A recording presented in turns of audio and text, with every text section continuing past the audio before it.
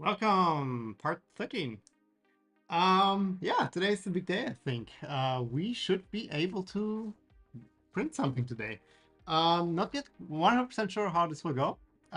We don't have a filament holder yet, so we need to be a little bit creative with that. And there's a couple things I want to do before we actually get going there. So to just straight jump in. Nobody here yet. What a shame.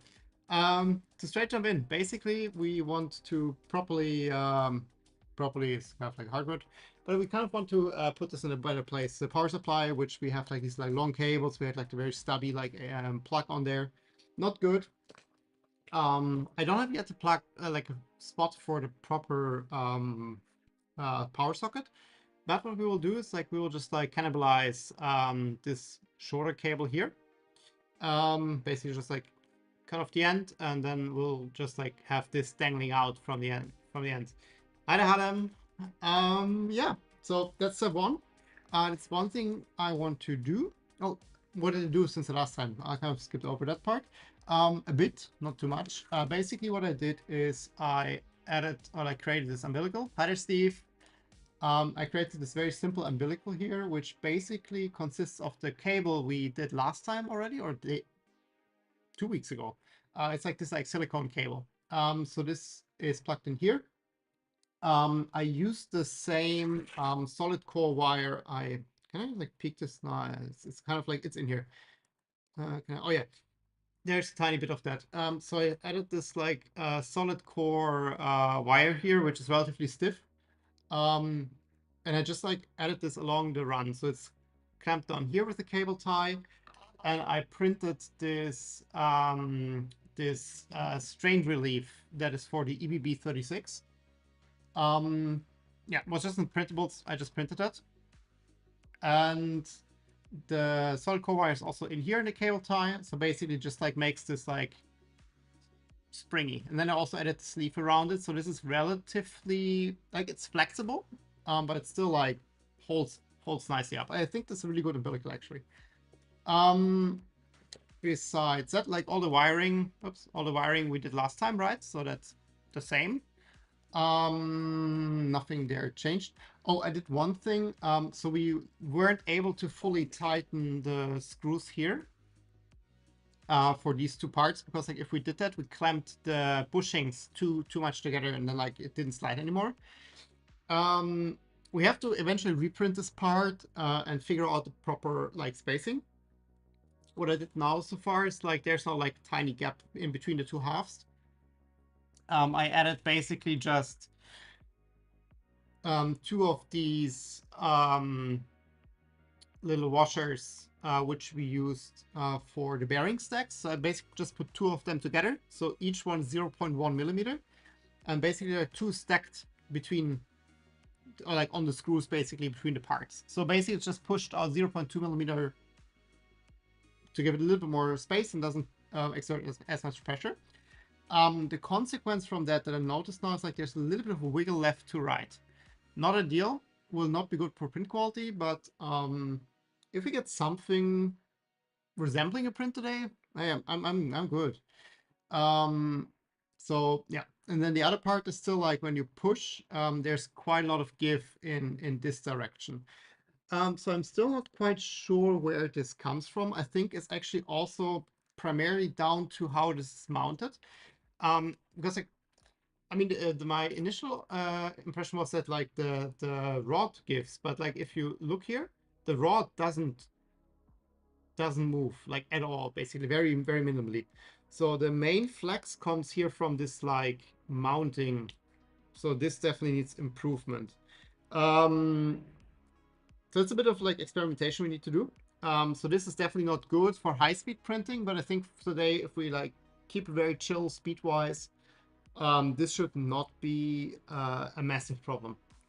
Again, like for today, like if something comes out that prints or like that's printed, like I'm more than ecstatic about that. Yes, so that's PSU needs to be fixed. Then we are still missing a gear, which is over there. I wanted to have everything on the table today, and I forgot the gear. But yeah, the gear for the extruder was delivered, so we can add that. Header, AZ Cowboy one. As in this thing squares plastic. Yeah, like if some plastic comes out of the nozzle, perfect. Yeah, so we need to do the power supply. We need to configure anything that has to do with the tool head board. I just flashed it. It's the MCU is detected in Clipper, but I didn't configure anything there.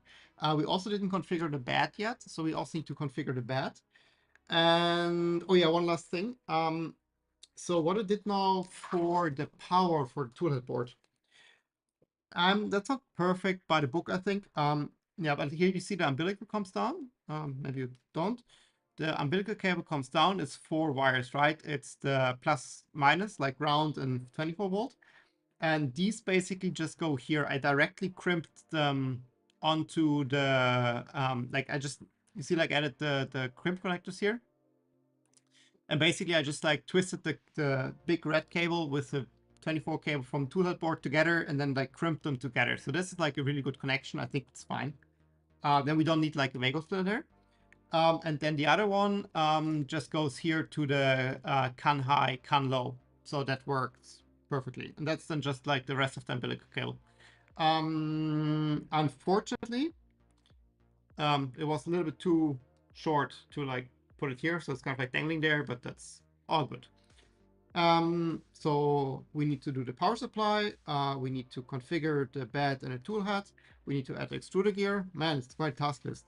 Oh yeah, and then like one last thing, what I want to do, or two things. I want to power the Pi from the PSU. So we need to add a buck converter quickly. And at the moment we only have the bed mounted in one spot in the back. Let's see how quick we are with the rest. I don't like this because like there's quite a lot of flex here. Like usually the printer doesn't push down. But later we want to have the probe, right? And the clicky probe will touch. So what I want to try to do is to have 2 of these mounts left and right. Should just be okay. So yeah, let's just see if we can quickly change that. I printed a part. I also printed, yeah, shoulder of these twisty lever thingies. I printed like a shorter version of these, which we used to adjust the bed, because the ones we printed at the moment, they touched the acrylic sheet. And then I printed some cable clips that we can like glue to the bottom of the acrylic sheet, just like to organize everything. But yeah, that's, I think, 2 hours of work. And then technically it should print, right? Then we can start figuring out how to print stuff. Can X carriers be changed for 2020 to stop the play? Technically it can, but if I change the X carriage to 2020, I also need like V wheels, or I need the linear rail, right? So then basically the parts list just becomes more complicated. The idea I had was to use the same parts everywhere. It's also like why we have the belted Z, right? Because the belted Z uses the same parts as the AB. And I wouldn't give up on this just because like the first iteration isn't perfect, right? There's a lot we can change to make that work. So it's primarily, I think, just the tolerances around the bearings are not correct. Most likely, if we change the tolerances, it will already be much better. And then the other thing we can do is basically these AB blocks, we can, you see like we have quite a bit of space here. So basically we can extend them to the back and add more spacing between the 2 rods to just like increase the lever base, or like the yeah, the lever basically is quite high at the moment because they're quite narrow together. So if we move the back one further to the back, it will be much harder to twist them. If the problem is that the rod gives, but I don't think the rod at the moment, the rod is not really the problem. I think it's primarily the mount here. But yeah, that's something to figure out. It's a prototype, right? So stuff is expected to not work. Yeah, but let's just start with power supply because it's quite messy and bulky. Let's actually do the following. Let's first remove the power supply, just get rid of it completely. And then Let's actually start with making this little stubby cable be our like main power inlet. Oh, you get the send off sorted for the bed. It was crashing to the acrylic last time. Yeah, exactly. So basically all I did is like I reprinted these parts, which I'll show it in a second, but they're basically just like 5 millimeters thinner than the ones I have. That's basically all I did. And that should be enough to not crash into the acrylic, or at least only lightly touch it. Yeah, so let's get started. I really want to get to the print today. That would be absolute shame if we don't make it. Man, now that I like listed out all the to-dos, actually a bit more than I imagined it to be. Sorry if I lured anyone in expecting the machine would be printing in the next like 5 minutes. But I'm quite committed. Like unless something like goes really horribly wrong, we make this print today.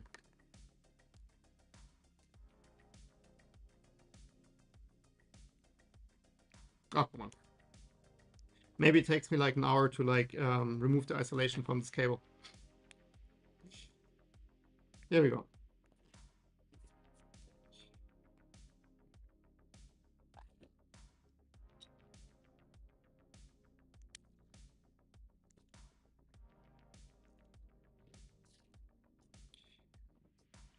Let's actually do this properly. Like this will be now like a semi-permanent setup. I don't expect us to change that really soon. So let's just go for like a proper connector here.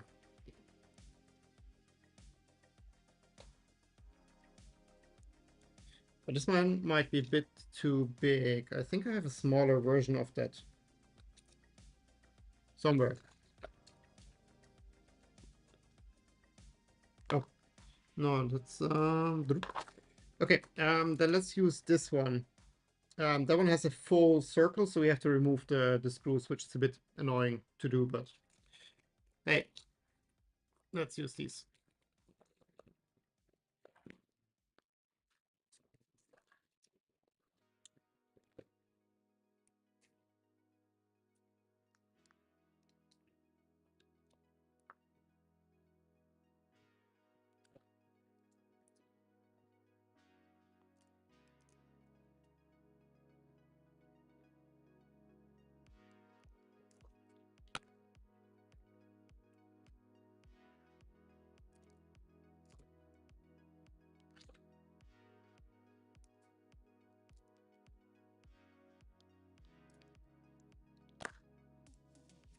That was bothering me actually quite a bit to have this like really weird cable there. I'm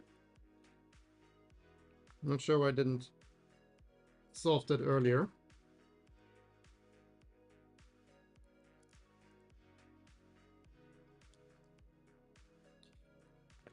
Here we go. And with a bit of luck, this was the only crimping the stream. I mean, it would have been. I was also thinking like on grounding the frame. I don't think we need to ground it at all because like I mean, at the moment the power supply is mounted to acrylic, so can't really like make direct contact there. But I'm also not sure how we would ground it if we would want to ground it.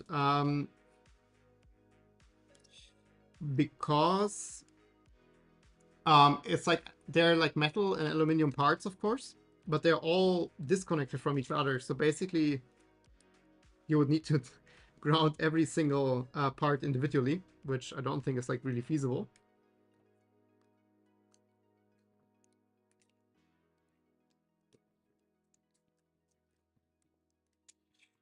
And I'm also like curious, maybe there's something to keep an eye on, like how much power the machine actually consumes.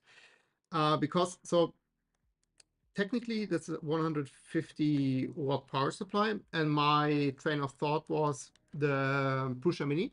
So the main consumer will be the heated bed, and the Prusa Mini has the same one, not the same, but like 150 watt power supply. So Yeah, my thinking was like potentially that should be enough. The only difference basically between the Prusa Mini and this machine is that we have 4 motors instead of 3, because the Prusa Mini only has 1 motor for Z, whereas we have 2.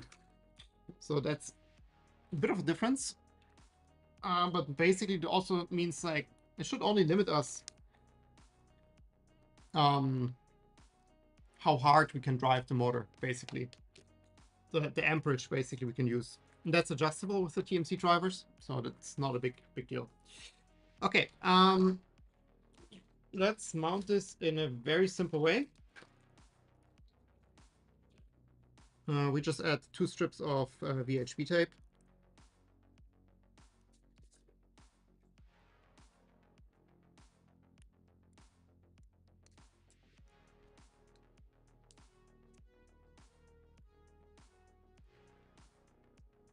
I think I should order VHB tape soon.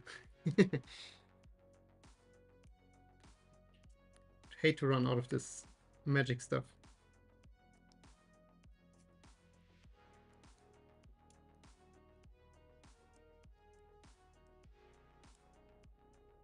Come on. Yeah. Although this is quite annoying. Here we go. Okay, so here's the situation below. So we have the Raspberry. I already did. Oh, I also did that. Like I printed like little mounting plates and just used VHB tape to stick it here. And you see here the same for the mainboard. Actually, looking at this, like I'm pretty sure this is not real VHB tape. I think that's some China fake. And I also see it's not really sticking completely. Like you see the dark spot where it sticks and where it doesn't stick. Maybe we can push it a bit more down. Okay. Whew, oh, I'm lucky. This fits through through the end here. So let's just push it through here. And then I would just like position that, I don't know, somewhere here.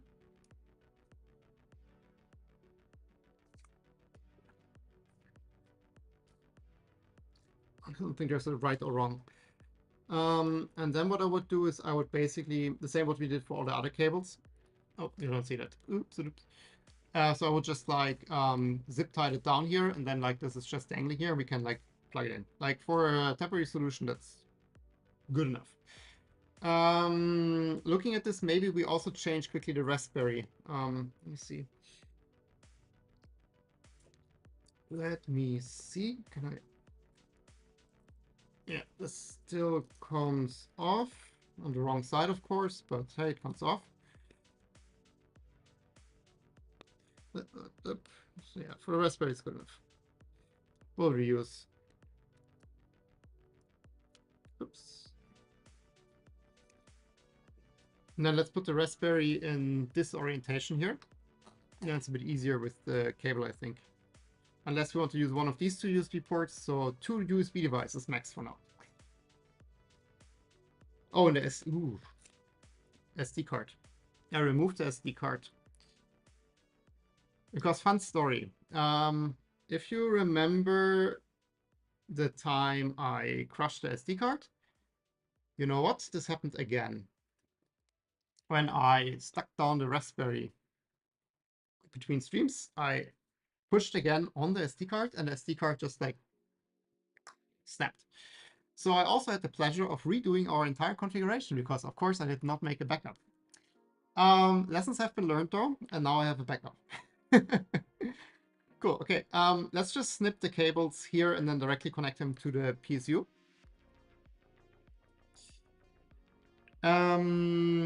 You wired it wrong. Don't plug it in. Why did I wire it wrong? What is wrong here? Earth is Earth, right? Yeah, this is a yellow-green cable. So this is Earth, and the other 2 shouldn't matter, right?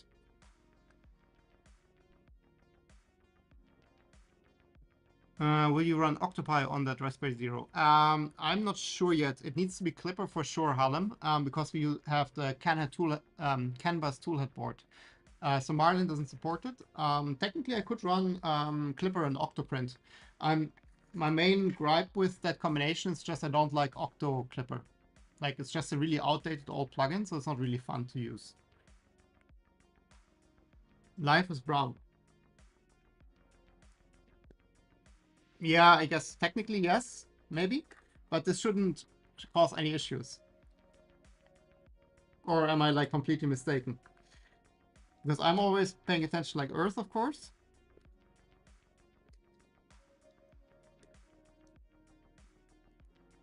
But the other two just go basically wherever, right? But let's do it properly.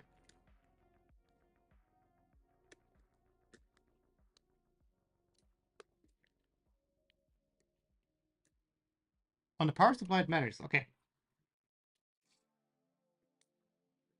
Lesson has been learned then.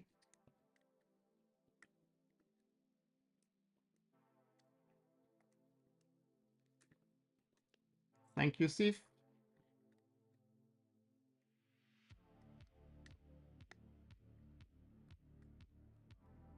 Also, I didn't do like a tack test on these, I think, but should be fine. Yeah. Okay, cool. Then let's just route these. Sorry that you see only my hand. Let's just pull them through here. And then I guess we can just like crimp them and connect them directly here. So something like this, lengthwise. Kulik. I'm never sure how to pronounce your name. I'm sorry.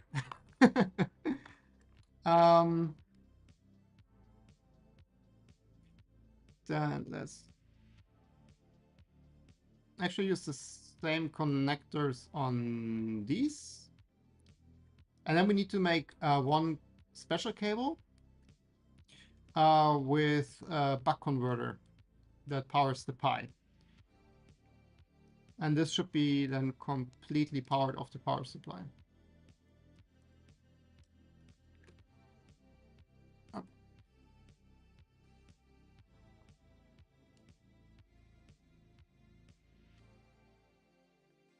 But if this would matter, Steve, then I couldn't plug the plug-in the opposite way, right? Because like if I plug it in this way, it works, but if I then turn the plug over and plug it in this way, it still works, right? Or am I mistaken? So I don't think this would actually matter.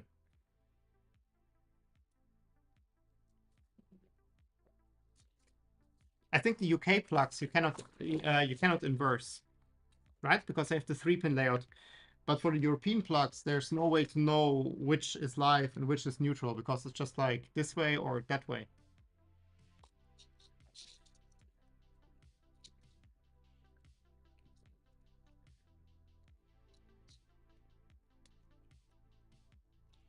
You can with the catalyst, but so wait, where did I put it?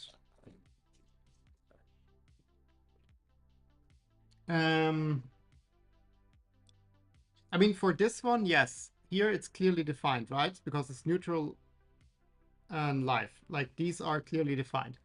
But on the other side of the plug,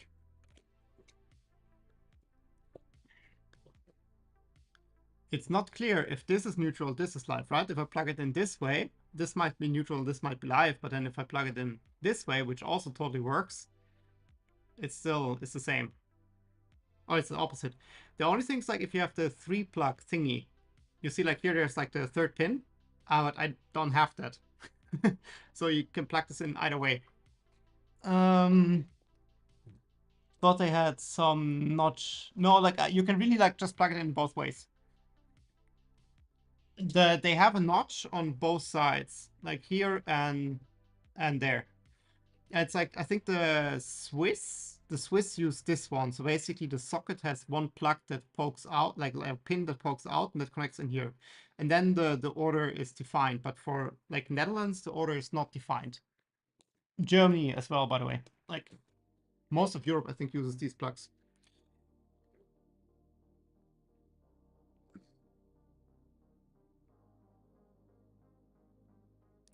So can we make this fit? Let's actually use the bigger ones for this cable. Plug in both ways, my bad. No worries, Steve. Like, I'm rather safe than sorry with these things. And actually, like with AC, like I noticed myself, like I always struggle to think about AC for some reason. Like it's just like I mean, DC is easy. I'm also used to working with DC. But AC always takes me a second. Especially like I installed these smart relays recently, and it really like took a lot of mental mental load to figure out the wiring.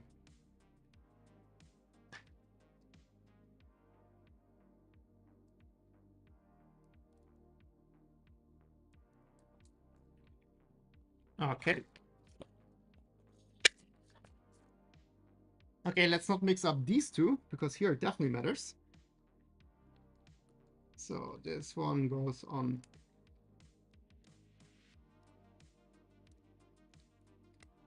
negative. Always to the tuck test.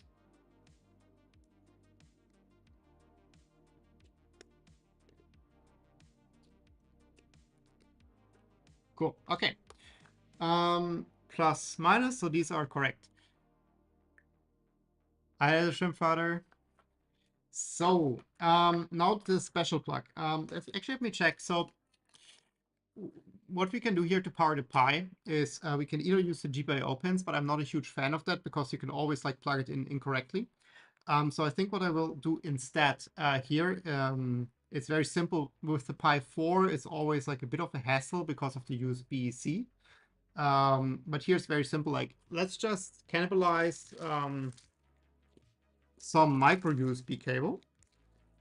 I have quite a bunch here. Here, this is like, I think that even came with that board. So let's just use this. And then basically just soldered micro USB cable to a buck converter. And the buck converter then goes basically to the two open ports on our power supply. And then we also have the Pi powered.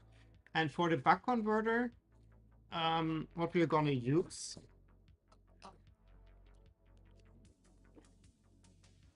So I have these here. I have them with 12 volt and I have them with 5 volt. Oh, by the way, Steve, I also ordered these. So this will be like the final one.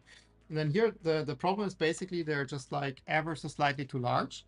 But what I noticed is basically if you build them out a bit, like you can connect them, you can put them here. So like they fit through here. Like the back of the housing fits through. And has quite a bit of wiggle room. So I think we can actually use them because like they will be mounted like this in the end, right? So we can still use like the space between the motors on the back to mount that. Which actually, now thinking about it, we could have just designed that and like not use this like weird cable, but hey, now it's there. The other thing I want to do then basically, if we mount it here, if space allows, I also want to have an on-off switch. But the sockets with the on-off switch built in, they are most likely too big. I'll look for a small one of those, and then maybe if I find something, we can use that. Otherwise, we just use a separate plug, separate switch. Cool. Okay. Then, so basically, we take this cable, and I'm just slipping it off. Let's keep this. I'm always happy to have some of those cables for power reasons. So basically, this will just plug in here. And then we will just make a cable. It's actually like already quite long. So most likely we can just half the length here. So we will solder that to one of these. So they basically are really magic. They take 5 to 30 volts in. The input voltage doesn't matter. And they poop out 5 volts.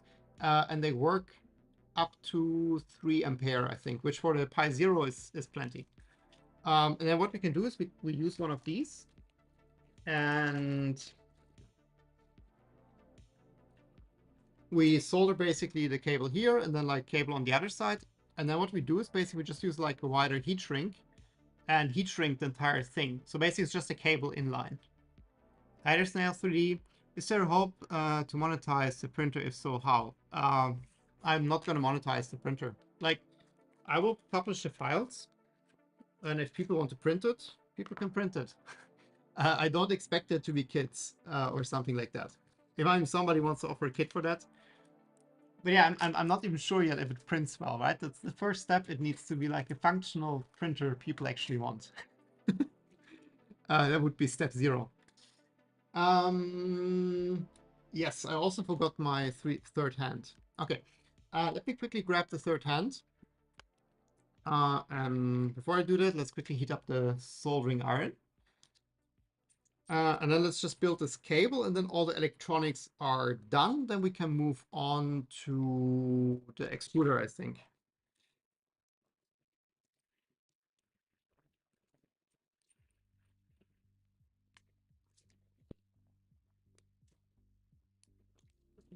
Preheat that. Toasty 400. Okay, I'm back in 5 seconds.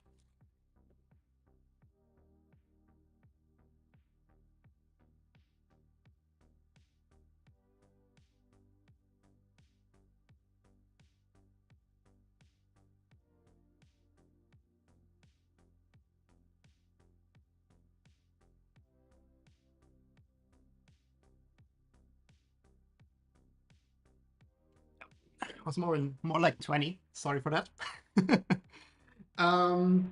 We have a third hand. Then, to be honest, what we can do, we can actually just use the other side of this cable to connect to the power supply, maybe. That's awesome. Have you learned a lot with the build? Yeah, tons. I mean, like for me, this was like not really about the printer. It's not like I need a printer, to be honest. I mean, I want more printer. Like I want I want the tool changer 2.4, but it's for next year. It's really about the fun and the learning experience for me making this. I learned a lot on modeling in Fusion. I think that's the main learning. It's like this is the biggest project by far I ever modeled in Fusion. So it was just like a lot of learning there. Then let's just make sure we have that correct. Let's actually solve it just like upside down, and I see the labels out. Fusion, then like just in general, like appreciating how much effort it is to create a printer. Like it's so much work and like complicated. I'm the first to admit, like when I started that, I thought it would be like I don't know, like 12-week kind of thing. You know, just a fun thing to do. I mean, to be honest, like this is not the most simple way I could have done it, for sure. Oh,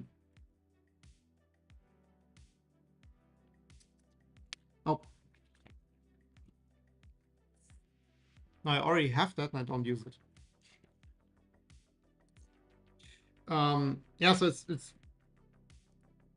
way more difficult than I expected it to be. But you're also like learning a lot about just like mechanical things, like how do you really design like the belt system? What do you need to pay attention for? I mean, a lot of learning is still happening, right? Like we are definitely not done. Even if this prints today, this will be not good. So there a lot more has to happen. I've optically wrapped my soldering iron around something.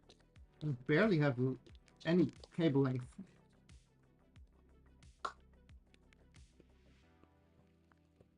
Nope. Okay.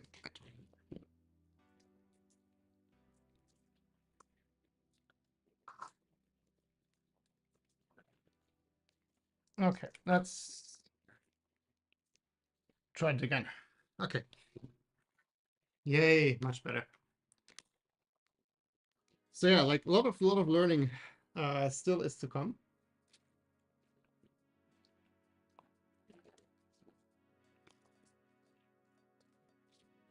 Discord link for neon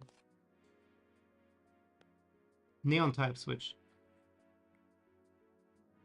Let me check. Yeah, exactly. So Steve just sent me this.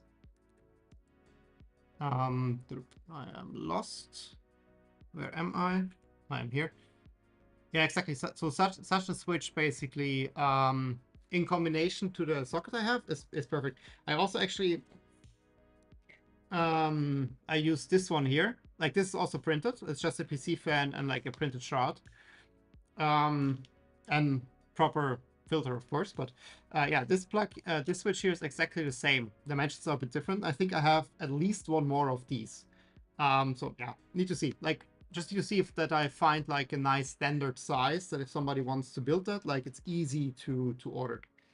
And it needs to fit in between. That's the other thing, right? But technically the switch can also be like horizontal. So it should be fine. Okay, let's use some red and black wire. Also there I'm slowly running out of wire. In red and black specifically.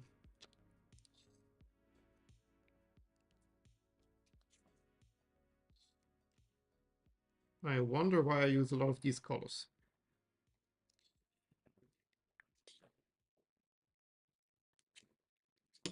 Especially black, it's like almost empty. Okay, let's just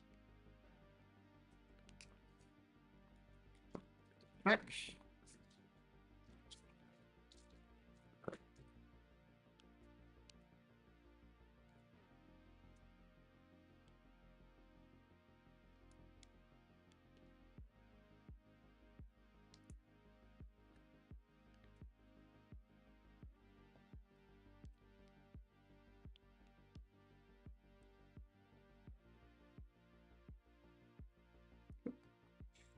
Will I be able to put them both in at the same time? Let's see.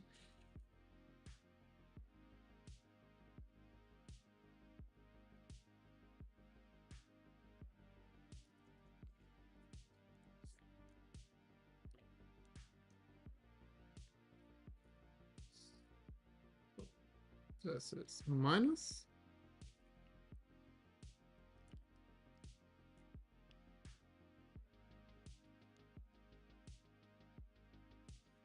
And this is plus.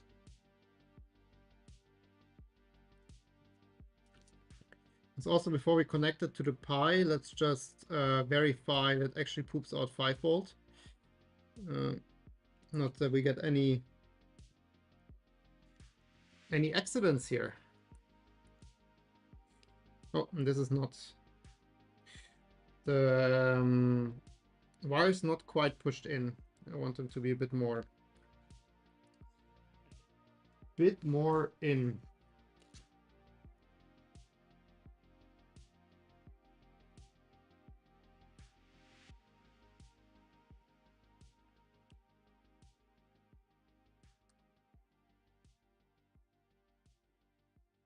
Okay. Now they're good. Let's quickly snip off the wire ends poking out. And this should be all soldering for today. Let me optimistically put away the soldering stuff. This is actually like a really sweet print. Like it's just a PC fan. These are like €2. They're not cheap, not expensive. Yeah, and it's just like a couple of printed parts, and you have like really nice. Actually, like there's the same buck converters in here. So it's for the 12 volt fan, but basically you can put any voltage in here, and the buck converter will just like regulate it down to 12. Not any, of course, but anything reasonable. Let's put it like that. We don't need this anymore.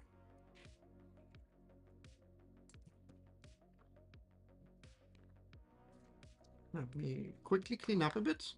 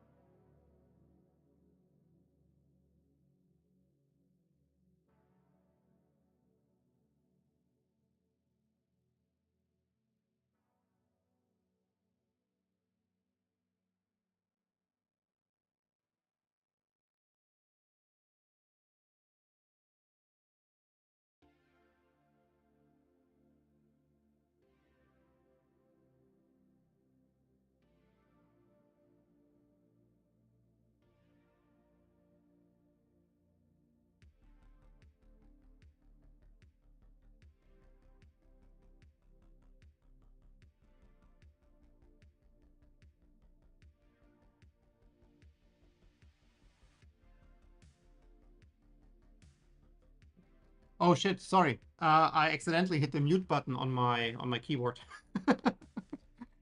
We have music and audio, sorry. No. No earplug died, but you know what? As an excellent reminder, let me switch that.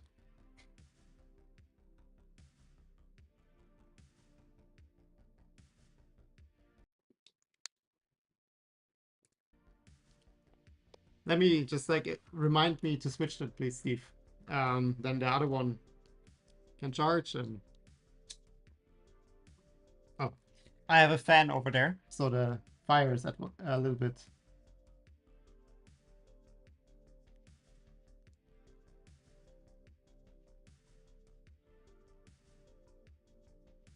I hope this shrinks enough.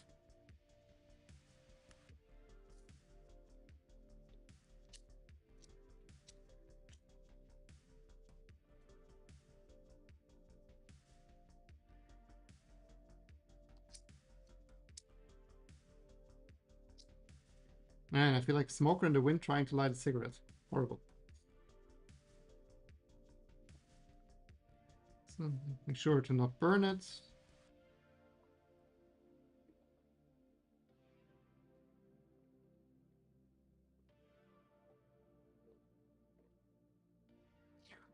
I think this is as small as we got. Perfect. So this is now isolated. It's not like you shouldn't like pull on it or anything, but this is good enough. What we actually could do, we can twist these cables together. Let me actually do that, just like to have it a little bit cleaner.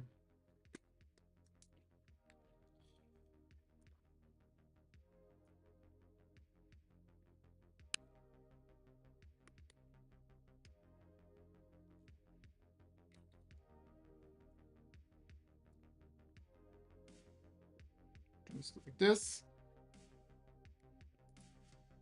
And then we can put everything back, and then technically should be ready to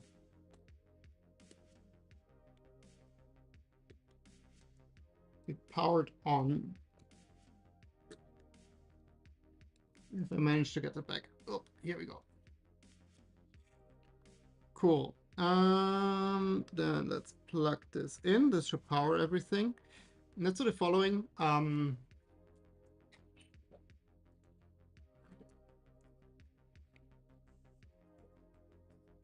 Someone suggested these like last time. I said like I have that. Let's just tie that together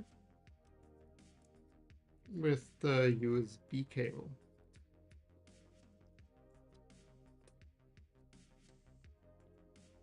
So, perfect. Now this is our like very elegant wiring here. So we have power. Oh, we are still missing.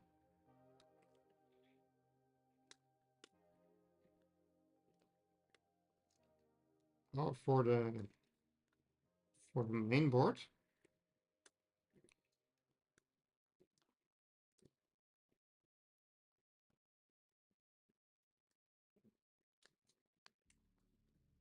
Bit messy. Like I think for the final build, might be better to like lower the power supply basically all the way to the front. Although there will be some stuff here, so I'm not sure if we can have it a lot lower. But technically it's fine, right? Like the cables are a little bit overlapping, but besides that, it's all good. Cool. Okay, then that's this. Let me do like a very quick cleanup session again. Everything stays neat and tidy.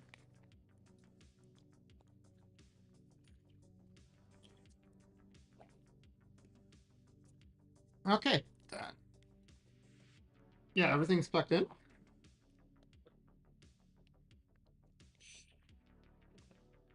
Let's actually, I mentioned before, I kind of want to have a, let's sort this down. Let's put the USB cable on top. And let's just like add a zip tie there.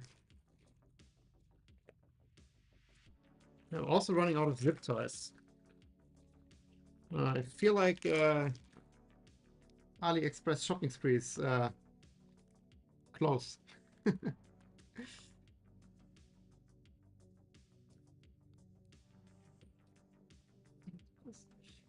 check that there's like no tension on the cable, and we can just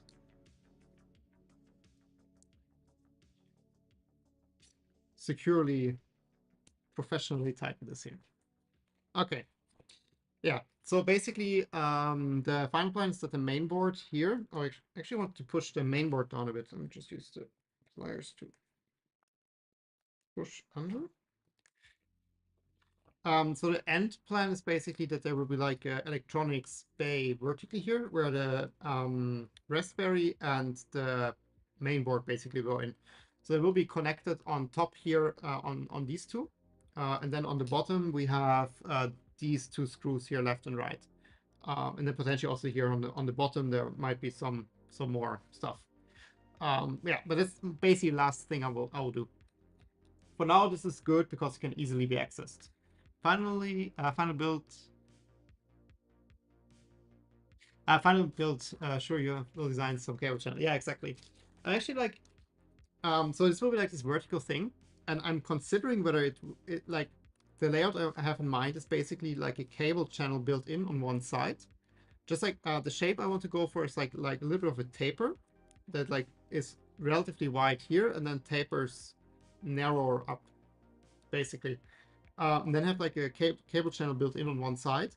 And then for the main section, I'm thinking whether it makes sense to just print like a DIN rail right into the part, that you can like clip the part into the DIN rail. But maybe it's also just better to glue the DIN rail in if you need it.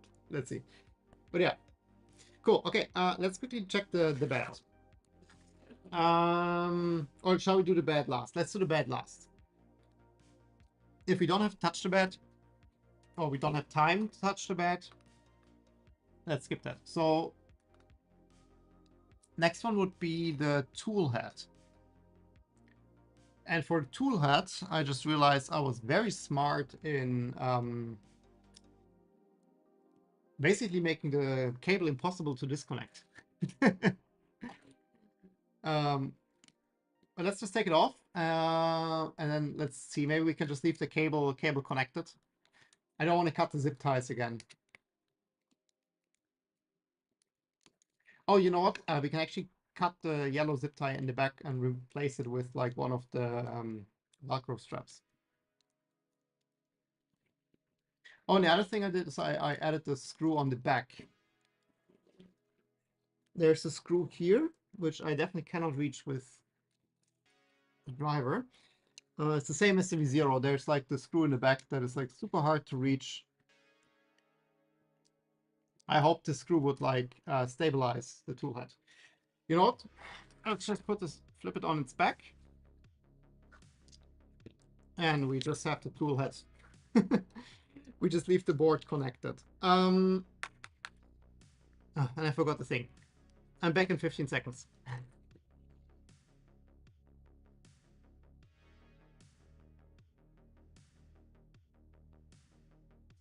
Here we go. So that's basically the part we have to add. That was missing, and we also have to swap out the opposite gear, basically. Let's see. So I think we can kind of leave this all together for the most part. We just have to... Oh, there was a bit of tension on there. Not sure where there was tension.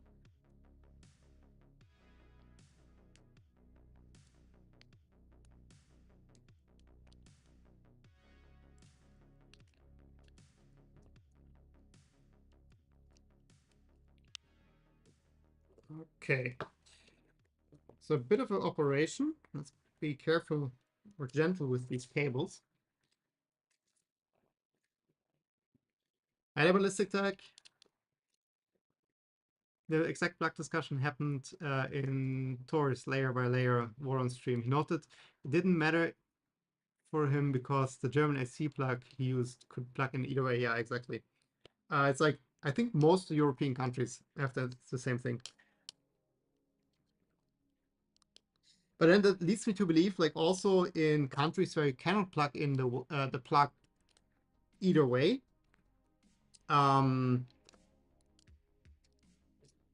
all appliances need to be able to handle that inverse, right? The reversal, because like the electronics in like the UK are not different than ours. It's the same part, it's just a different plug, right? Oh, I lost the screw there.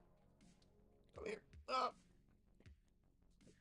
So I'm pretty sure that like all appliances can handle it. It's just like better to not swap it. That would be my assumption. Okay, so this is, by the way, these are the Physect palm gear. They're like supposed to be more precise. I don't think it makes a huge. Let's just say like cheap gears will not be the worst problem on this printer for the beginning. Oh, does it even go in?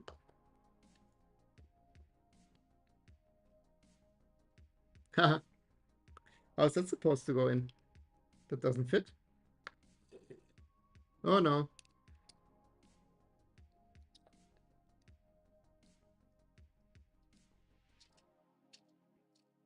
Do I have to slide it in?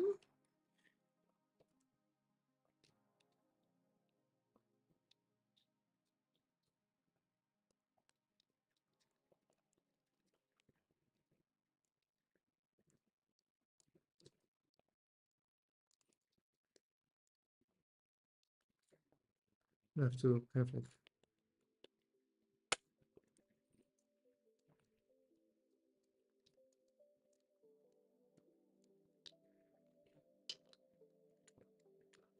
No, I'm a bit at a loss because this clearly doesn't fit. Like not by like a bit. Like it just does not fit.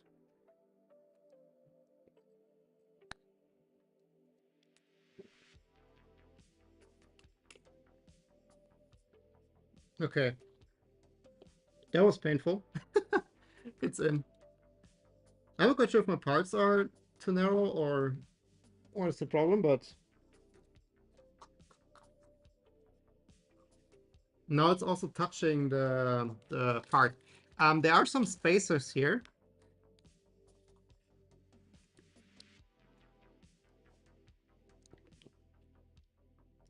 I kind of don't want to.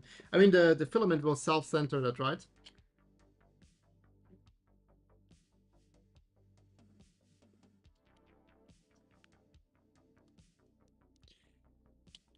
Let's see if we can like navigate it out again. If yes, I add like a washer.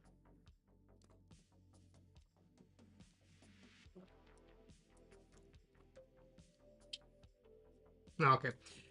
It's in. Let's quickly see. Technically, oh, but now also remove the screw here. Okay, we have to get it out again.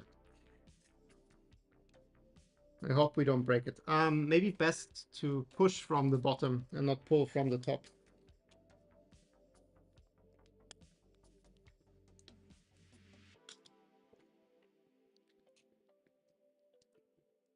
Why is this so tight? I don't understand why this is so tight.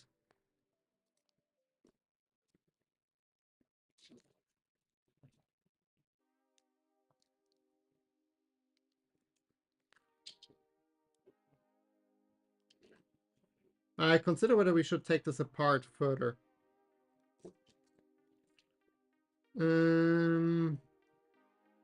don't think this would help though.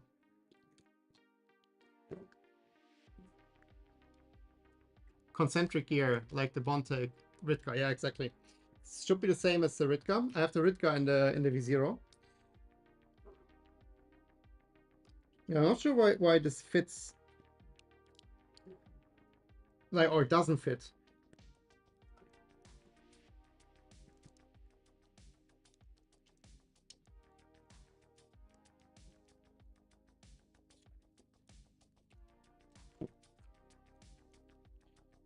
Before we put this in, let's use a file and make this a bit bigger. I shouldn't have pushed it in the first place.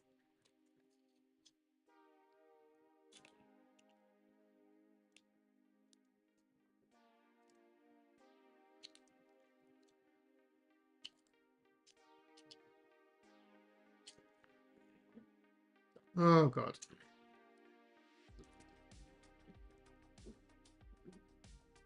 Yeah, it's just like it's like too tight, but like not like in a like print part tolerance to type way.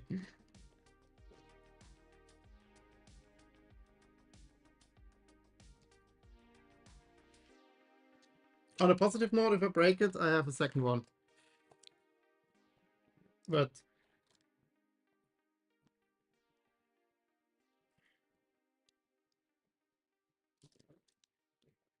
maybe that's enough to get in the screw. Let's not force it.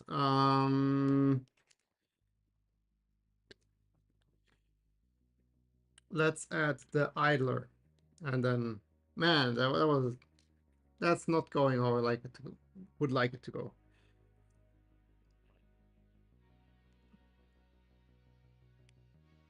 Okay, let's just put the idler in.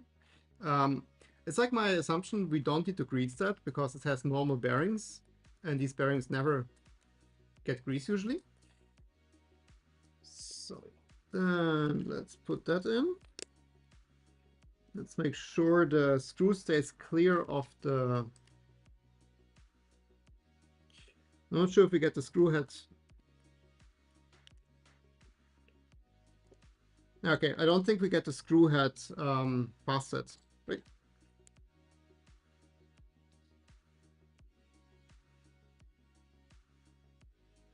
You already doomed the stream. Say nothing major happened. Yeah, I know. I jinxed it. Okay. Let's see. I think like the only way is like to maneuver this like out is just like to kind of like gently push it.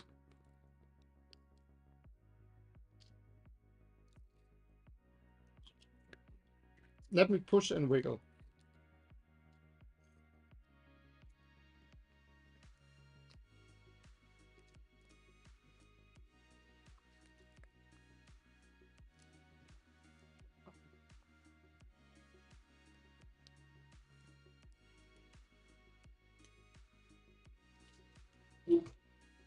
Here we go. Yeah, all fine. But really ate into the filament here. Let's make sure to clean the gears. Yeah, it's like it's just like it's way too tight. You see here, like there's like I really ate into there. I don't have a like my plan would be to use a round file and like just like make this a bit bigger that we don't have the problem again. Let me quickly grab a round key file. I'm right back.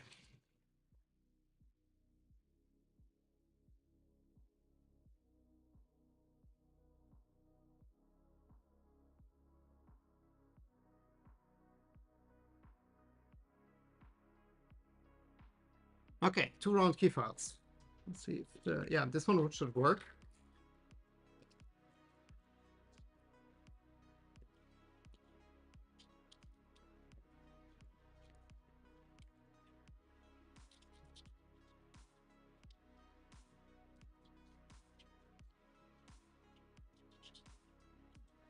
I know the blue parts are not super precise, but it shouldn't be to an extent like this.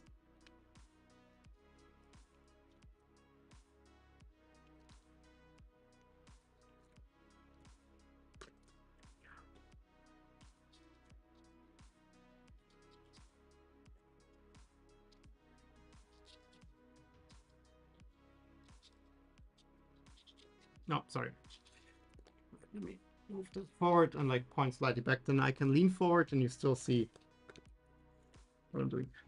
Okay, let's hope this should be fine. Double check that there's like no debris in the gears. Okay. Let's use the one of like comes with these spacer shims. I'll just use the thicker one on the bottom here, just to push it off a bit. But like the filament basically runs in this groove and like we'll pull it up anyways. Let's see. Yeah, now it fits. It's still like will be quite a thing to push it in. So let's remove a bit more filament material. Okay. Let me add the screw back before I forget that. It would be really awkward. And totally a thing I would I would forget.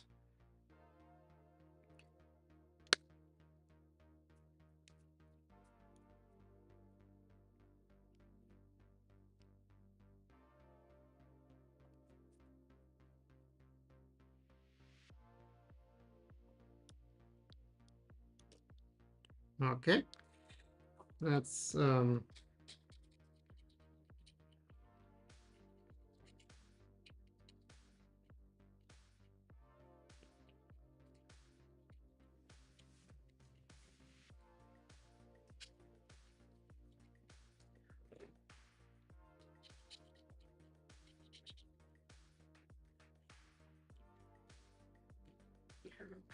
okay.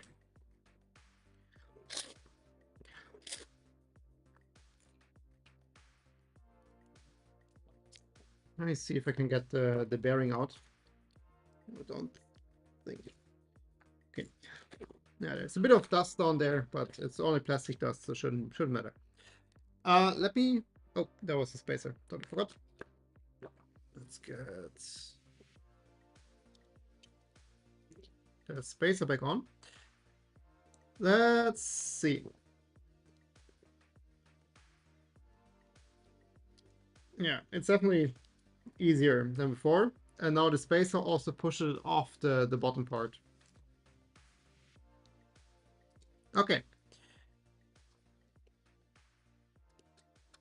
That seems good. Then let's add this back plate back. There's the second bearing now here,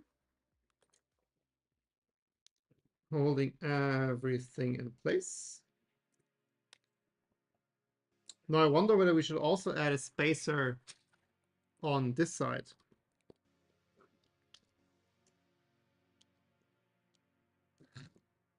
I don't think it's needed.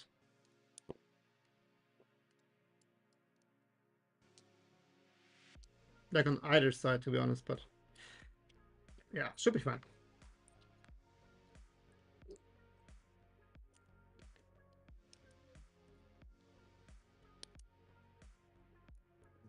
One last screw on top, and we can insert the motor.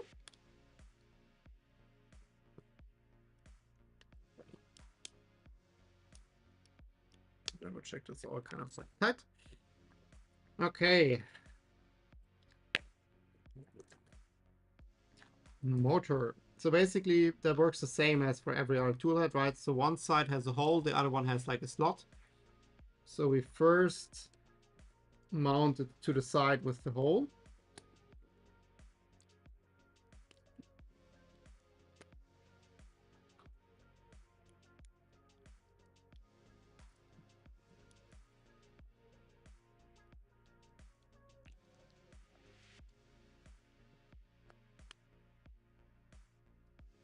At least we attempt to.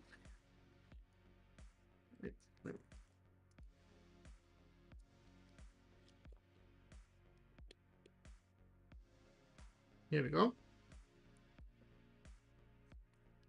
Okay. And then on the other side, where did that screw go?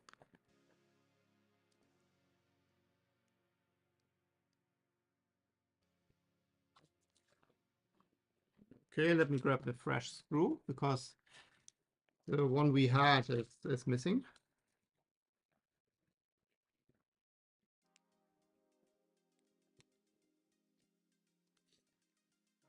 And this one is a slot, so basically we can adjust the motor position a little bit up or down to adjust the meshing between the gears.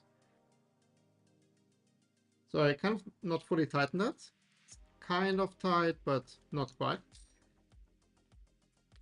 And now on the bottom, we can basically wiggle the gear here. So right now it has like quite a lot of play. Let me make sure you see the gear. It has quite a lot of play.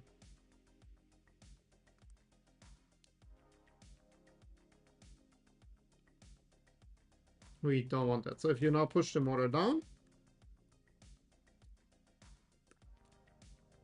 if you push it down, like it has no play whatsoever. So we kind of look for a position where you have like, let's loosen it a tiny bit more, easier to push around. So we're looking basically for a position. So all the way in the top, it's like tons of wiggle. On the bottom, it's no wiggle. So we kind of look for a position where it's like ever so slight wiggle.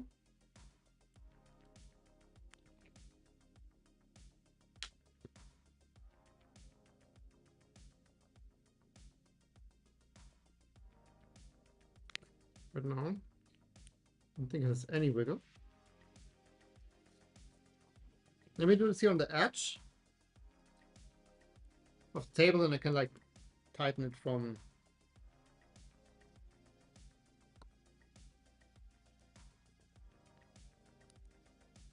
Must be like this. Okay. I said like it doesn't turn freely, but like even if they pull the motor all the way up, it still meshes a bit. So let's just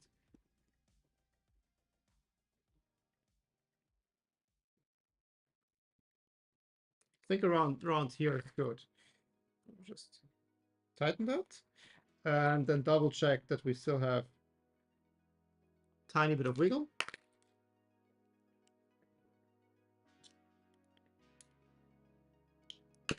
And then fully tighten on both sides. And yes, we still have. Actually, it's quite a bit too much now. I mean,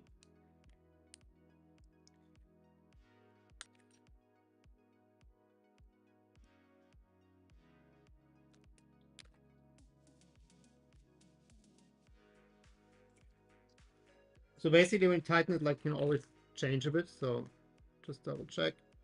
Yeah, I think that's fine. Then let's just get these studs off quickly.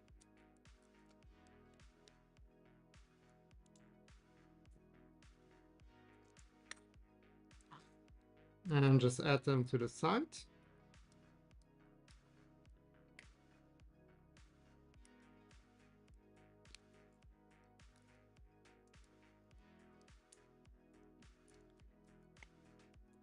Do I actually have? No, I thought I had a perfectly fitting nut for that, but I don't, or at least not here. Let's just use pliers to carefully tighten it a bit.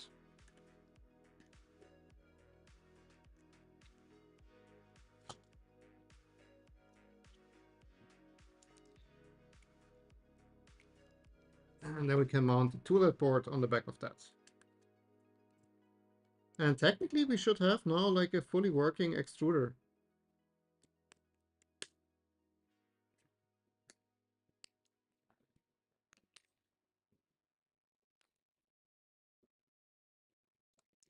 Cool, perfect. Yeah, that was our extruder work. So, oh, I found the screw. It's on the magnet for the clicky probe.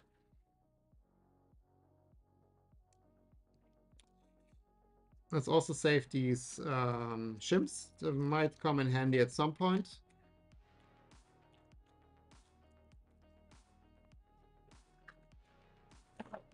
Off you go. Okay. Let me quickly clean up as always.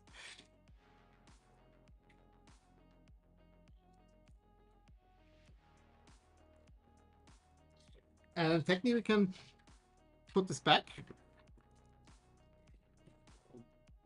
And this is a question. Shall we now look quickly at the bed, or I would say like let's accept it for today with the 3 mounting points. The only thing we need to do is we need to swap out the,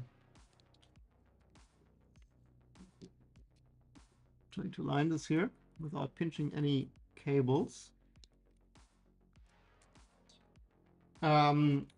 The only thing we need to do is swap out the thumb screws, because the ones we have at the moment, they hit the acrylic on the bottom because they're too tall.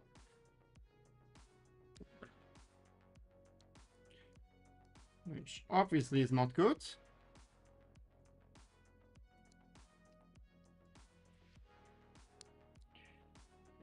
Really tighten that. Let's try to insert the uninsertable screw.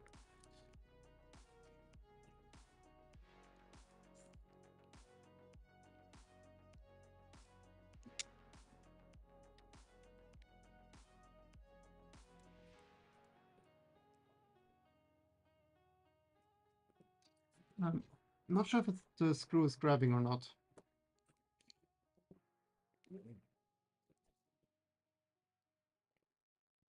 Like something with the screw is really bad. I don't fully understand why. It's really hard to get in place.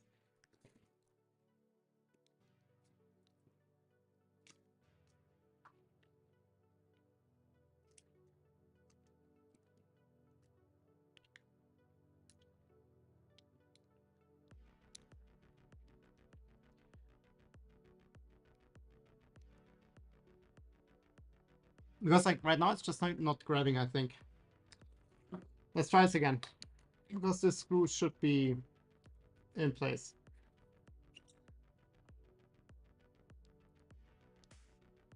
Let's actually start with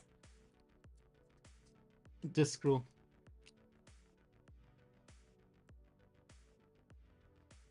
I mean, it's a little bit short. Oh, let's also actually cut those off. I meant to do this already last stream, but we kind of didn't. I'll just leave like 3 teeth in case we need some adjustment. Okay, let's quickly check. So I think the screw might just be like a hair too short.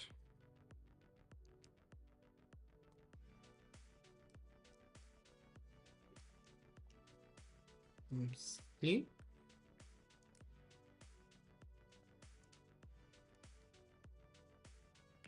Because it does grab. The thing is just like if it's too long, it will collide with the gear, and that's actually like something I definitely see. It's already, I think, pinching down on the gear. Oh yeah. Ah, now there's a screw mark in my gear. Okay, so we need to be quite careful with this. If you use a longer screw, make sure it doesn't hit the gear. Yeah, exactly. Like right now, like there's already like a small mark from just now.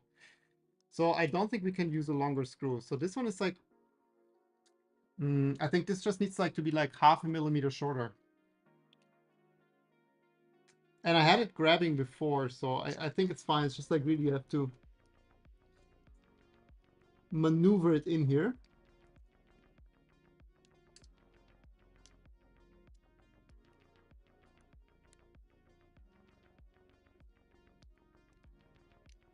Yeah, now it's in. So you really have to start with this screw before you do anything else.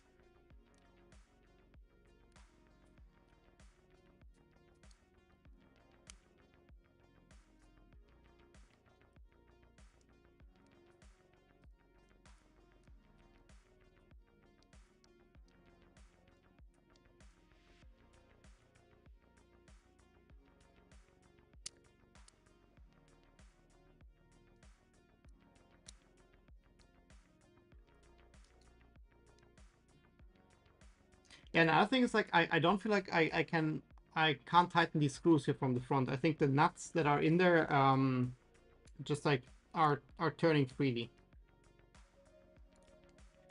So it's also maybe something. But the holder, like this like mount here is exactly the same design as the V0. I just slightly modified that.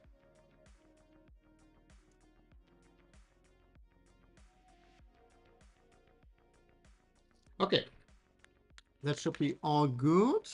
But now I cannot check the gear anymore. So let's just finger crossed we didn't pinch the gear with that screw in the back. Yeah, we can also plug it in already. Like the power is still off, but let's plug it in. And technically we can turn it on, right? Like everything should be in place. Oh, I just realized we now turned the umbilical one time. Like there's like one time twist in it. I don't think that's actually the following. There's one zip here. Let's just cut that. Untwist it.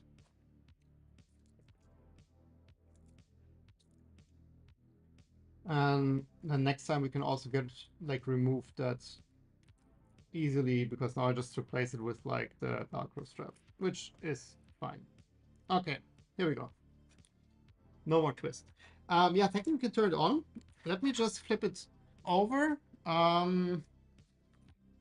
so we can see any magic smoke. Let's do one more quick check. So we have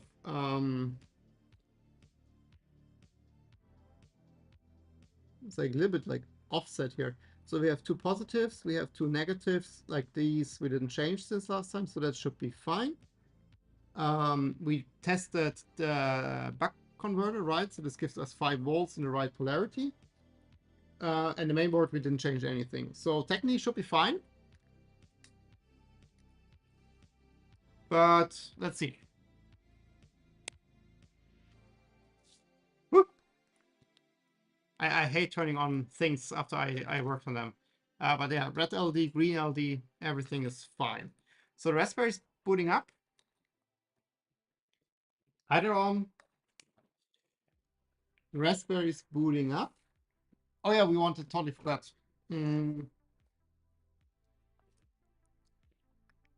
How do we do that? Let's actually let the printer do it under its own power. So we need to move up the bed, and then we can adjust, install these to replace the longer ones. Then hopefully it doesn't go into the plexiglass, into the acrylic glass anymore. Okay, let's see.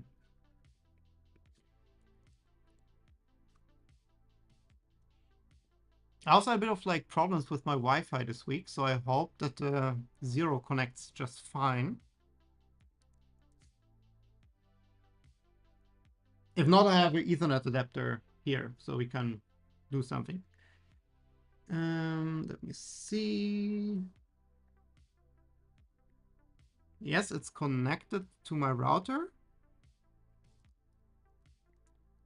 Ah, yeah, here we go. It's starting up. Perfect. Yeah, let's actually just home it. Like, that still works. Hopefully.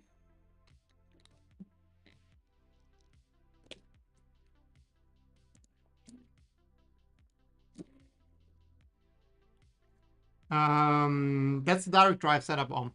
We just installed actually the extruder. I don't know, Bowden is not really any benefits. Okay, let's just move this all the way up. And then we can, let's just flip it to the side. So these are, oh, I actually installed them already. I'm so sorry. I only have one for the back. So basically, oh, sorry, somebody asked about these, but yeah, this is the difference. These are the old parts and this is the new part. So they're just like half the height. They're basically just like as high as the heatsink insert. And then basically this is enough to not hit the acrylic glass. Let's just add this also in the back, because last time we only had 2 of these parts.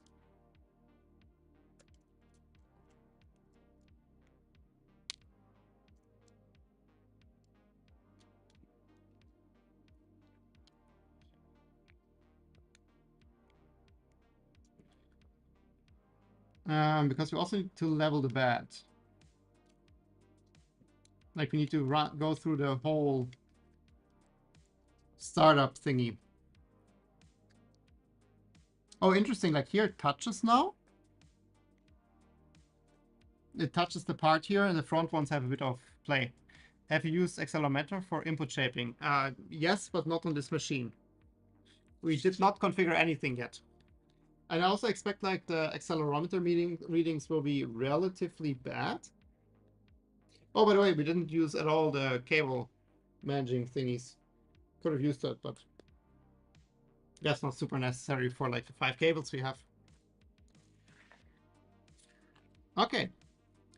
So, where shall we start? How about we start with configuring the bed? This should be relatively straightforward and easy. Let me just get my laptop a bit closer. So let me also quickly turn on one of my other machines that we can copy stuff over. Let's give it a second. So basically, we just need to configure a heater. Just add it to the bottom. I think that's just heater.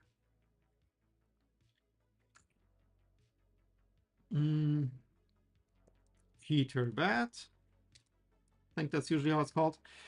And then we need to figure out the pinout. Let's already, like, while this is booting up, this machine should be available. Yep. So that's my switch wire, where we will just quickly copy the config from. Heater bed. No. Okay. So this is what we need. The pit tuning we will need to do anyways later, right? So we can just leave the values, doesn't matter. Min max. Max, let's just go 110. It should be like plenty. Let's actually quickly check. Prusa mini bed max temp. What do they recommend for that? Advice of 100. Reduce to 100. Okay, let's just go to 100. We don't print ABS on this machine anyway, so it's not really important. Then we need Prusa mini clipper config. I'm just looking for the temperature sensor. Heater. So this is this sensor. I think it's actually the same that's already configured. Yeah, perfect. And then the heater pin and the sensor pin we need to check. So I bought an ADXL 345 accelerometer for my printer. Will it be compatible with the SKR 1.4? You can connect directly to the... Oh, you don't have a Pi. I don't know that. Like, I would say most likely, but you need to figure out how to do that.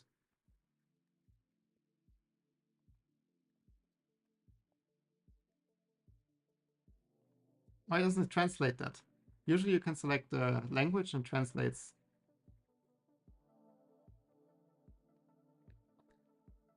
Well, then let's just quickly check. So the Chinese documentation is much better, I think. If you translate to English. Oh yeah, here's clip config. That's actually good enough. Let's search. Oh, you're right here. So the heater pin is GPIO 21. And wait, where were we? Okay, let me just quickly close stuff we don't need anymore. Then the sensor, that's something we set, and sensor pin is GPIO 29. And then the heater should already be set up. So let's just save that. And quickly test the bed that the bed works correctly. We need to be a little bit careful because we have exposed contacts on the back here. Because the original housing doesn't work. I don't really have something to cover that, so we are aware this is like 24 volts. Let's not touch that. Okay, the temperature is showing up and it's 29.5 degrees, which tad on the high side, I would say. Not unrealistic. Tad on the high side. I see 26 degrees. I don't have AC, by the way. 26 degrees is the room temperature. So it could be 29 here with the light on top and whatnot. So it should be fine, maybe a little bit off, but not by a lot. So let's just set temperature to 35, and then I would expect the current temperature to ever so slightly rise. Let me actually see if I can... Can I somehow shuffle that? Dashboard.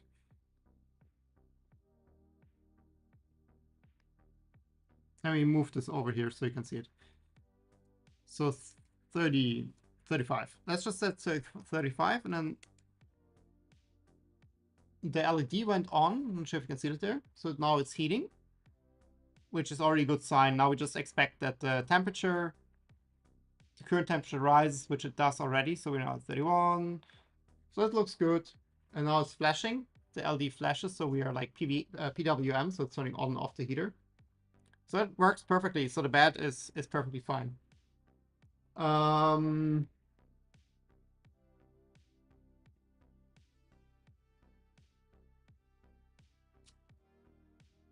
and if we like have like a very simple clip there to protect it, I'm also fine.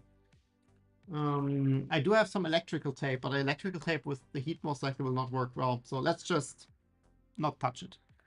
I'll repurpose my OPC as a clipper host. Then depends on the ADXL, right? Like some have USB. If it's a USB ADXL, it should work without problems. If you have an ADXL where you need GPIO pins, you might need something like a Raspberry Pico. Raspberry Pico. They're super cheap. They're like $4 or $5. It's just like microcontroller. It has USB, so you connect the ADXL to Raspberry Pico, and then you connect the Raspberry Pico via USB to your PC. And then you can just configure the Raspberry Pico as a separate main board in Clipper. And then you can do anything. So that, like, if you don't have a USB ADXL, you can always just get a Raspberry Pico for like 3-4 euros and then connect the stuff to that. You can actually use it as a general GPIO board. Then basically you can also control lights and stuff via the Raspberry Pico. It's just like a second main board for Clipper. Similar to like if you check here, I now have the MCU, that is the main board, right? And then I have MCU EBB. And if you check my switch wire, I actually have here, system loads. I have MCU, which is the main board. I have MCU BTT LES 2DW, which is a ADXL. So this is just an ADXL USB. You can buy them like that. And then there's MCU EBB, which is the toolhead board, and MCU Raspberry Pi, which is the host. So I have like 4 main boards basically for the printer. And it's the same what you can do with like just a Raspberry Pico. And then you can connect anything to the Raspberry Pico. Cool. So this is working. I think it's smart to also, oh no, we cannot copy the toolhead stuff. So for the toolhead, let's check for EBB36 Clipper config, because that's the toolhead board we use. And we use it in Canvas. So actually, you see here the MCU. They just have Canvas UUIDs, so no USB, which is really neat for connecting stuff. Need a config. There are 2 configs. Let's see what the difference is. 1.1, 1.2. I had that question before, what I have. Let's quickly check again. Exactly. So I have the one with this chip horizontal here, which was the 1.1. Okay, 1.1, 1.2 are the same. And 1.0 has that vertical, has here this vertical MOSFET, and I don't have that. So I have the 1.1 or 1.2. But now it's like 1.1.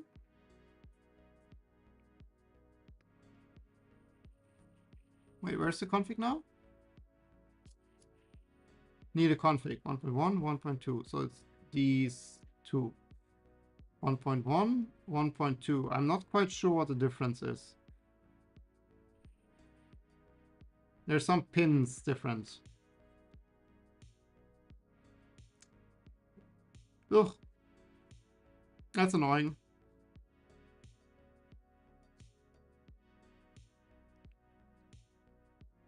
I have Raspberry Pi Pico, but can I use an ESP32 or ESP8266? I'm not sure. It depends if Clipper supports the chip. That's the big question. If Clipper supports the chip, you can use basically anything, because Clipper will run on the microcontroller, right? The Raspberry Pi Pico is supported by Clipper. Okay, let's just copy this. I will just assume I have the 1.2. And then let's just copy that and then see what happens. So I'll just copy the board pins. I actually didn't know that you can do it like this. That's actually quite cool.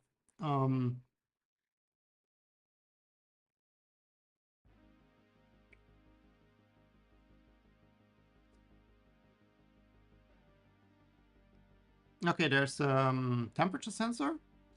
I'll just copy that one by one that we have a little bit of overview of what we do. Let's just call that tool head. And then we need to pay attention if it's sensor MCU, we need to say EBB because that's how I called that. Heater fan, hot end fan. Let's copy this over. I don't think there's anything we need to change. Oh, we always have to do EBB. Then fan. Also here, EBB. ESP isn't supported by Clipper from what I've read. Yeah, I'm pretty sure, I never heard of somebody using ESP with Clipper. I'm fairly certain it's not supported.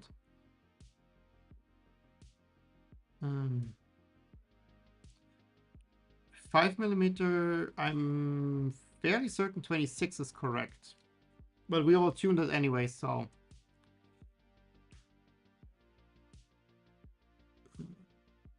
Gear ratio. We'll check these in a second.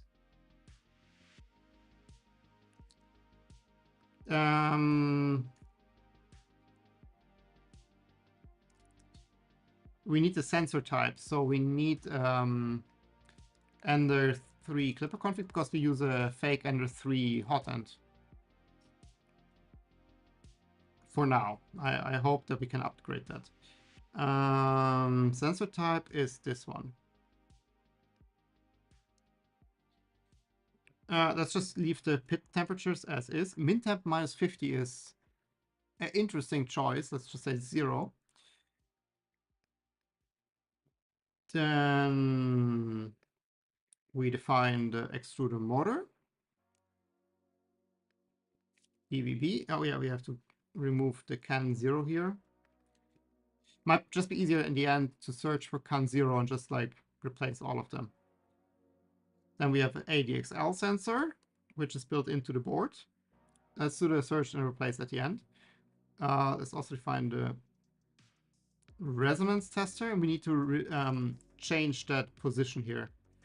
So it's not 175, that's like 90, 90, 20. Let's close this one. RGB we don't have to do now. PT100 we don't have. Probe.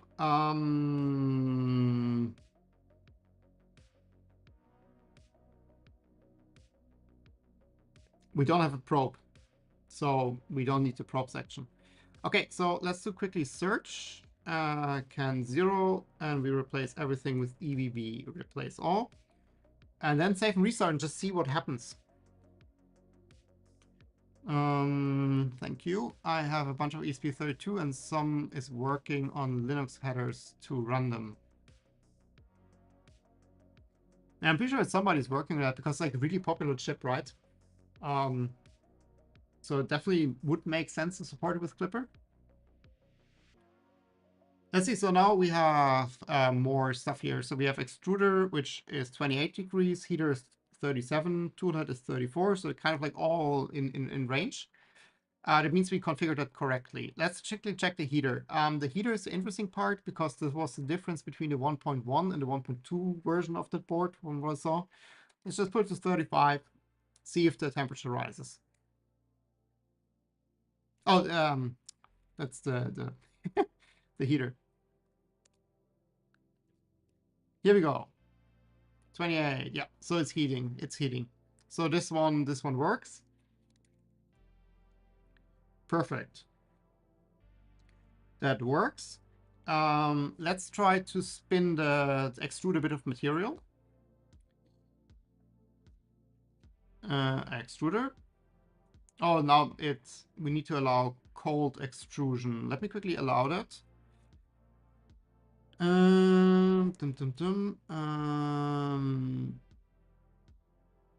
Min temp. Oh, I already forget. Clipper, allow cold extrusion.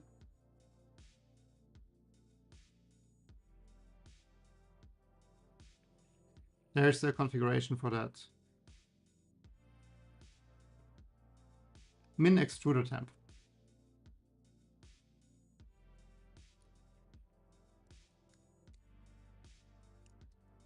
And let's just put it to 0. Just really easy from what I've read. They run Marlin all day long, which is weird. 12 volt. I'm not using 12 volt. I'm using 24 volt. I mean, you can. Okay, let me quickly check that. You can use 12 volt. The only difference is that if you use 12 volt, you have higher amperages, right? So if you have like a 40 watt heater, with 12 volt, you have double the amps, so you need thicker cables. The other point is like the stepper motors are not as strong on 12 volt than on 24 volt.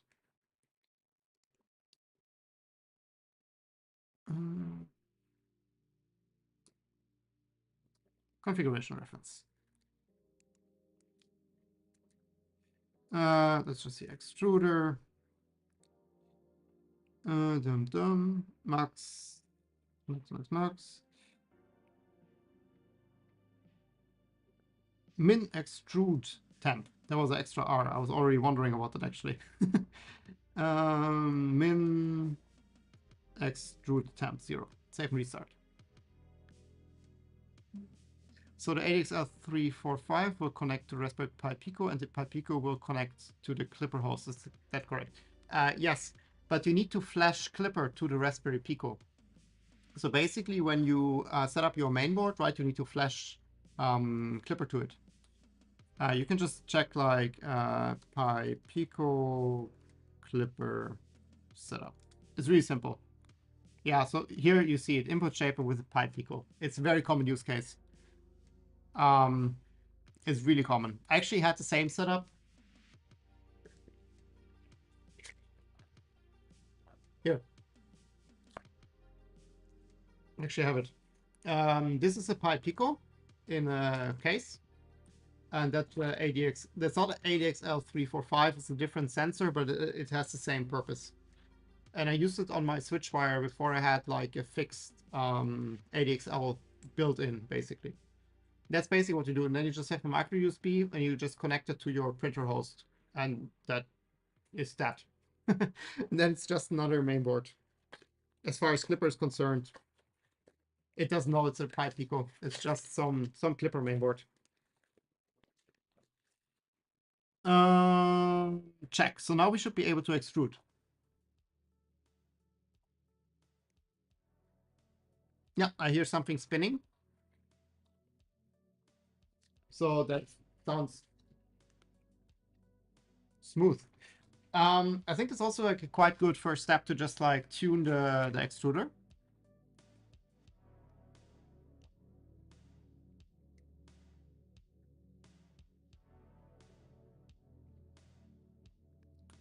So let's just do that. I have some beautiful filament, pink. Actually, like looked quite different online. So I was a bit disappointed when I first got it, but it's actually quite a cool color. I actually quite like it. Yeah. So let's quickly build like spool holder.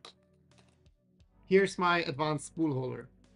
I take this off, put this to the side. Now we have a spool holder. This might work, might not work. Let's see.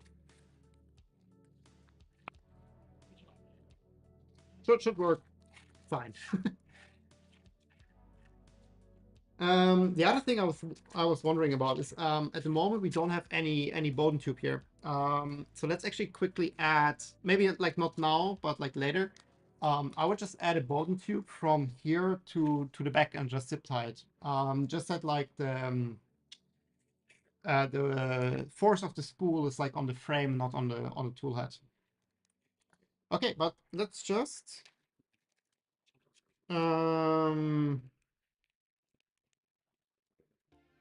how do we do that? Yeah, I think let's just do a hot.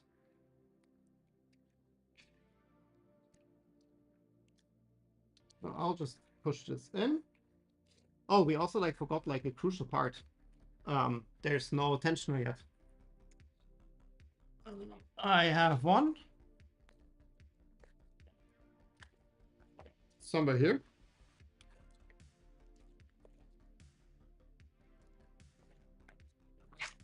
I hope.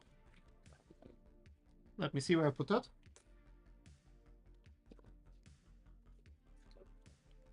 Here we definitely have some Bowden.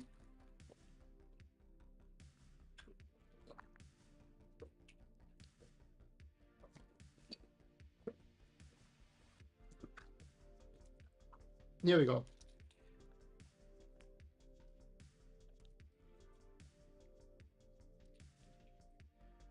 It would have been quite a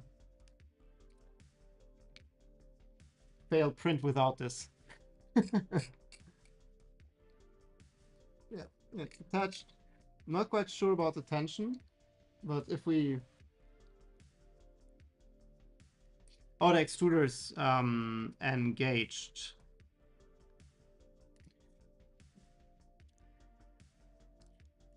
It's definitely too tight. Let's just see that I would now expect, yeah, so we have like the impression of the gear now here on the side, so this is like fine pressure, I guess. For most materials, the pressure doesn't really matter too much. Let me just put this somewhere here. And then I guess let's just heat up the hot end. And because I always forget that, let's just head over to Alice print tuning guide. I'm not going to go through the whole thing, right? But extruder calibration, we need to do. So, yes, let's just, no, we don't need to home. Let's just preheat that to 200 degrees. Set M83. And then he does 60.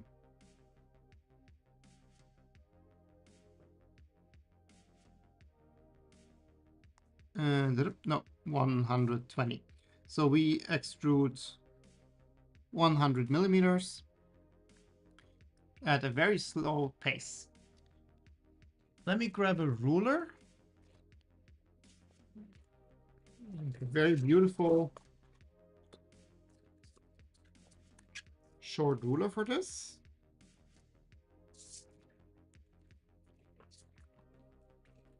And I have a black marker.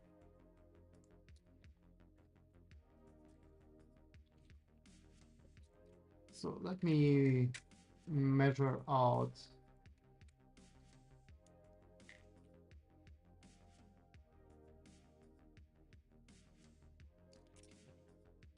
12. And then once this is up to 200 degrees, man, this is really slow compared to the Revo. I'm now used to the Revo hot end, basically, for all my printers, and this is quite slow.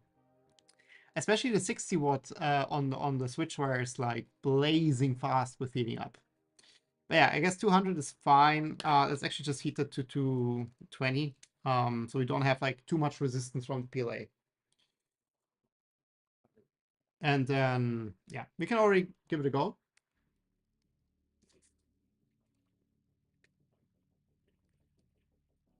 Oh.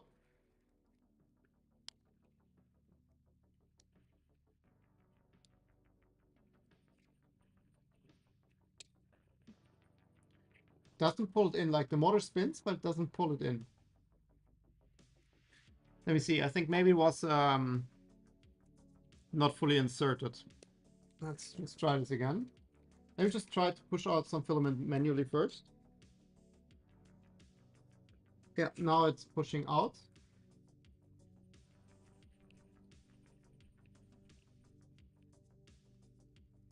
But the extruder motor is not spinning properly. I think the...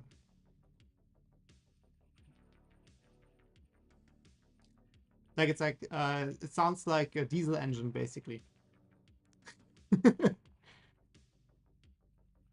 Okay, I don't think the motor is correctly set up. That's most likely a cable issue.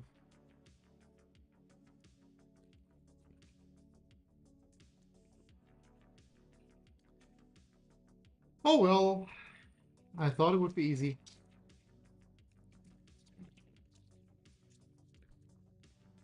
Oops.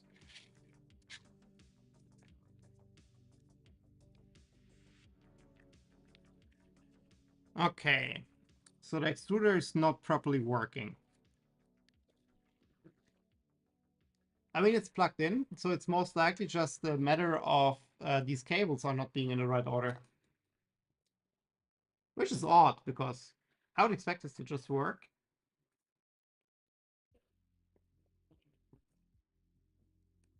Or something mechanically is wrong. It's also possible, but... let me try to just pull some filament manually. Then we are sure that like the gears are fine.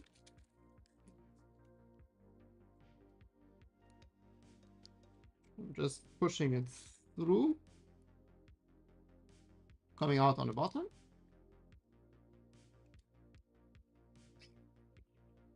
That's relatively hard to pull, but it sounds fine. Like when it pulls, it pulls. So I think mechanically it's fine. Like I hear the...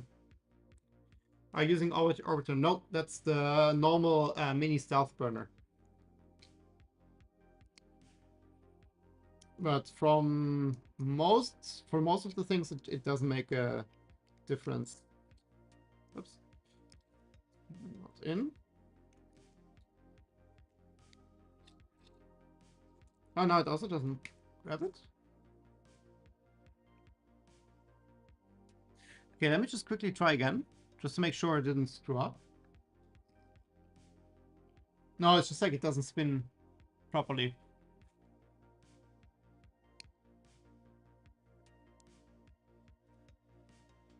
Which is a bit odd.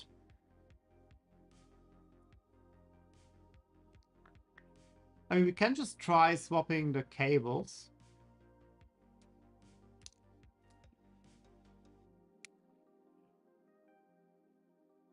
Or it's a bad stepper driver. These are the two options. I mean,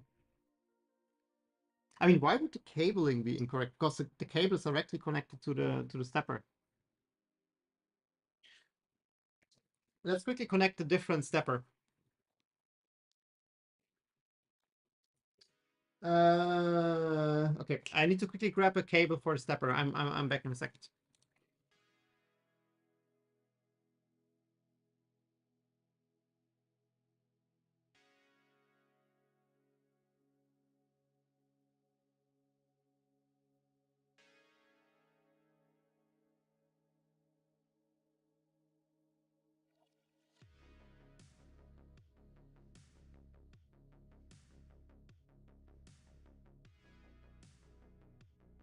Okay. Cable for a stepper. And let's just connect a different stepper and see if the stepper spins. Then at least we can kind of like isolate the problem a bit. So this is now our extruder.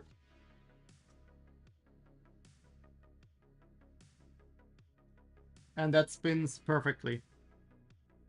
Did the gear not have a grab screw tighten, or is that all in one? It's all in one. It's pressed. There's nothing to adjust. It's a completely pressed gear. Okay, but this stepper spins fine. So it must be something with the cable. Or the stepper. Could also be the stepper's bad. All things that can happen. Then my guess or my attempt would be, but I'm really confused why the stepper wires would be incorrect. So also like, see, mechanically I think it's fine because like when I pull the filament, I hear the motor spinning. So it's unplugged now, so we don't run any risk. So if I insert that and I lock that, I hear the motor spinning fine. So I don't think mechanically there's a problem.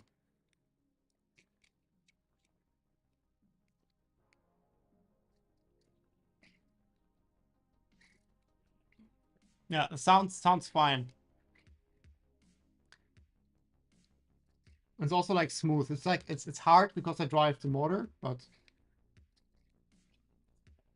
sounds okay. So let's just try swapping the blue and green cable in the center and see what that does.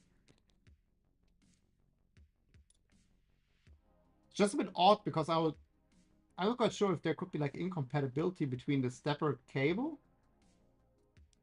Just trying to be careful because I have no desire recrimping the connector.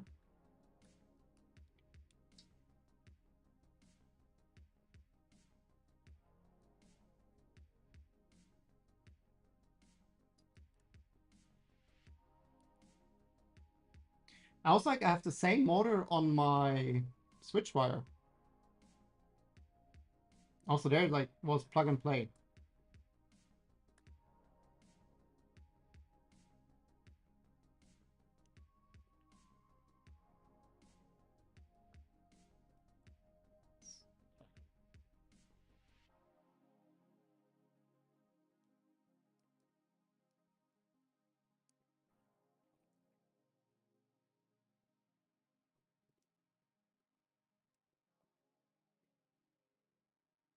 It's just checking that we didn't damage the cables on the bottom here.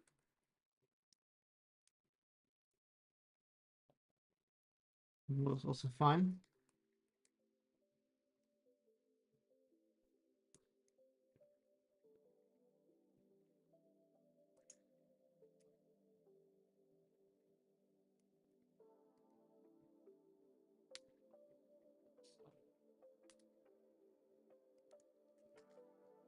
Okay. Let me pull out the noses. Okay, now the golden question. Which cable was where?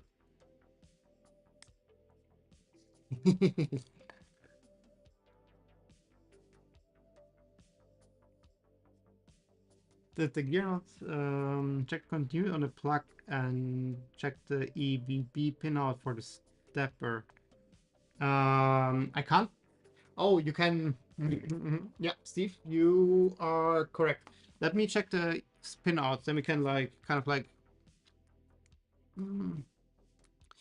EBB 36 pin out.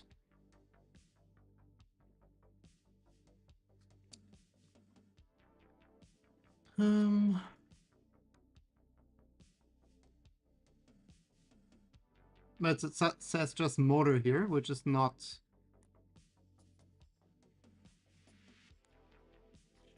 Nope, it says just motor, which is not really helpful. Let's see if we find a different pinout diagram.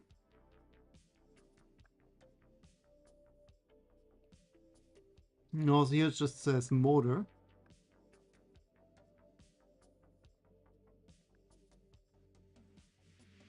I don't think I can measure the pinout of the stepper here, right? There's no way to measure that really. Unless I engage it and then like measure, but I don't have the tools to do that. It always says just like motor, which is okay. Now the question was like, let me actually quickly check my own live stream. What cable, which cable was where?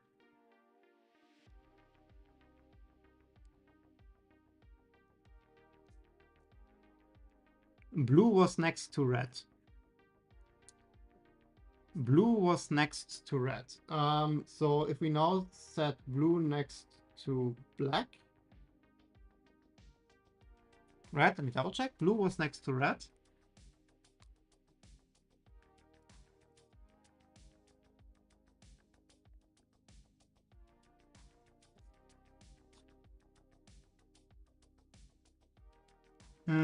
Blue was next to red. So if you put blue next to black, we effectively swap the two.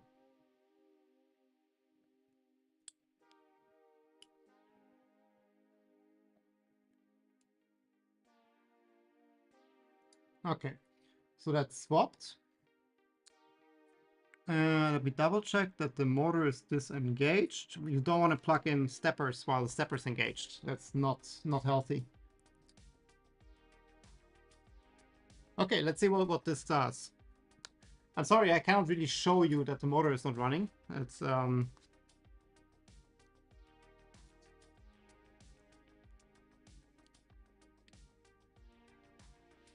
that goes directly to shutdown, so that was not short to supply. Okay, so they definitely were correct. So we definitely did not improve the situation here.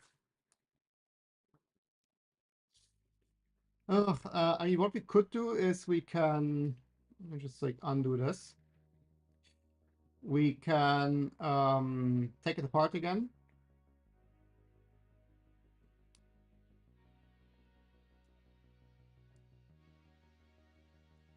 Take the motor out.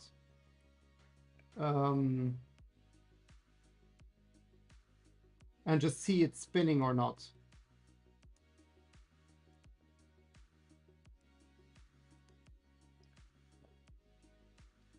Maybe that's a bit easier, then at least we see what's going on.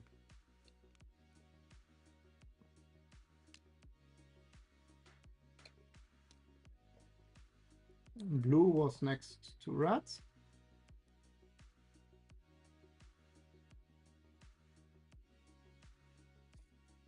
Let's actually do that. Not gonna shut it off. Let's just be a bit careful with what we do.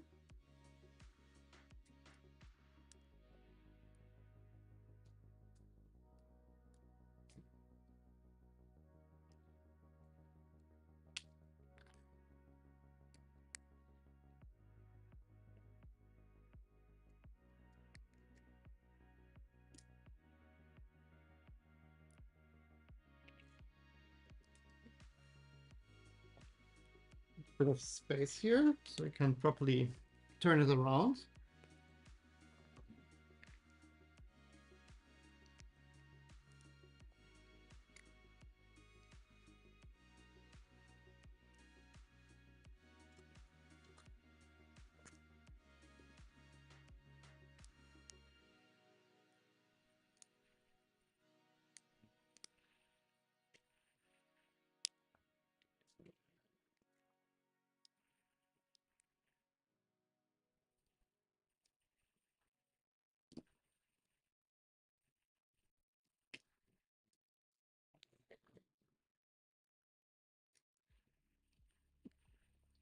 Maybe it would have been smart to leave the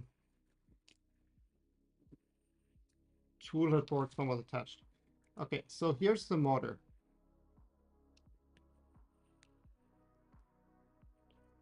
Let me just put this here to the side.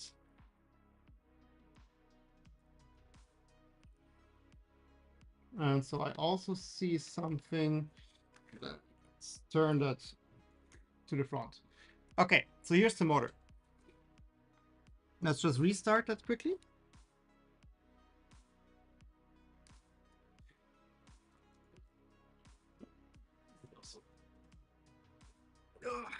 Thank you, but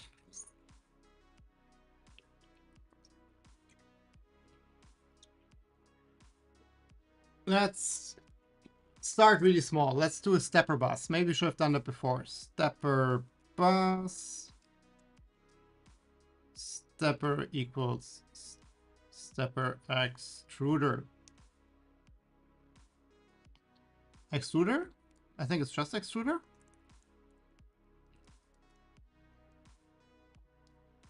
Oh, it spins fine. It spins very rough. It definitely has a vibration. Discord.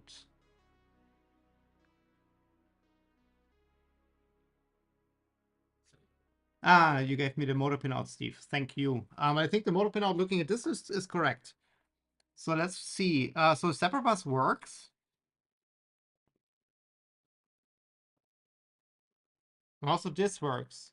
So maybe it's a mechanical issue after all.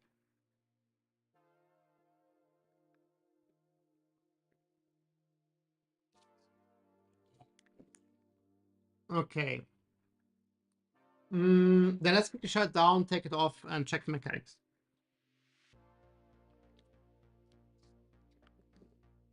Give it 5 seconds to shut down.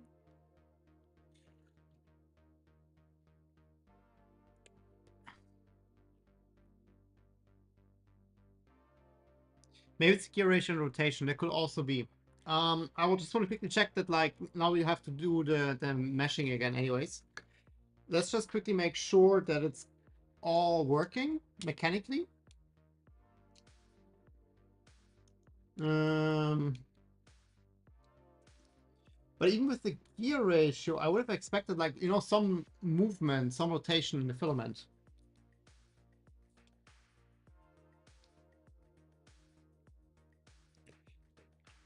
Let me switch the headphone again.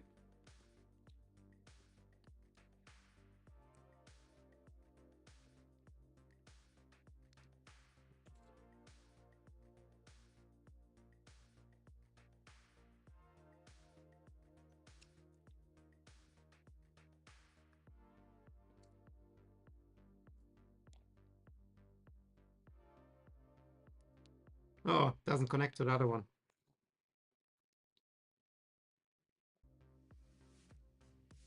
Now, okay, we still have the microphone.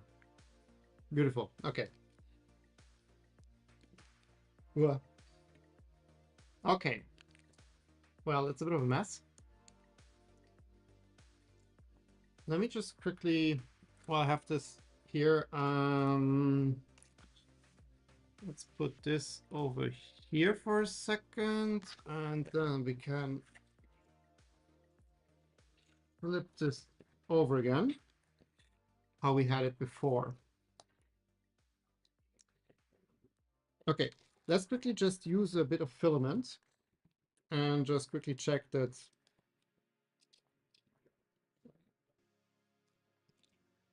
Oops. Sure, this is. So now we can see the gear here. Wait, still not.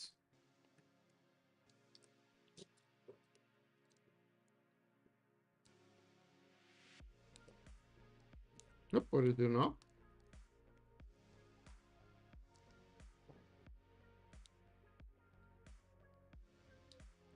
Okay, something is off here.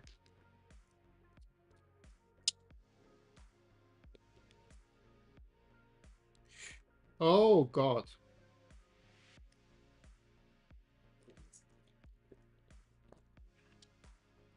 How the hell did that happen? I think one of the motor screws fell inside here. Okay, well, that explains why it doesn't close.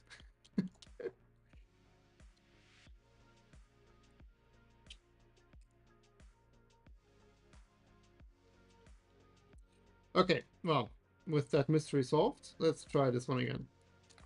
Let me also, like, remove this half molten tip. Yeah, I think this is the issue.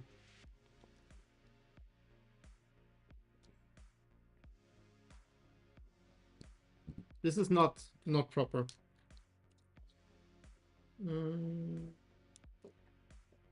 But why? It's everything seems to be aligned.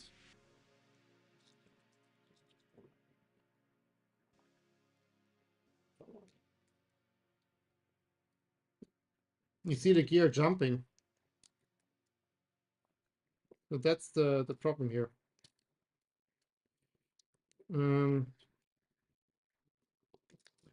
It just needs more tension. I think the gear is not freely spinning.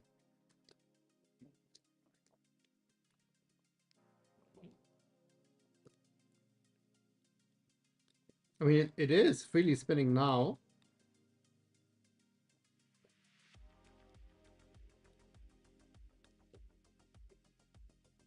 But not like freely. See, like once I put those together, now it's really hard. So it must be something with the idler. Let's check the idler.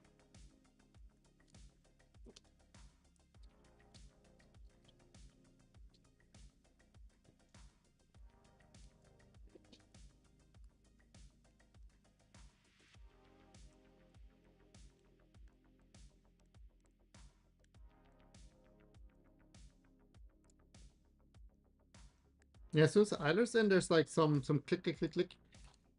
Okay, let's quickly take this apart and see. But then like we have the mystery solved and was not the stepper. Check the spacer might be too thick, not centered in the filament path. It looks centered to the filament path.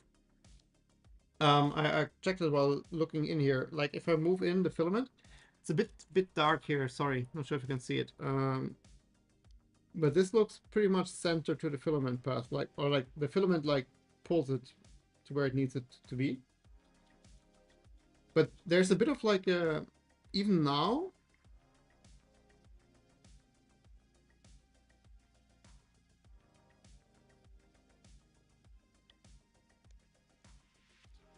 There's a bit of something like it doesn't quite spin in the way I want it, which I should have checked before we installed everything. But hey.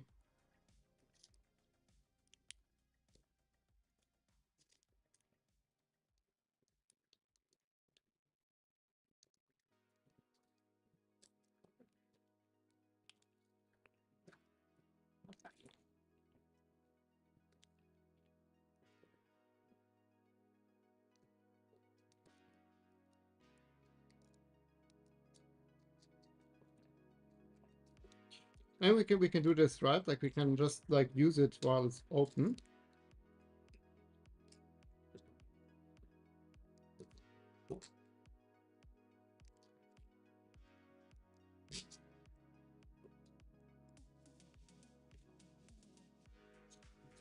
I mean now it can't really like build pressure because this gear is like shifting. But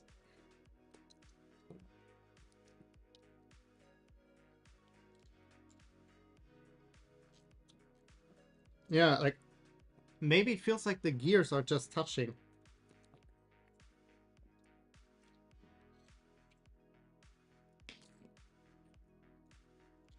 I feel like this is just like too big.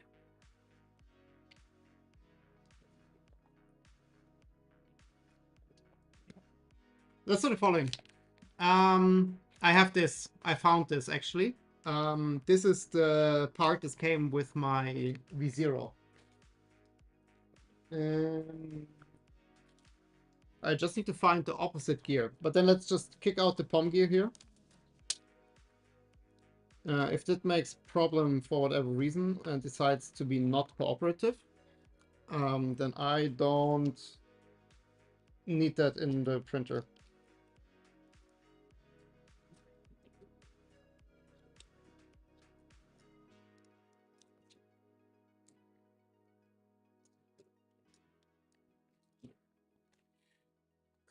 Let's get this like spacer out here. Like I really feel like it really feels like that the teeth are kind of like rubbing on the bottom. And there's also like a bit of like pattern. So yeah. Let's just get this out. Case closed. This one had a bit of a problem, like the top part was a tad too short, if I remember correctly.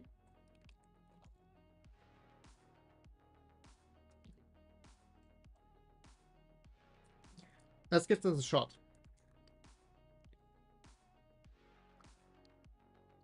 By the way, like see how this fits in and out easily and this does not. Okay, let me just see. I have like a million of these idlers.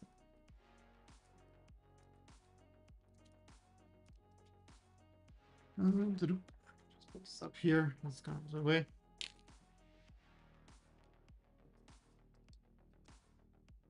Bit annoying.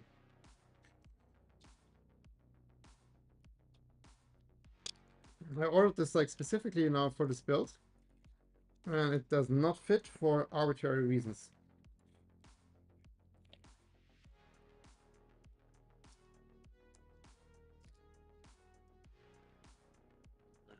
Get it back in its box. And like at some point we will check what's happening there.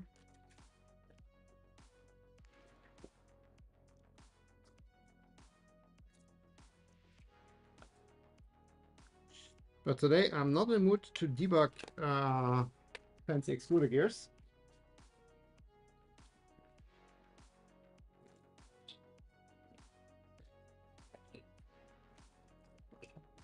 Yeah.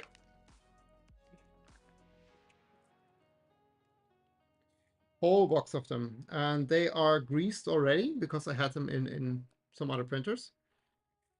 I don't think there's anything specific. They should be all the same. Oh, this one is a grub screw, so this one is... Here you go. So this is a standard set. A bit of filament, bits and pieces in the gear. Let me just... It's just a...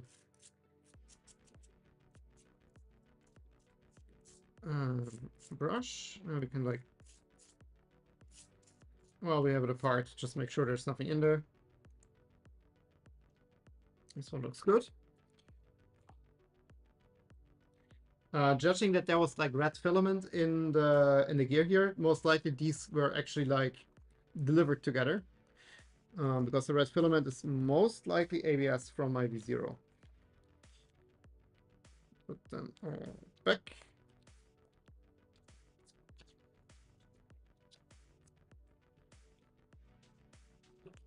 Put that here. And then we need to see if that is able... Oh, I forgot the screw. And where did we... Oh, that fell here.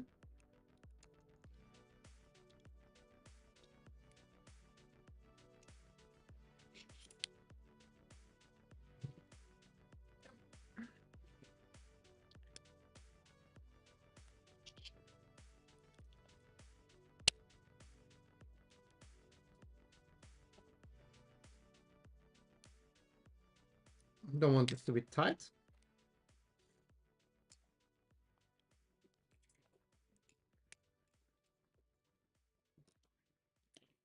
And then we can drop this in. Let's just quickly check if we put in filament that the gear isn't rubbing anywhere and that the filament kind of like centers the gear. Runs perfectly.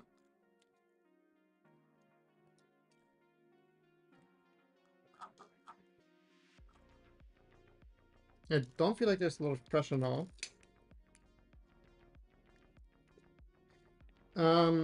I think we should add a washer here on the back, because it's really hard to screw in a screw. I think there should have been a washer actually. Let's just add...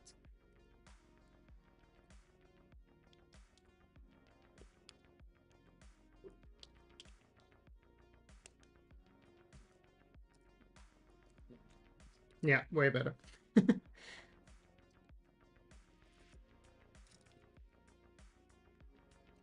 Okay, let's quickly check. Okay,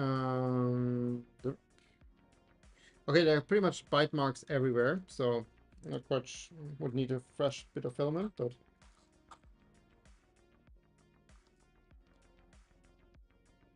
So if I block the gear, I cannot push it.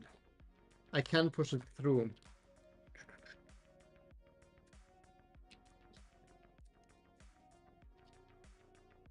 But it's also like the gear is not fixed yet. So how about we first fix that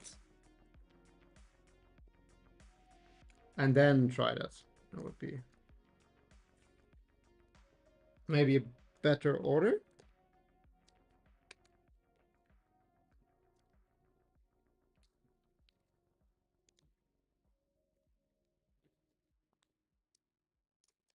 I really wonder what's wrong with the gear, because like it's explicitly mentioned to be like V0 stealth burner, mini stealth burner compatible.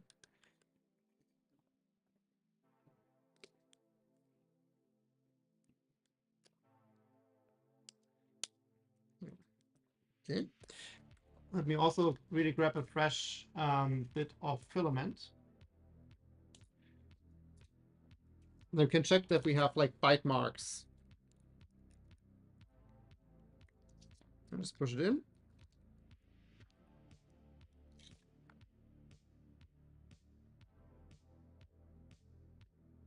Yeah, and we have the bite marks of the extruder here, so that's fine. Let's double check it runs smooth and we don't have any issues.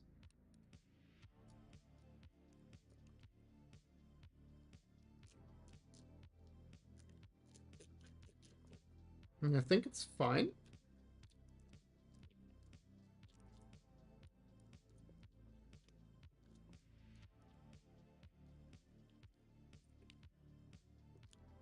It's the gear's a tad low.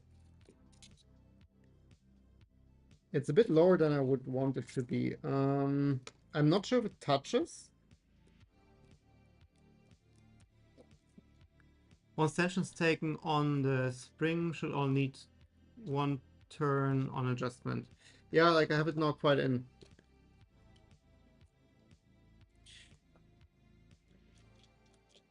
But I think it's fine. The gear is relatively low, but I remember there was a problem with this gear. There was like something with the distances off. Let me see if we can adjust this a bit upward.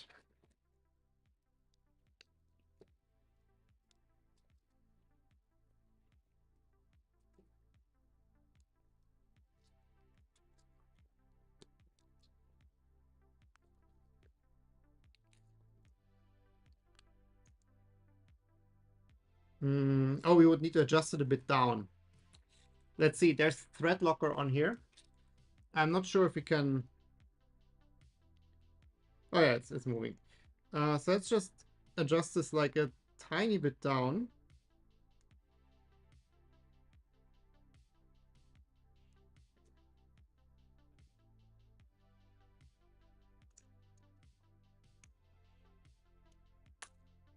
So now there's a bit of a gap. Before it was like all the way on the top. And now if I put it in, we should see that like the gears. Yeah, now it's pushed up a bit. So it's no longer touching the plastic for sure. Let's see if we put this all together.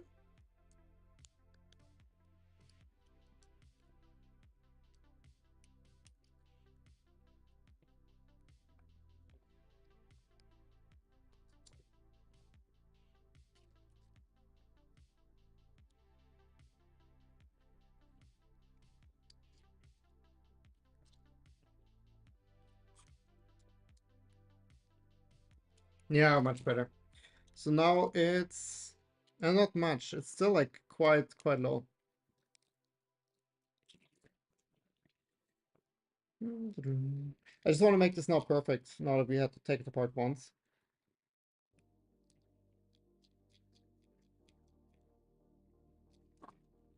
Let me adjust this a bit more down.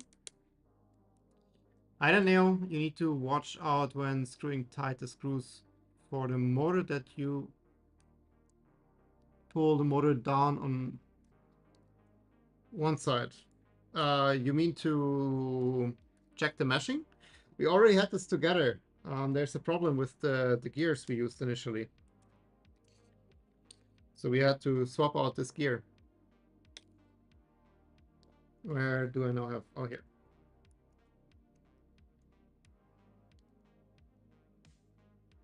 So let me just like make this like quite a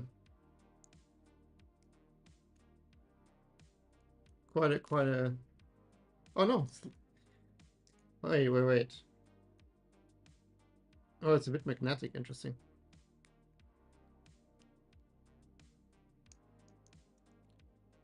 There was something with this gear. Oh yeah, this was too short. I remember.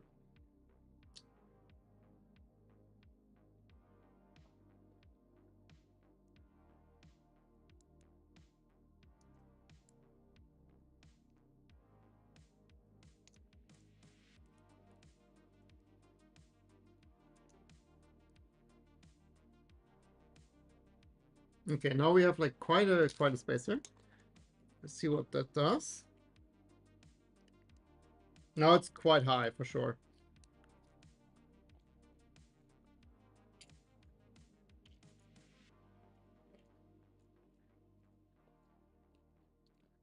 Okay, let's see if we close it up.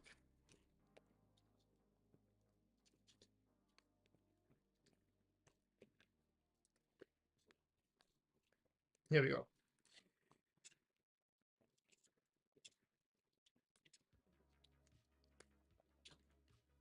Yeah, no, it's good. It doesn't touch the top. It doesn't touch the bottom. So now it's good. It feels the same as before. So it most likely also didn't touch before, barely. But better safe than sorry. I wonder if we should add a little bit of thread locker there. There was a problem with the FiSec here. Yeah, like it didn't spin properly for some reason. Don't ask me why. I feel like the FiSec gear is a bit bigger than the standard gear. Oh, okay. Let's try this without filament.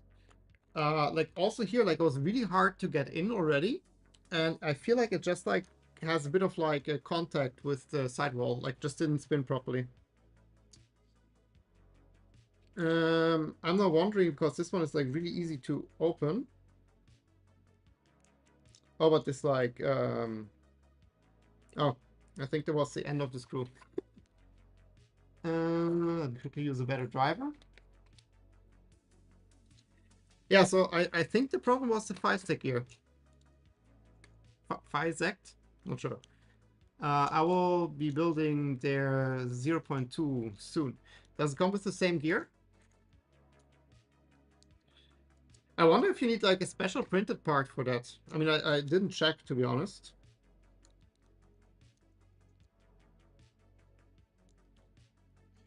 Okay, let's add a tiny bit of thread locker here. Because like this is really easy to unscrew.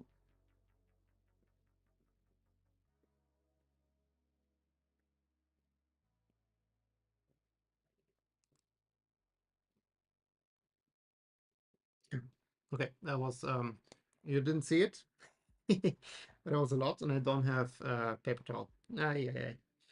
Okay.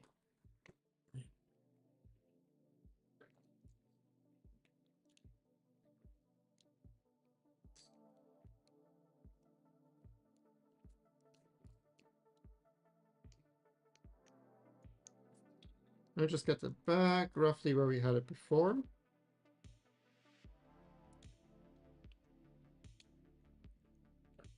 Let's quickly check that this is aligned, and then I have to clean up the blob of.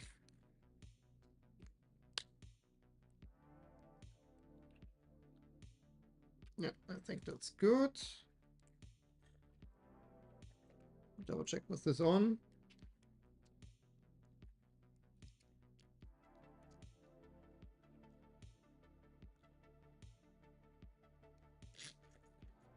Okay, let me grab a paper towel to get rid of this. 1 second.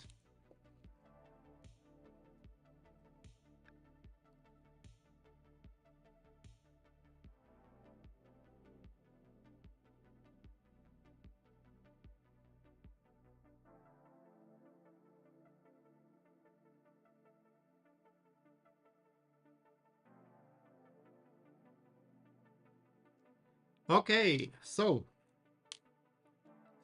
Yes, I believe it has the same gear. I'm printing the parts now. They have a different mini SB shroud, but I don't know if it's different in the gears area. Would be interesting. Like for me, it's just like I know these parts are on the tighter side of things. So potentially it's just like my parts being like ever so slightly too big. Not sure. But like the normal gear now fits perfectly fine. So I'm not quite sure.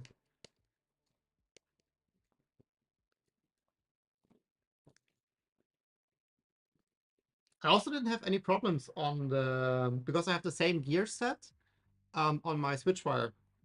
Just like it's the opposite orientation.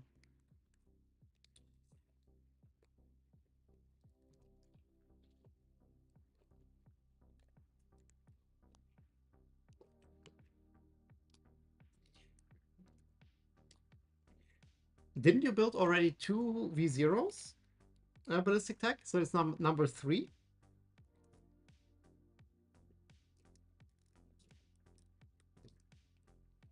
Oh, wait, let's do it like this.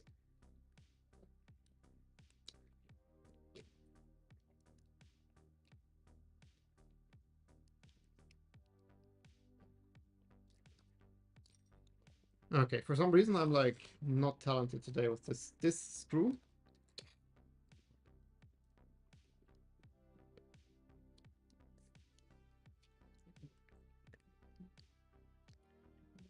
Already the first time this was like a little bit troublesome.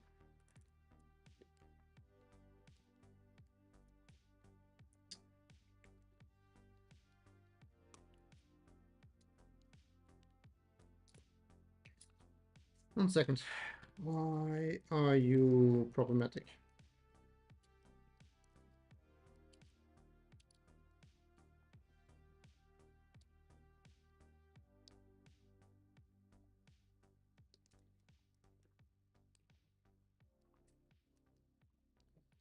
I'm not sure if I'm cross-threading that right now.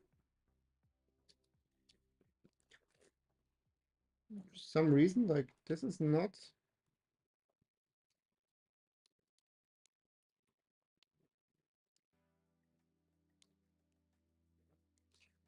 Oh, what's the problem here?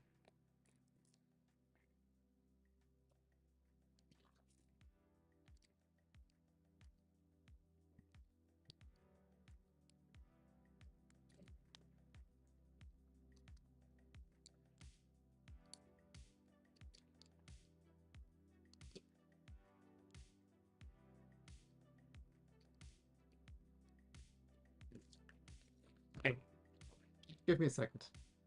I need to find my inner zen. This screw is annoying. Why is it not going?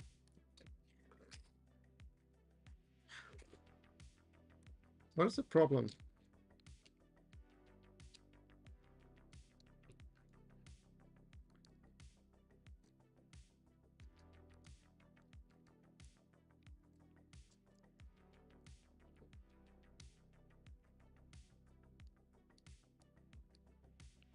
Yay. Okay, I don't know what the problem here was.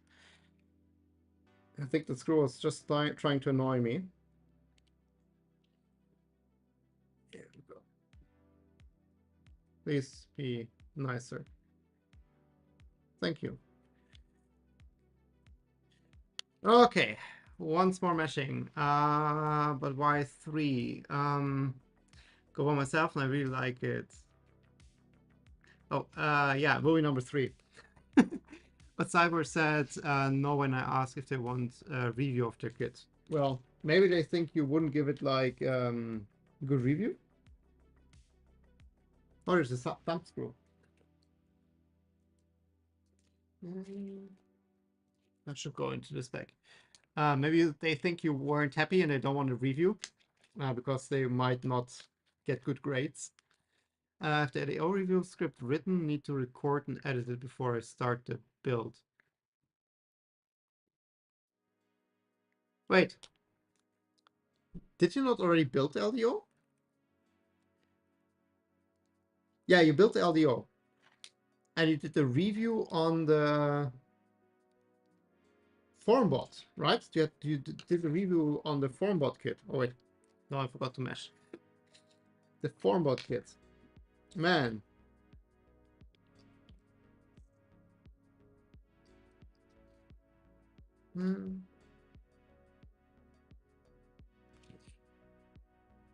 Wait. So this is adjusting. Yeah, but if I push it all the way down, I still have a tiny bit of play. So I'll just like tighten this all the way down.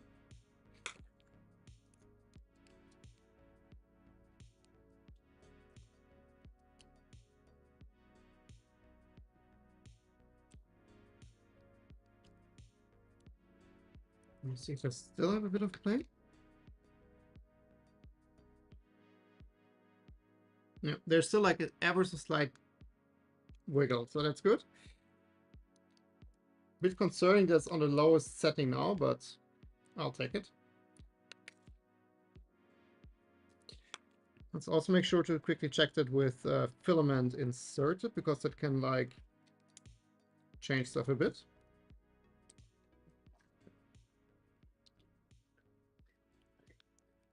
Oh yeah, that spins way better than before.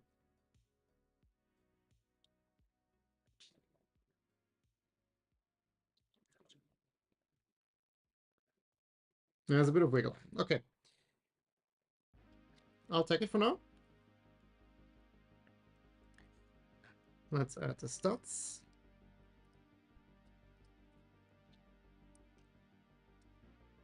Nice, but by 3. Got my one myself, and I really like it, but not for learning clip from scratch. The config is my biggest enemy.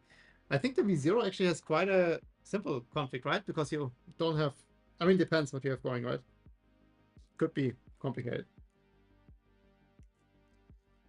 Indeed, finished the LEO video before I started the 5-stack kit. Oh yeah, I'm kind of like lost with all your V0s. So you're not tempted to do something else than V0s? You're trying to be like the ultimate source of V0 knowledge.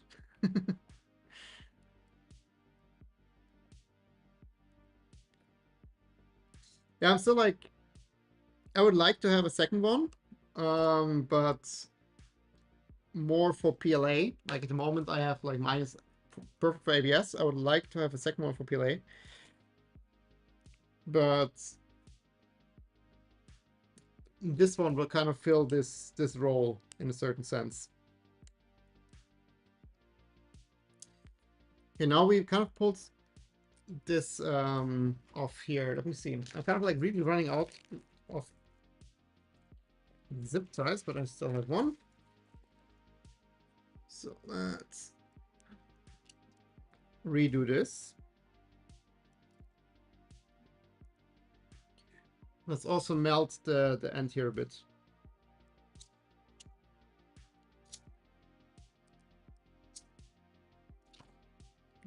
Put this in. And then sort of following, let's try to wrap that in on itself.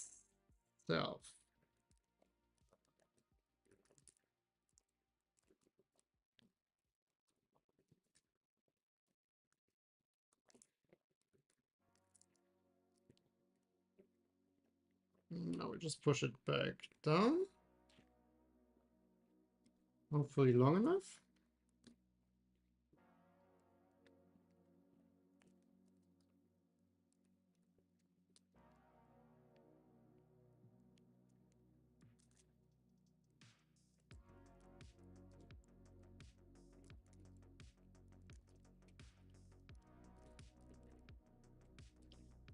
Okay, let's try it like this.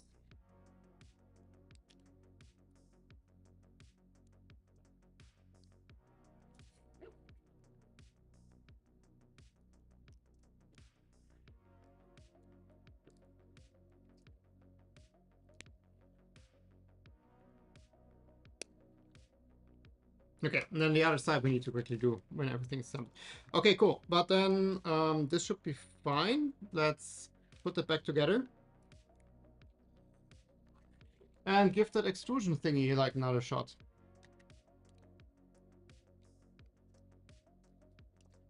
Actually, before I put it now back together, Let's just try extruding while it's like disassembled. In case we need to check again, you know, it's easier to do it while it's off. Okay.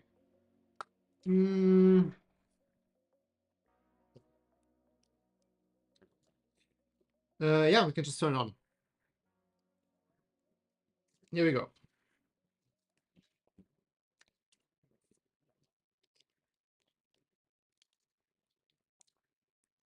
Let's just feed it. And then we just heat the hot end and just push out a little bit of filament here.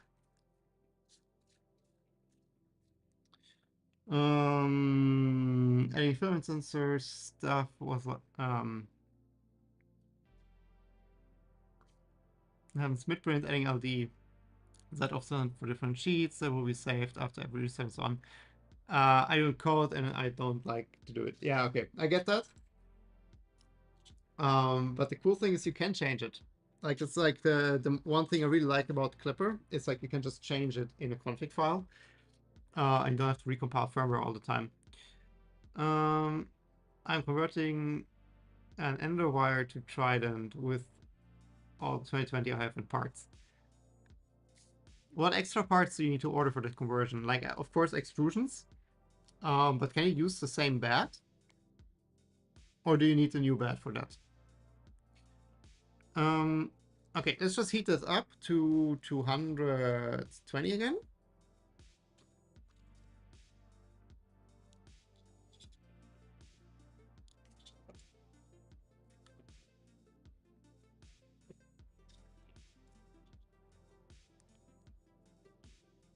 And as soon as this is on temperature, let's just try to extrude some filament. Let me actually first push some manually.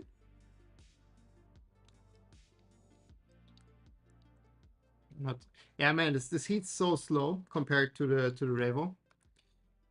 Yes, can mount on the Trident bed frame. So it's the what bed did you use before? Did you use the Ender bed or the Prusa Mark III bed? And what else do you need to order? Is there anything like you need to order? It's like most you can just reuse, right? I mean, like the I assume you need new belts because the belt length will be completely different. You need the lead screws if you don't have that yet for the Z, right? Yeah, the lead screws definitely are new. So you need more motors because the switch wire only has 3 motors, right? So you need 5 in total. You need 3 lead screws and 2 motors. Okay, so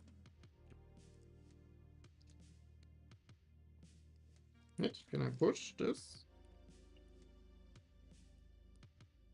Yes, I can push. So it extrudes.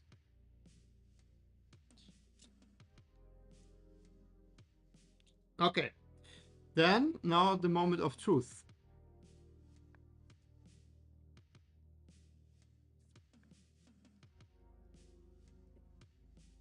Yeah, it skips steps again. I mean, now you can clearly see it here if you look at the gear.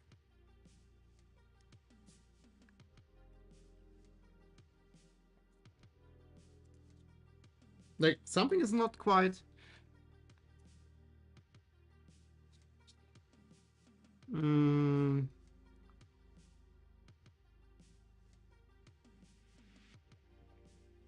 the run current is really low. 0.3 is really, really low. So let's just maybe set the run current to 0.5 and try that.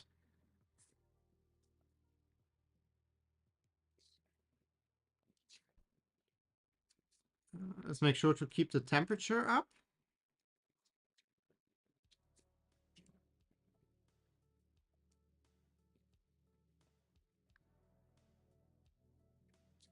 Yeah, now it spins much better.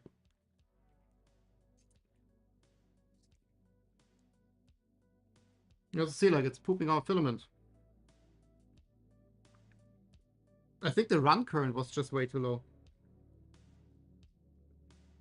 Oh, it's still skipping.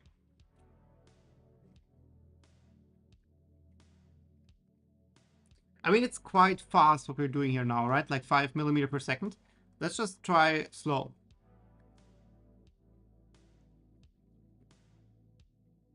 Yeah, but even with this, if I like resist it a bit, it skips. I wonder now if this is a meshing issue.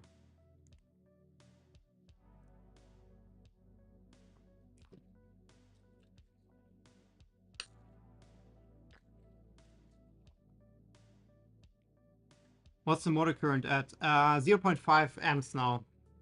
The motor wires are correct. I think like it's I mean the wires are directly connected. We actually changed trying the blue and the green one, but that's a short circuit. So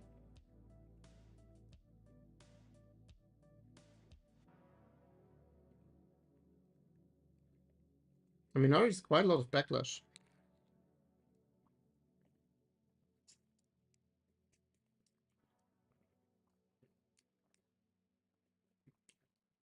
I did not expect the extruder to be such a pain.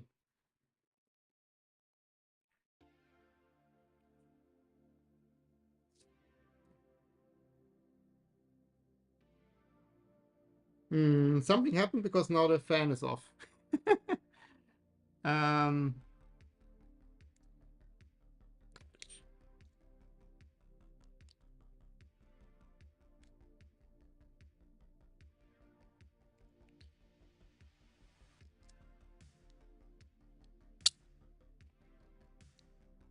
did I not break the fan cable?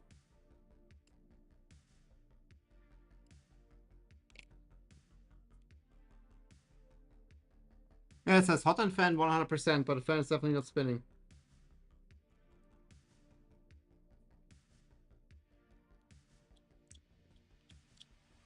Not spinning. Okay.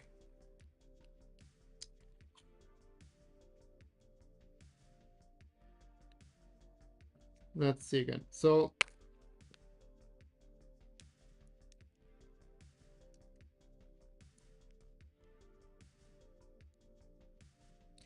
if I now move the motor up, like we have tons of backlash, which is expected, right? But if I move it all the way down,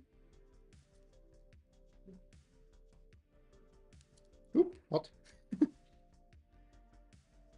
Now we have zero backlash. So I think this is fine. Let me just put it together with zero. Do you have any Bowden tube between hot end and extruder? That's actually a good question. I should have. But actually looking at this, I might not have. Maybe I forgot about that. I need to wait quickly until this is cooled down. I don't think I can. I'm pretty sure we have a bone tube in there. I remember cutting one. Nope, there's not. Nope, nope, nope. Steve, you're correct. We forgot the bone tube. That's what happens if you put it together in like 15,000 different weeks and streams. I remember I cut one. Ah.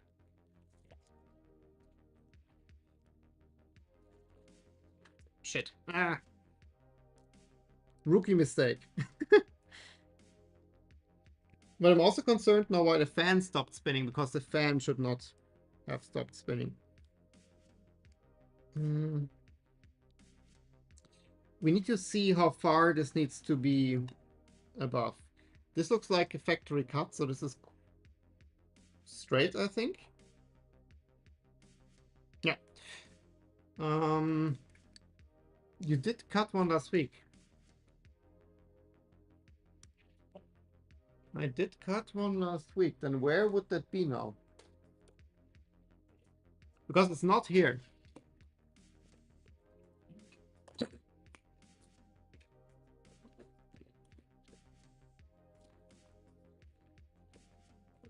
Nope, I don't know where it went then. Like if I cut one, I think I remember cutting one. Okay, we need to figure out how long this needs to be.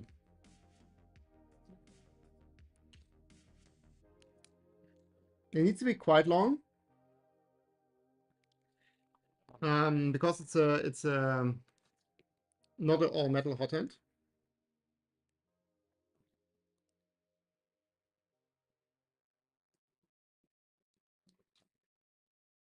Wait.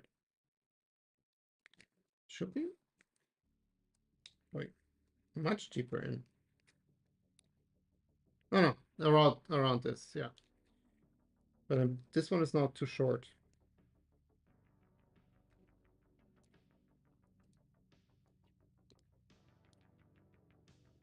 Yeah, it should go going further. And this one was also the pain, like with the Bowden hot ends, like the cut needs to be perfect.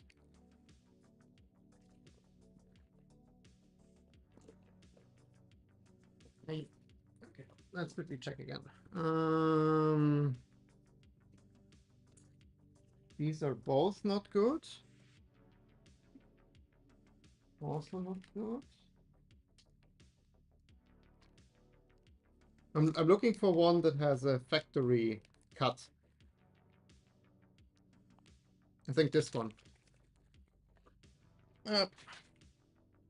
This one looks factory. That looks very perfect. Okay, now let's double check that I put it in all the way.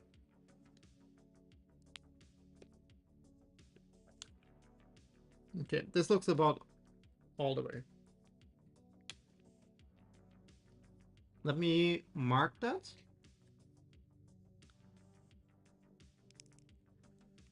Oh, there might be plastic down there. Yep, also that is true. Oh. Let me see. If I get plastic on this screw.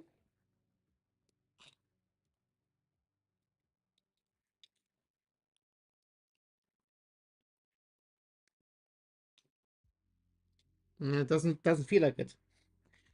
I think we are fine. Because also this looks kind of tip shaped. It's still quite hot. I have to wait a bit more for it to cool down. Okay, but then this is part of the issue that might explain the skipping as well.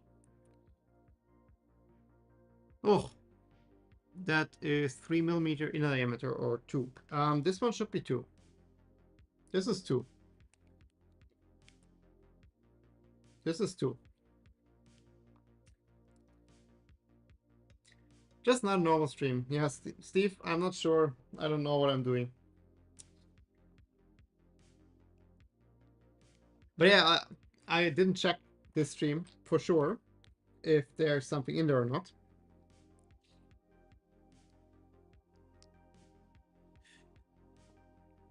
Let me see. I'm still committed for printing something today, no matter how long it takes.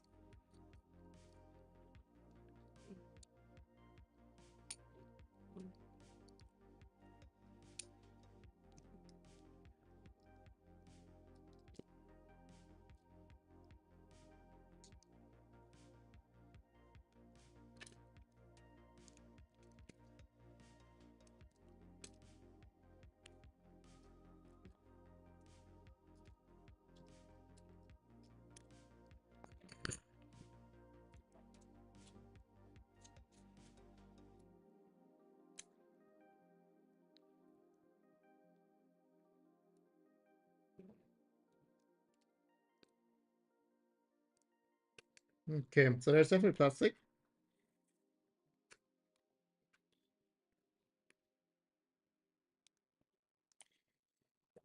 Oof.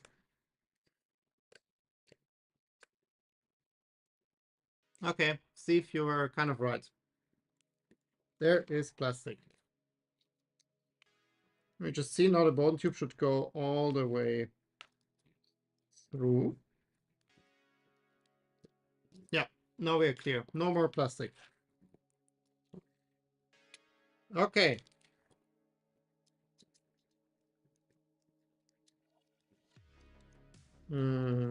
Why is this now loose?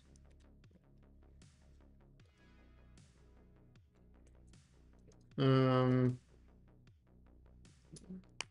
think now the block slid down because like now the screws are loose.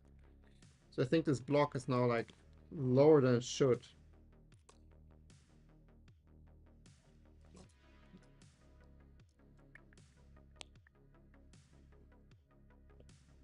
Hmm.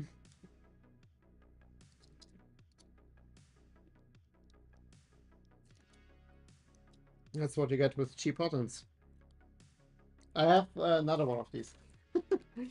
So we can, if it takes like more than 2 minutes to like pull this back out, I'll just swap out the entire block.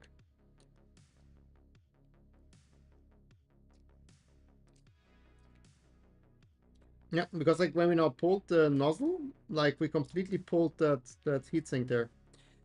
Let me just try to lever it from the bottom.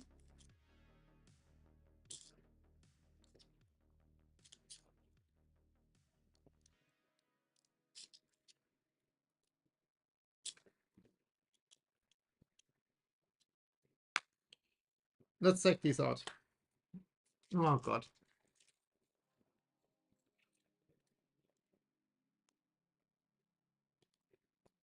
It makes me appreciate its modern nice buttons. Yeah. I mean, this is just like I used this because I had it.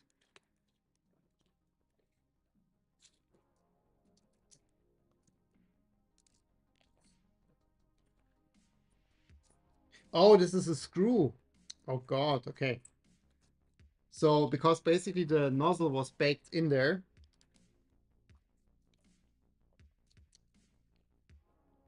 Okay, I understand. The plastic basically connected the nozzle and the heat break.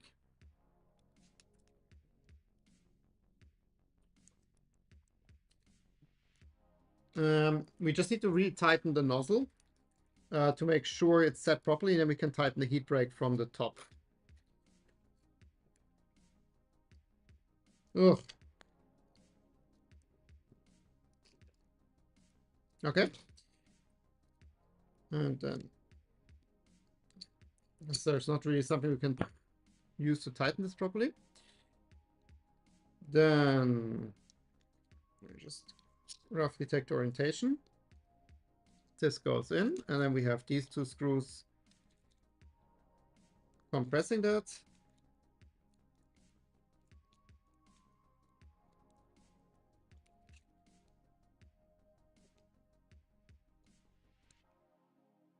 Here we go. That will tighten as you screw the nozzle in. Yeah. So let's make sure this goes in now. Now we're talking. Okay, how far does this need to go up here? Not too much. So I'll just make a mark here.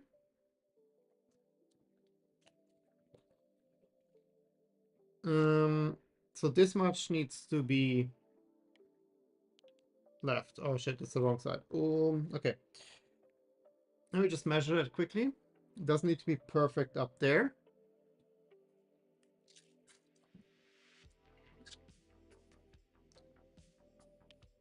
So that's 6 millimeters. 6 millimeters. So if we put this in,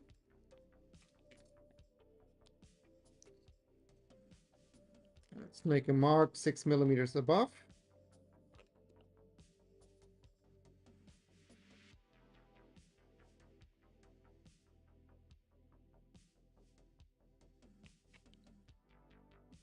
I will cut it slightly long, and we just need to see.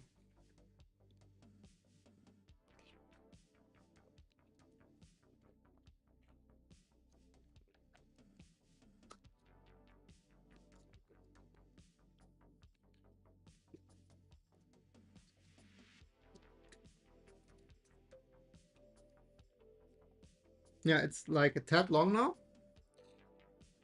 Let's shave off a tiny bit. Now we also need to check the fan, why the fan stopped working now. I hope we didn't break the fan.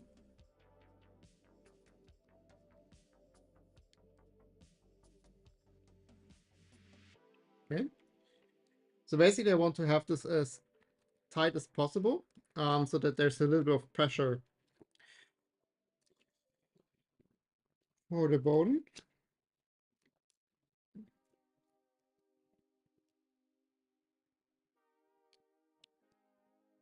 And there's now also a little bit of wiggle in the hot end. Let's also make sure to tighten that.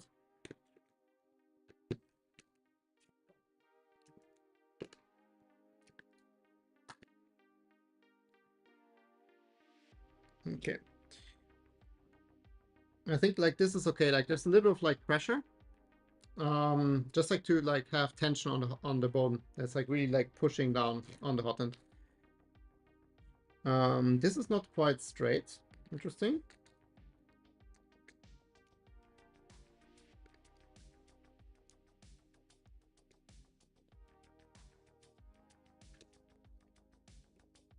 Okay. All a bit shitty, but it should be fine. Prototype, yay. Let's try this again.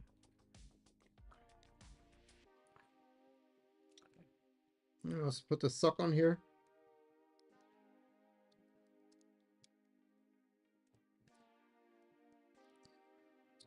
I am concerned about the fan.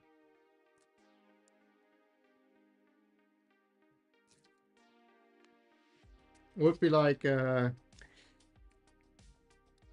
normal stream, how Steve would say, if the fan would be broken for some reason now.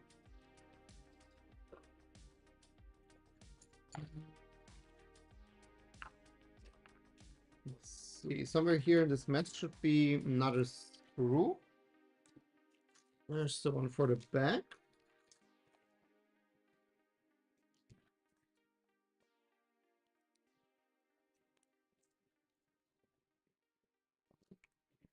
I'm not sure where now the screw went for here. Let's see. Not super urgent right now. Not sure if it fell down.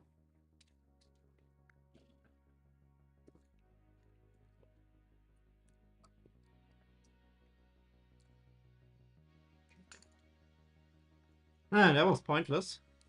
How to waste 1 hour of time for nothing.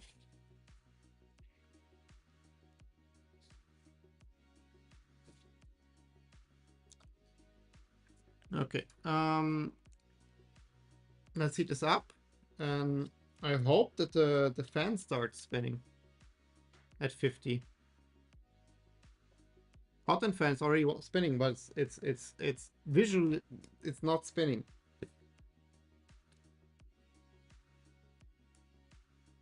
So I think this one is toast. I don't know how.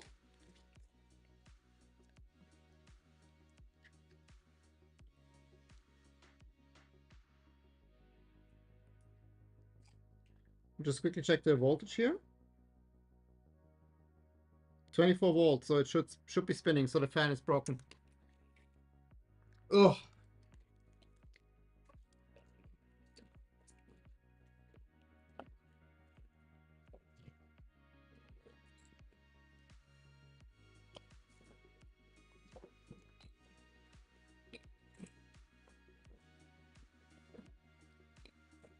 That's what you get for buying cheap AliExpress fans. Because I didn't want to spend a lot of money.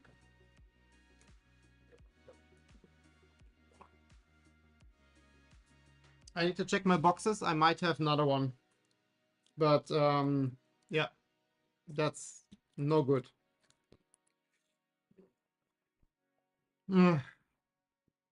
Okay, let's see that we at least get to extrude. But I think this was yeah, not the best thing to happen.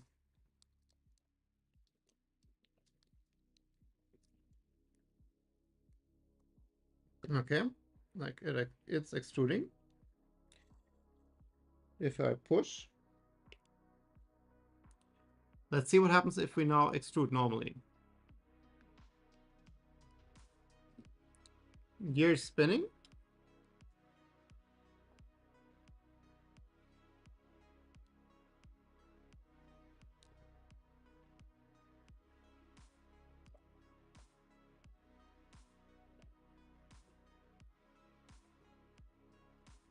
So that looks good. Technically we can adjust the extruder now. Yeah, we now also have like a nice tip shaped. So that's all fine now, I think. But yeah, it's most likely if we continue it will be like clogging, because the heatsink isn't cooled. So without a fan here, this will not be good. Let me check my boxes if I have a second fan. 1 second.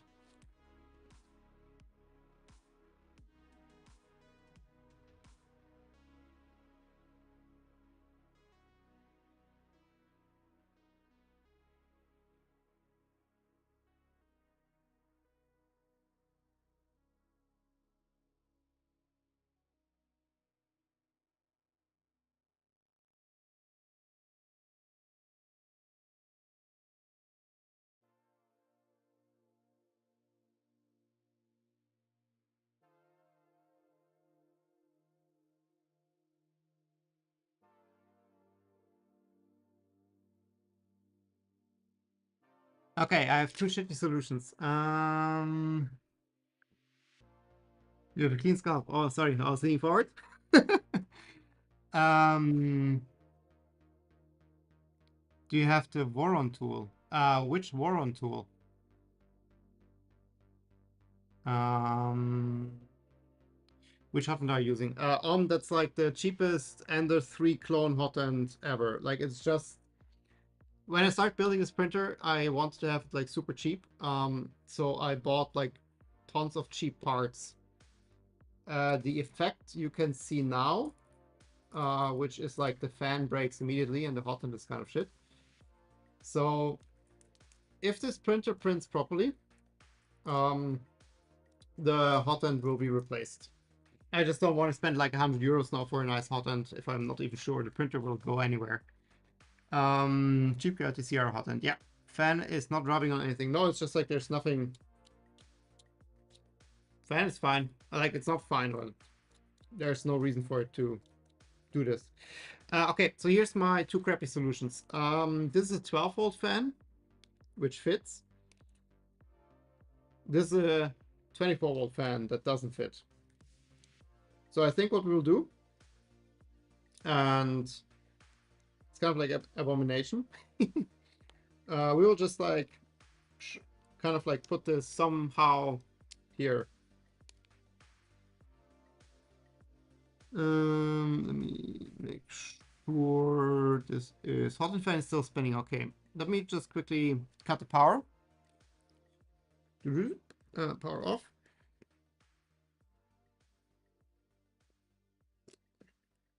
So, I mean, the plug is fine. We measured it at 24 volts.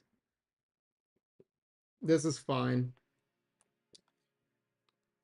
Let's just quickly plug in this fan just to see what happens.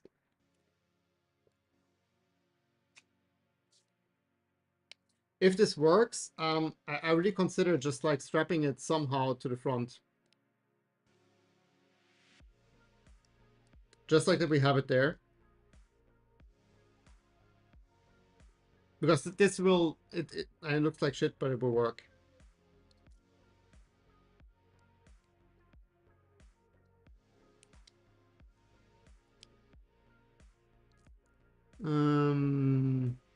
So did the fan cause heat creep and jam? I think the most problem was just that we didn't have a Bowden tube, right? Because like for this hot end, the Bowden tube goes till all the way at the end. And I'm not quite sure how this happened that I didn't have it in because we put it together last week, so I don't know. We built a cheap AMS for this printer. Most definitely no. I don't know, like I don't have the need for an AMS that much. What I do want to build is next year I want to have a 2.4 with a tool changer. So I want to have like 2-3 tools. Yeah, that's been. So this is all fine. Okay, let's just try to kind of strap this to the front in some way.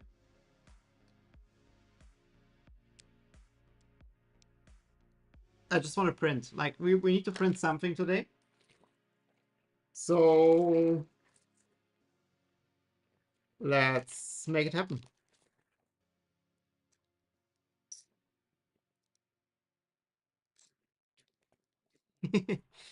This will be ugly. I could also check if I have longer screws. So if I have one longer screw, we can align one screw hole and do it like this.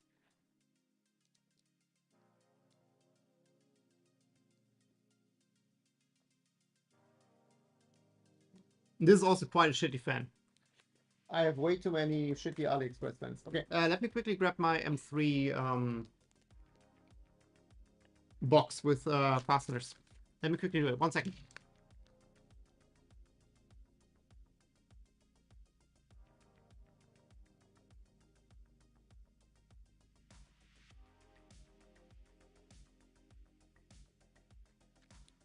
Okay, let's see what we have here.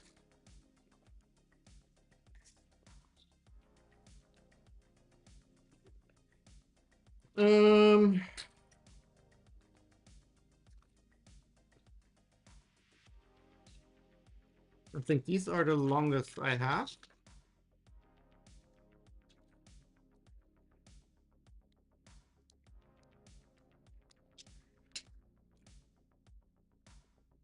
Yep, see, they're a tiny bit longer. That might be just enough to do this.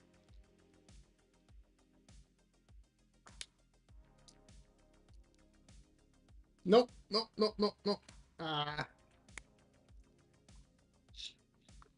It's a tiny bit is missing. It's not quite coming out.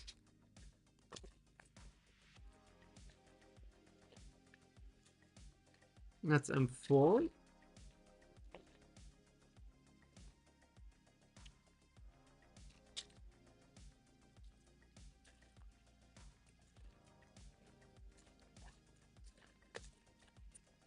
Nope, then I don't have screws long enough. Let me quickly check the other.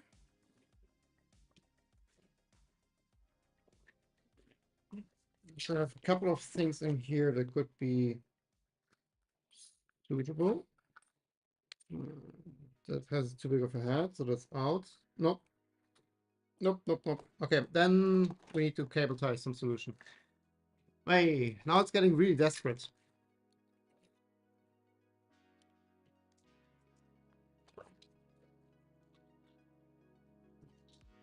Heideltinger. That one for airflow. Yeah, yeah, step by step. I'm really annoyed. That's not. You know, like, if the fan wouldn't be that, we could print now. No, some like cheap AliExpress fan needs to act up.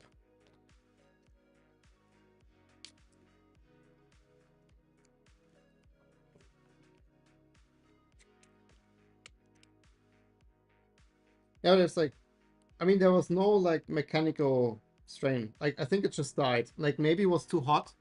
Like, to be fair, it was like on the desk, on the table like this, right? And the hot was above it. So maybe the motor just got too hot. I don't know.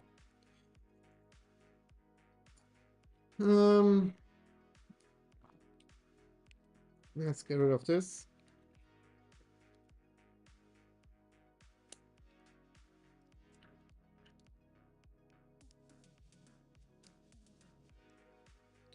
I don't think there's a way on this tool head to set the voltage of the fans. Because I have 12 volt, like this is a 12 volt fan. This is same, yeah. I mean, what we could do. Let's do that. I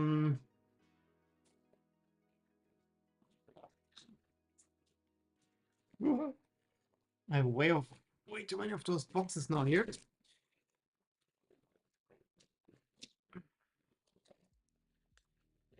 Let's use one of these buck converters and just like convert the voltage from 24 to 12 for this fan. And then use this fan. Oh man, I'm really annoyed. This is not cool. Okay. I mean, this is the same low quality shit fan. It's just 12-volt shit fan.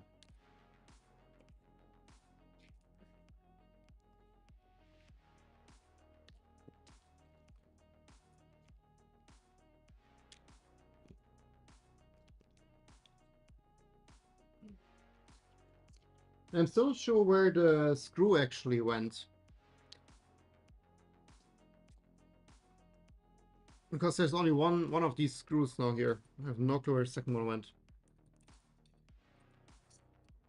Okay. I mean, the universe really tries its best to prevent us from printing.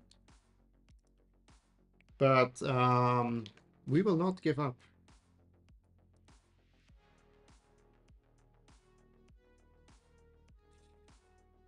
We will not give up. And if I'm sitting here like at 3 a.m., we will print today.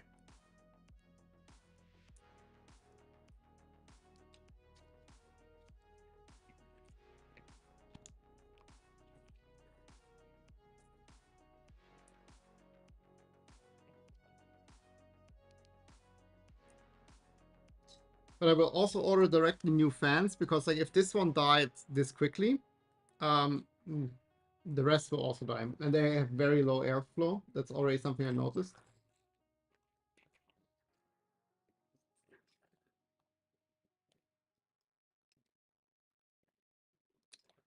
Oh, there.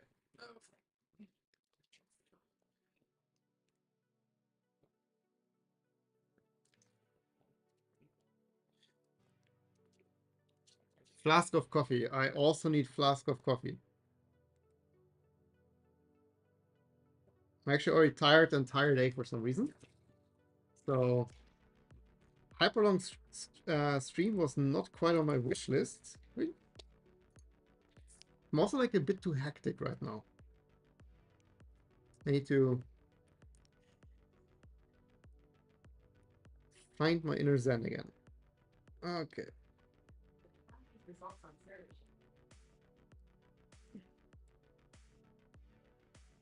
Yep. Going.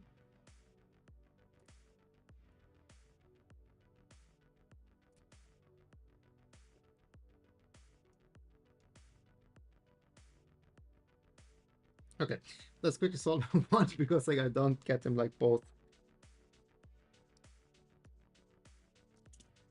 Where they? Nope.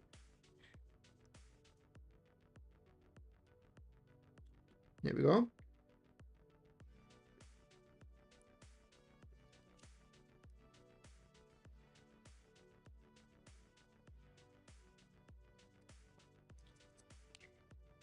That's one side. The cable will be too long, like I don't really care. And we can roughly put it to length. Let's just snap off like this much. We just need to like somehow like stash that cable and that extra board. I mean, it will not be pretty, but we do what we have to do.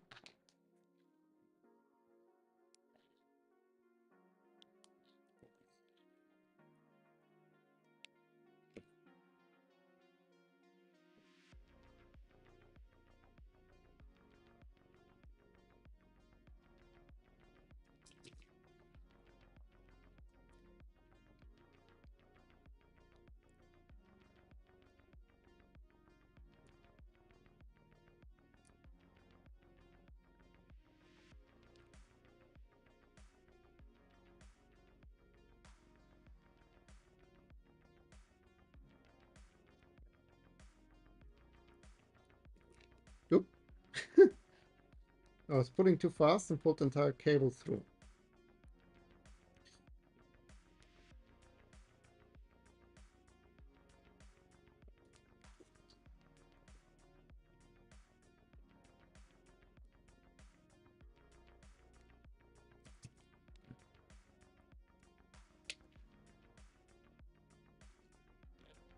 Yeah, this one needs to be a little bit more pushed in.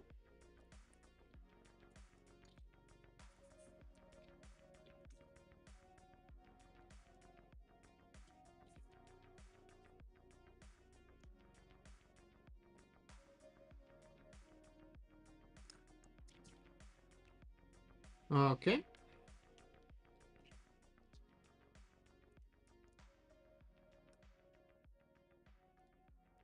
Let's also quickly put like the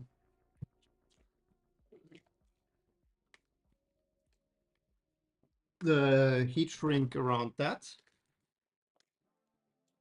Same as with the other one.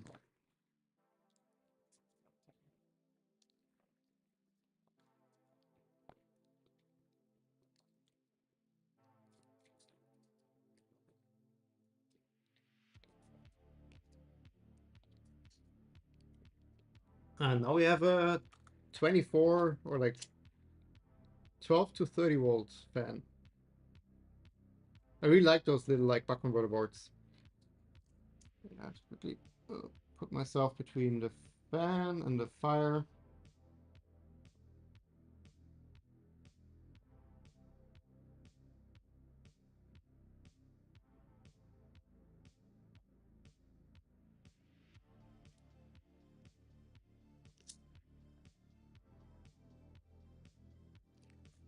Here we go.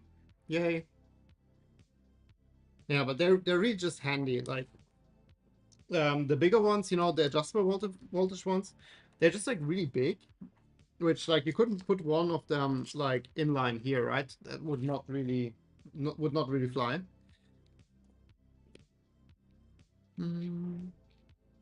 Let's just, before we put this together, let's just quickly test that this works. And then we can like put it all together, and then like, yeah, it will just hang here on the back, but that's fine, I guess. Is 120 max good enough for heated bed? Yeah, definitely. More than enough.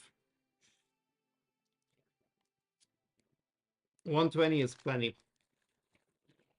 I think you rarely, like 100, you would only use for ASA ABS, something like that. And then like in the most extreme case, you would use like 110, but 120 is quite overkill. I'm making a custom AC powered heater bed. Yeah, that's also what I recommended last time. Like for DC at the size you're planning to build is quite madness almost. Let me just quickly. No, there's only one black screw. Really no clue where that went. We have a whole bag of them, so. Nope, that's a short.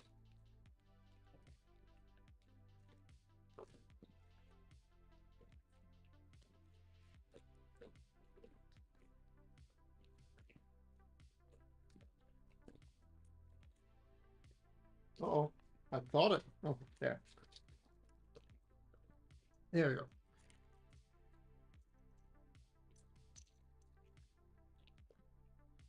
Cool. Okay.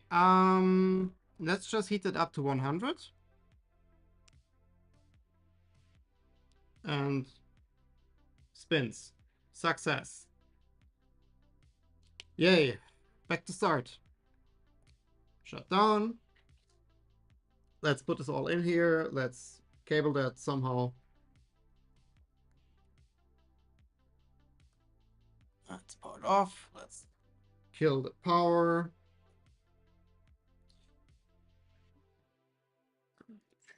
I have one more of these, by the way. I have one more 12 volt. So in case.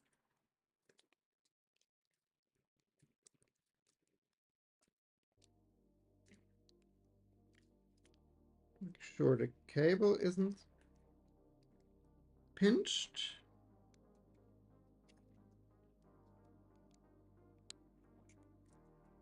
Zip. Okay. Yeah, it's not even too long. Like, it is too long, but like not. No, wait, one. If you put like one cable tie here, like I think that's fine.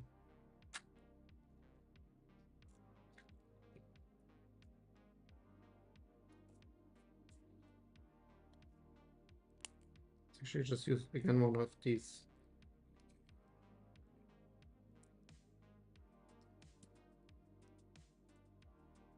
Here you go. Perfect. We should add a cable tie here though.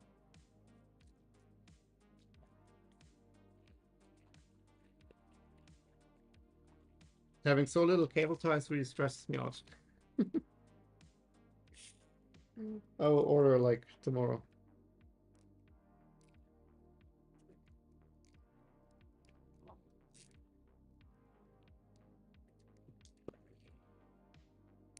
Okay.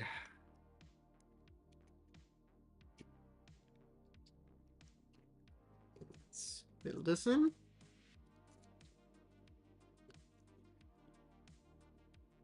Check.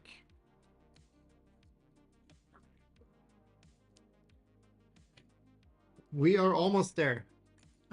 We should quickly check the rotation distance.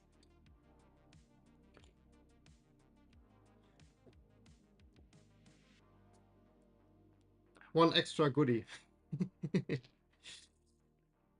So.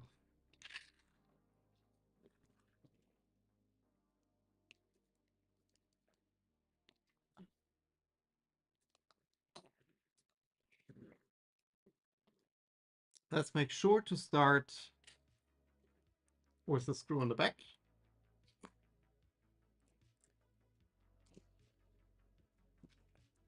Yeah, to be honest, like this is a really good solution.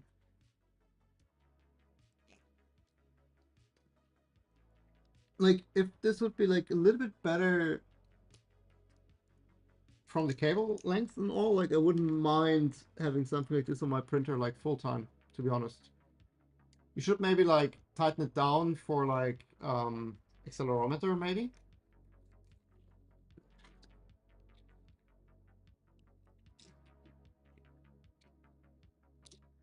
But besides of that,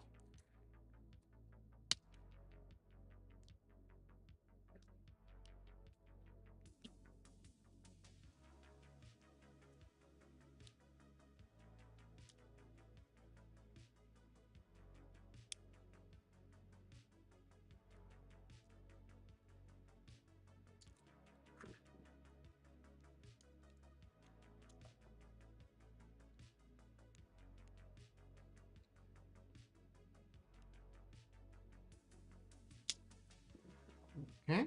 Yeah, I'm pretty sure like the front ones that like the nuts are like free spinning. Like you can basically you can feel like click click click.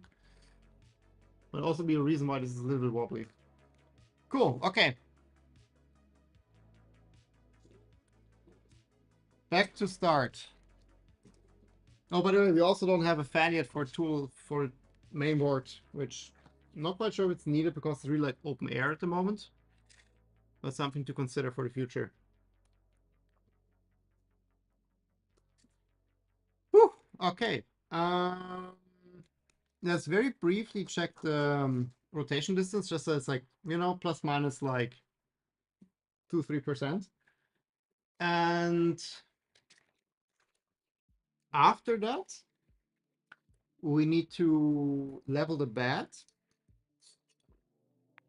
Leveling the bed also includes we need to kind of set the Z height, because at the moment the 0 is somewhere like there's a lot of like distance between the nozzle and the bed at position 0.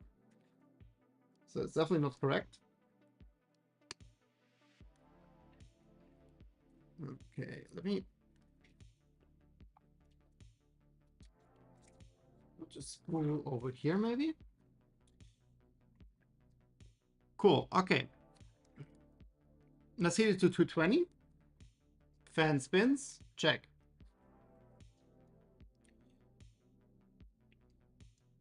Let me mark 10 centimeters.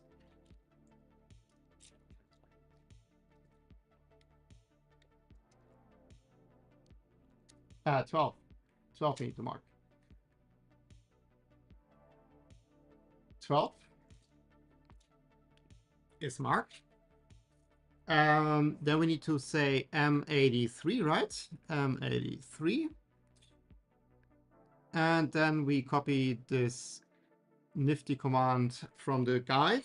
And then, yeah. So we just do like one round just to see that like it's roughly where it needs to be.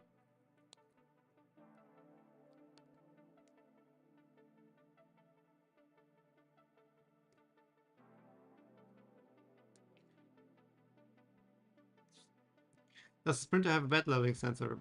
It will in the future. Right now, it doesn't. We will add a probe basically with a probe dock here on the side. There are already 2 magnets for the printer to like pick up the probe.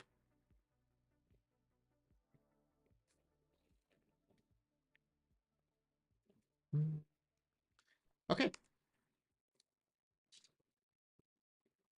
Yeah, it's pulling in the material.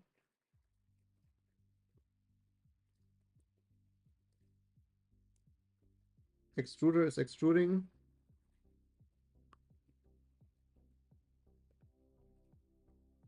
I feel like this is a very fine extrusion. Like, I don't know, I'm printing a lot with 0.6 at the moment, but this looks more than... Looks like finer than 0.4. I'm not quite sure why it refuses. Oh, maybe that's the minimum focus. Yeah, I don't know, like looks a bit finer than 0.4 to me. But I'm also not quite sure what kind of nozzle is on there. Can I use induction proximity sensor as bed leveling sensor? Depends on your bed. It works if you have one of the PI sheets, and you should not have no PI sheet. That's the only thing. Like if you have a glass bed or something, it might not work.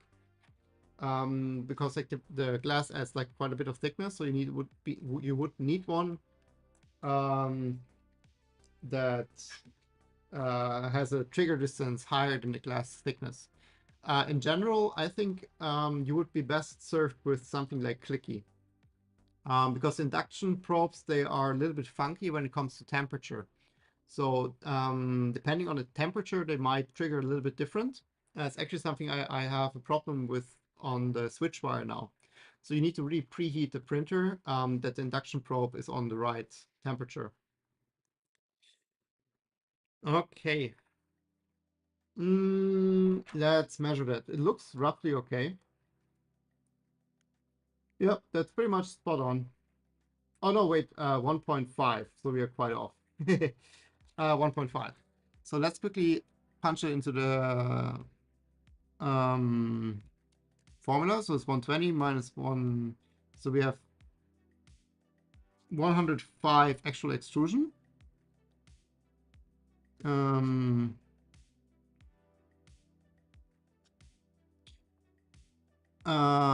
Previous rotation distance. So we go here, printer config rotation distance. Where are you? Oops. Where are you? Rotation distance. Potentially the gear ratio is just incorrect. So the rotation distance is the old one times 105 divided by 100. No, other way around. Oh no.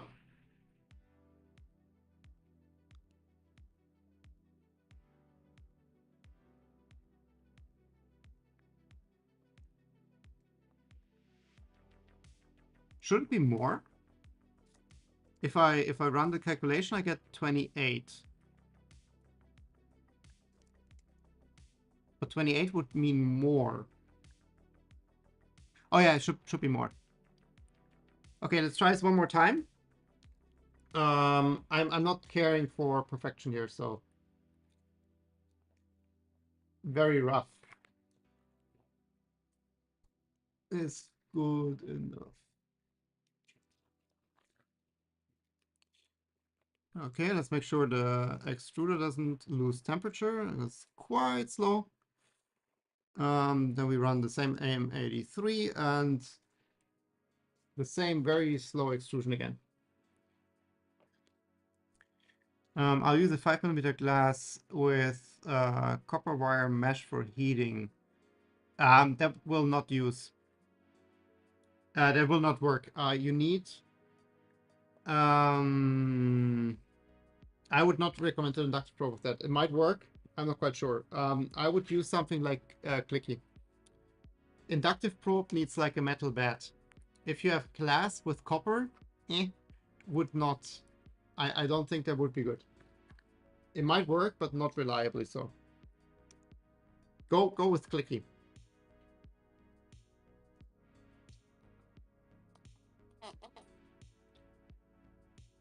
This is on one level with watching paint dry.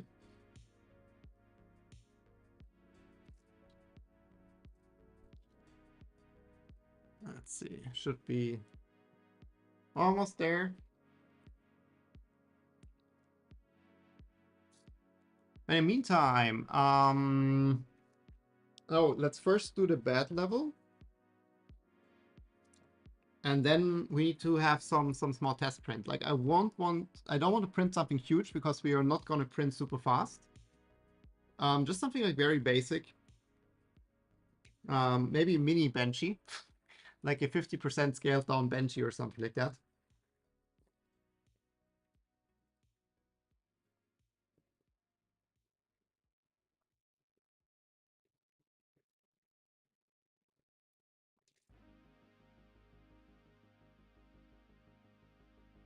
The fan is still spinning, so that's a positive sign.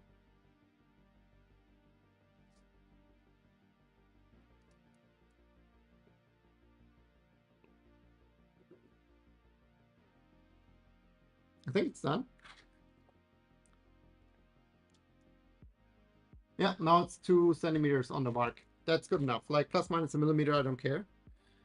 Just like roughly 2 should be fine. Okay, then let's go through all the homing and stuff. And then we need to figure out the bed height. So basically the first point of order would be that we set the Z height properly because the Z height is way too low at the moment. It's actually quite wasteful if we home now. So here the position min, I would now set to, let's just say -50, whatever. Then we can like move it up basically to match, and then we can just see like, I mean the nozzle offset technically should take care, but then like we can adjust the height a bit.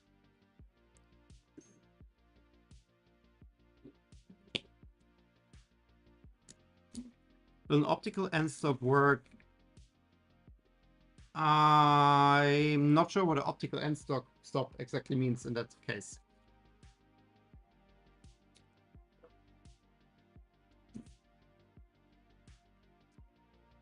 Okay, so it thinks this is 0, but like there's like tons of space. So let's just.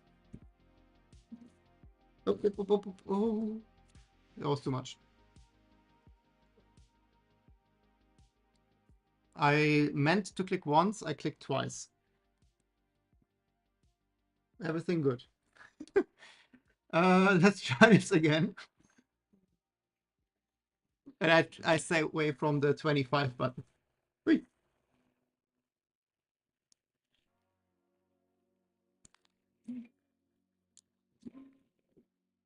Okay.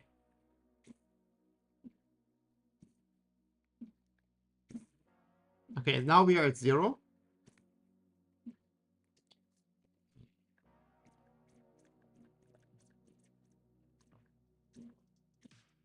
I just want to like roughly get it. Okay, so we are now having like 3-4 millimeters space. So we are now at -45. Better still go with PZ probe for E3. Yeah, that actually is also a really cool option. Like if you have like Revo hot end. Oh yeah, actually there's also like a kit for other hot ends, yeah. I think it's a really cool probe. Like it's brand new. It's not expensive. It's like 30 euros or something. We said 45 now, right? Minus 45. Okay, so basically what we then do is we shift. Let's just set min to minus 4, 5. Now we just set the position end stop. We shifted by 45, so it's then exactly 150, which is nice. And then we can start just leveling the bed with the good old paper.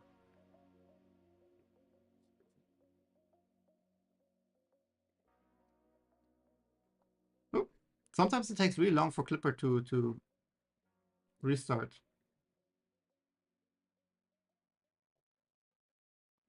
Or it just doesn't. Let's give it a second. Well, let me just restart Clipper.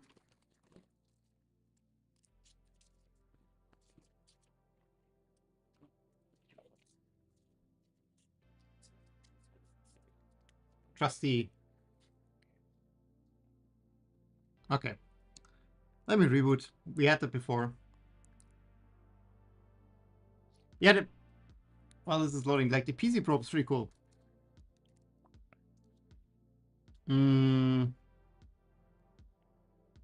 Oh, it's 50 euros. It's more expensive than I thought. But it's quite a cool kit, I think. It just goes around your nozzle, like the ring. And basically when your nozzle touches the bed, like the probe will detect that. The benefit of that is you have a probe in the nozzle, which means it automatically can also calibrate the Z offset for you. Because the nozzle just touches the bed, so it's like very precise.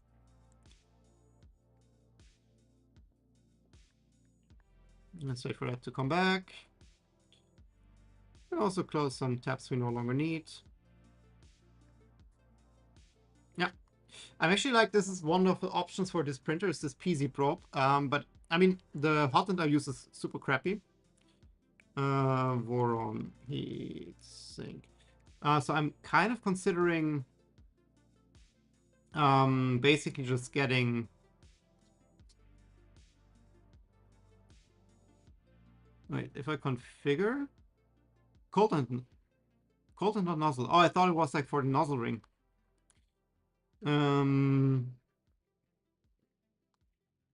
Wait. So I was considering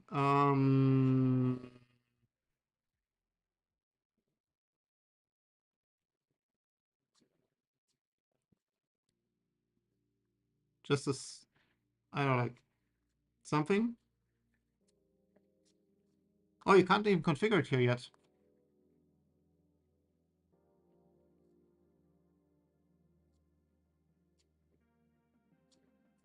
Yeah, okay. They do have a heatsink though.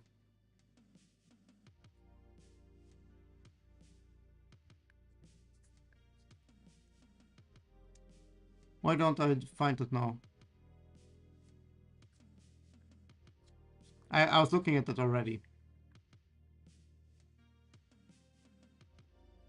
That's just okay, doesn't matter. It exists with the Warren heatsink, with it already included. 60 pounds, yeah, something like that. Then like just throw like a Ravo on here with that. The only problem is at the moment we have 3 points bad, so like the corners are way too wobbly for that. But if we have a 4-point bad, I think it should work really well. Let's see. So let's heat the bed to 60 and let's home.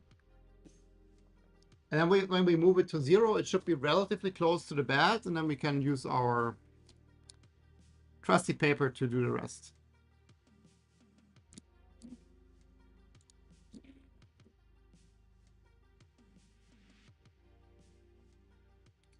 Okay, so if I now move that to, let's say, 5.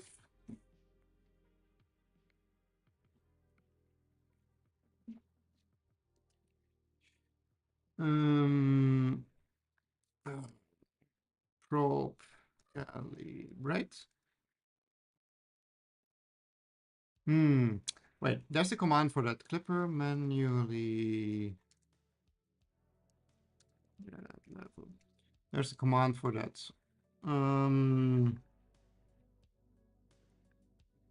Z and stop calibrate. Okay, here we go.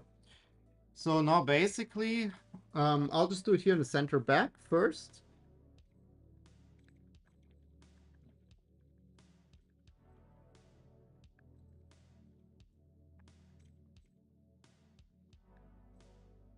Okay, so now I have a little bit of resistance here.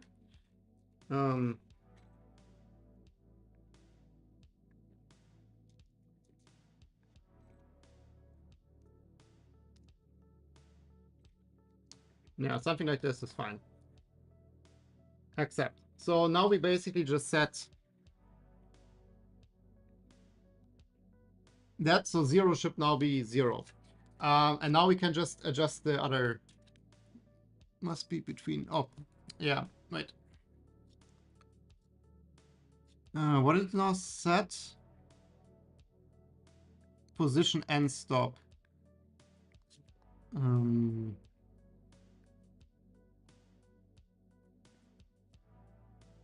Wait, then I think now we need to set the position max to a little bit more. So let's do 55. That the end stop is in range, I guess.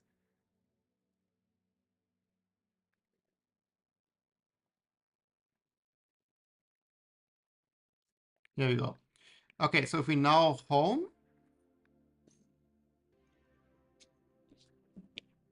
Also, I'll try to keep the bed at temperature.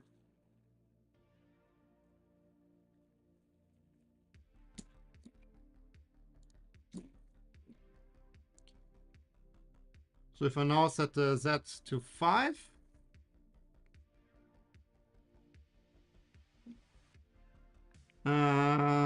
River page, it's the Voron option. Okay, I gave up on that, but I'll trust you that it's there. I know it's there. Okay, so then let's just say X40, Y40,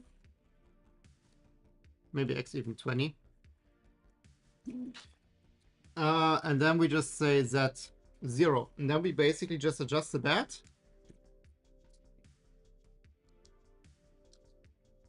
That it touches here.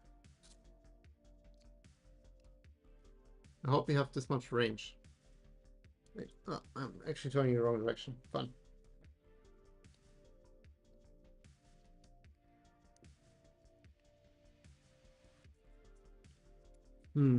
I can't pull the bed this far up. I think it's a bit higher in the back.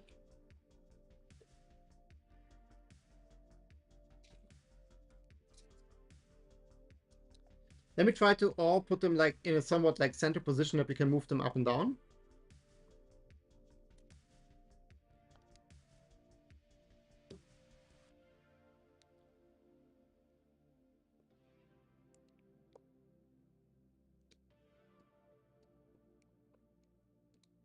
Okay, so now we should have quite a bit of range. Let me quickly do the Z and stop calibrate again.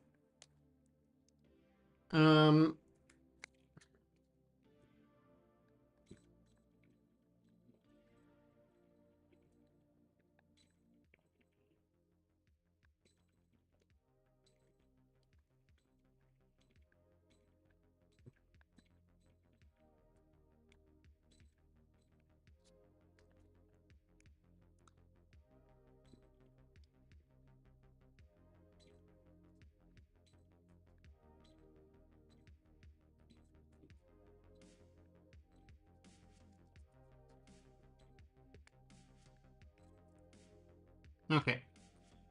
Save config. Oh, now we are like really close at the 155. Okay. Bed 60. Then let's quickly home again. Whoop. You know, it's like almost hit here. So this side is definitely higher already.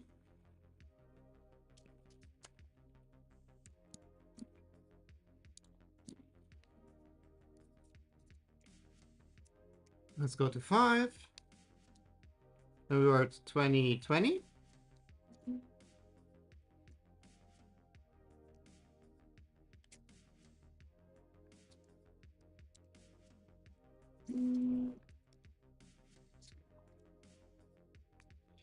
And if I go to 0.2, we should be kind of on the paper.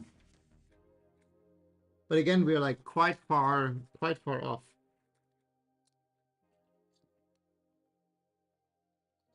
I wonder whether we have like a... I think the belt tension is way too low. Because just right from the belt tension, I can move this quite a bit. This side is fine.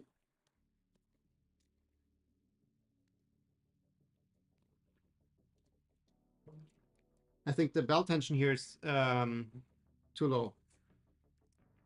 I think we need to tension that one.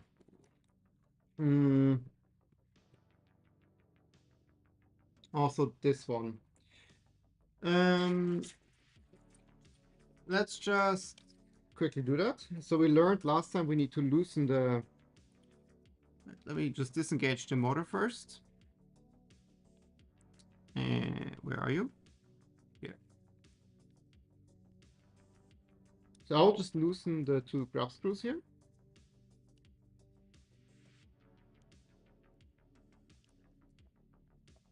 So that the pulley here can spin.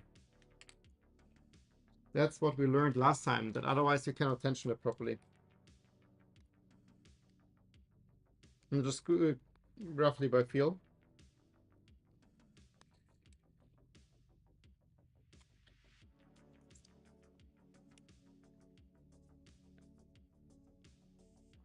Okay.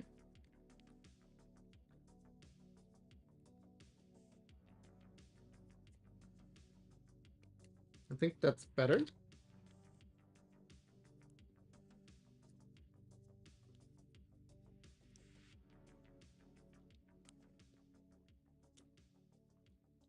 Let's also tension this one like a little bit more.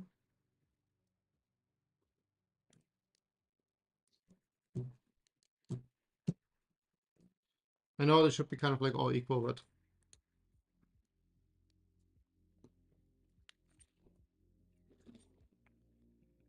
let me also loosen this one.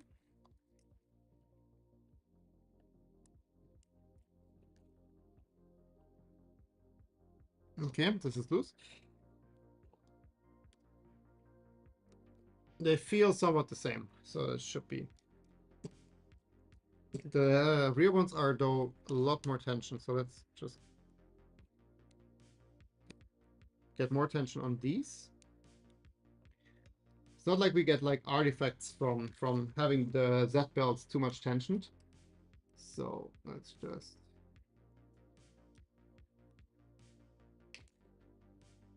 give them a little bit more tension.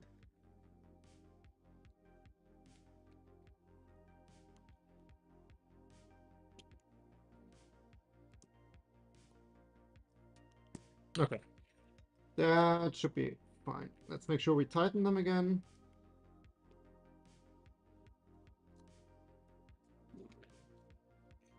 Let's try if we have like less inconsistent. It might also be that the end stops are just not good.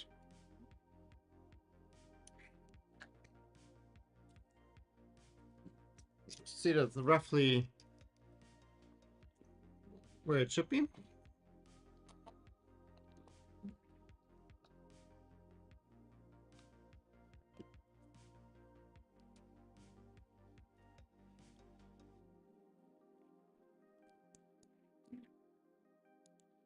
Yeah, the screws just barely clear the acrylic.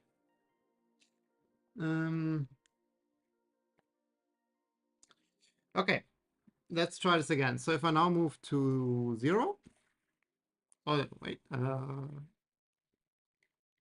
Let's not move to 0. I don't want to move to 0 in case it crashes.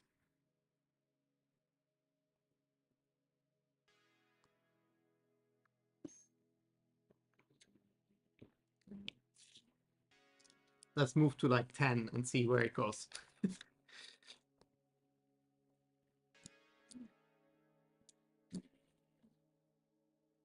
Let's go to 10, 20, 20. Okay, maybe let's do 40, 40 just so that I have a bit more space. Okay, so if I now go down to get my paper here.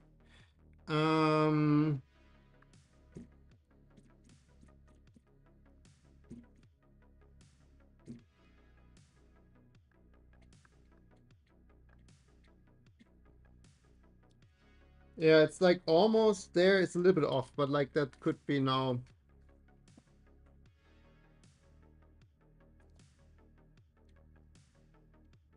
It's close-ish.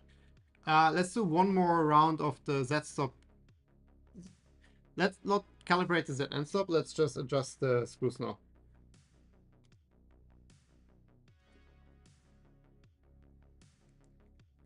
Okay, I have a little bit of resistance here now.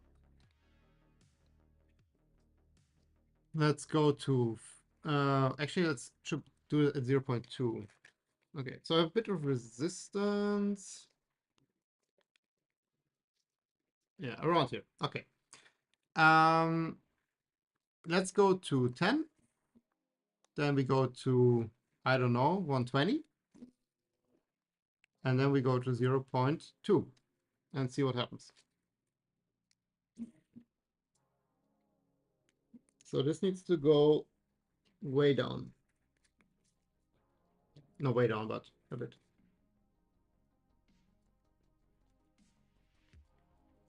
Yeah, now I have a bit of resistance. Let's do 10, 60. Oh, let's do 120 for Y and 60 for X. Actually, let's do 160 for Y. Oh, and 80 for X is center. Okay, and 0.2. Okay, this also needs to go way down.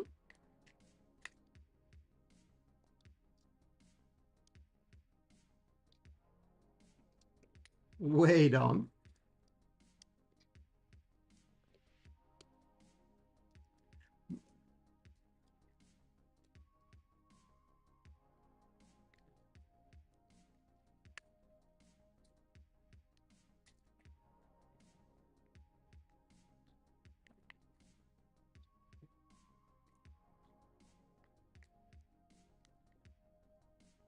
Spring is almost fully compressed now in the back.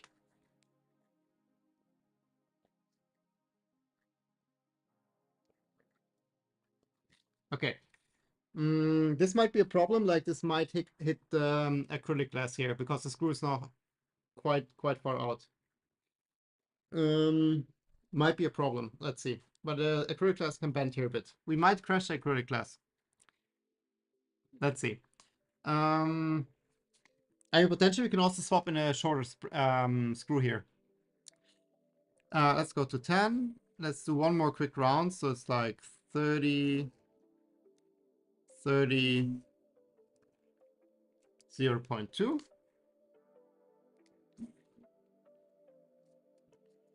No, we're quite far off here.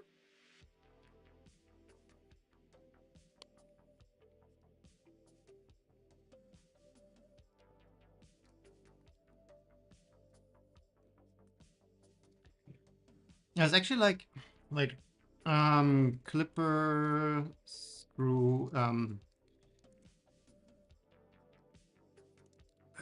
think there's something we can set up.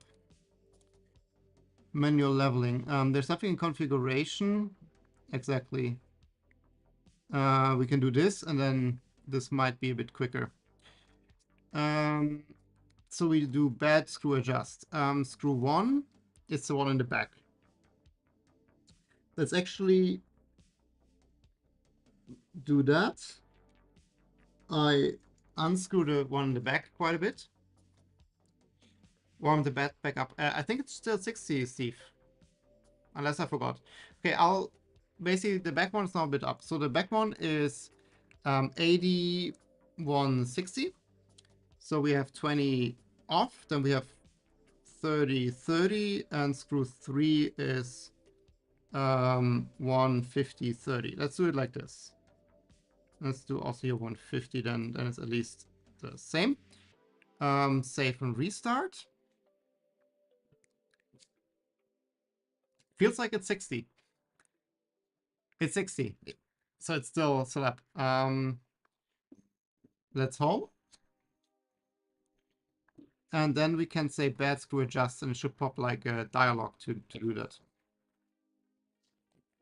And usually it doesn't adjust the screw 1 is not adjusted. I never did that without a probe. So I usually always use the probe.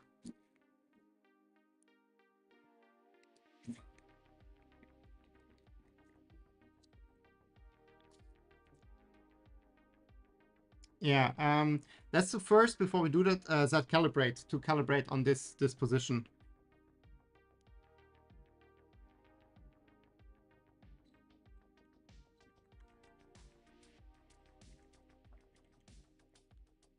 That's not quite so far down.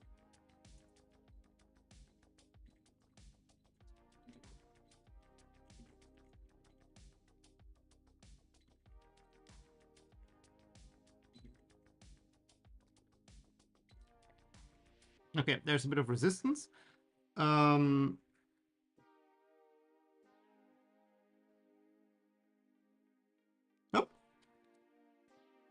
accept.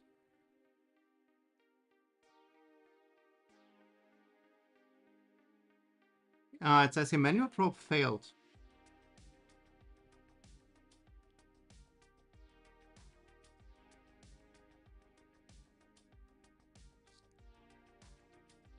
What is test Z?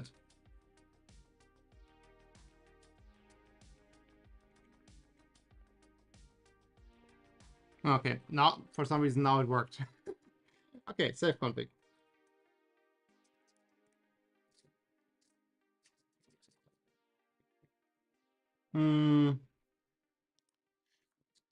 Okay, so now that this is set, let's do the screw adjust.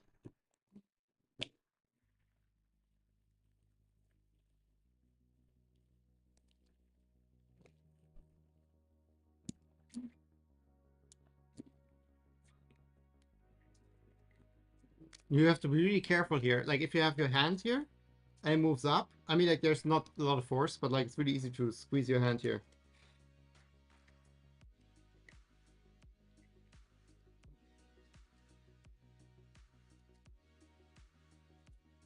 Okay.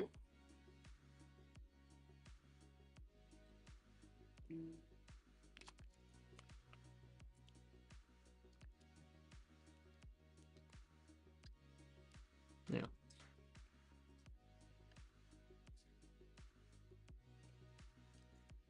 This is much quicker.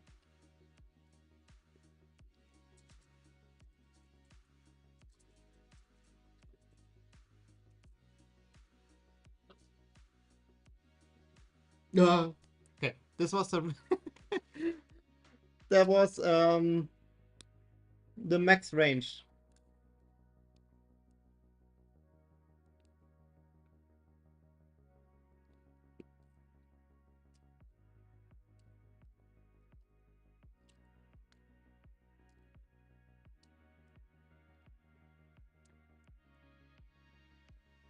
Wait on.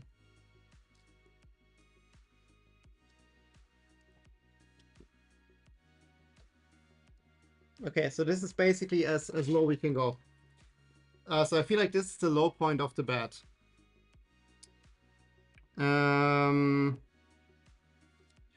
Let's just quickly go to the other side. But then basically that means we need to adjust so it fits here.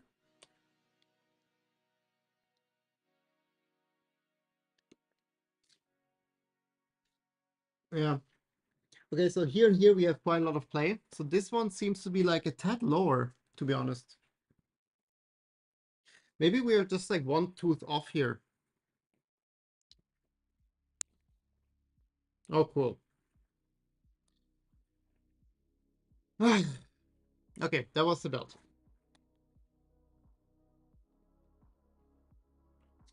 Let's insert the belt again.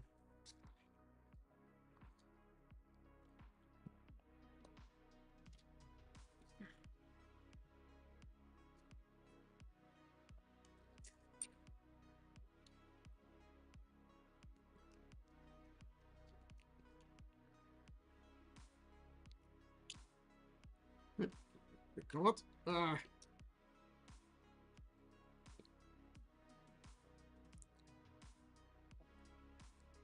It's never happened in my testing that the belt slipped.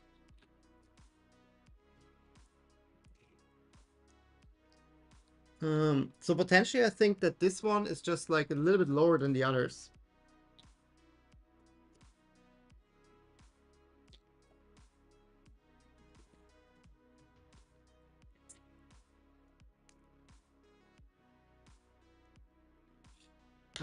Let's do the following. Let's just pull.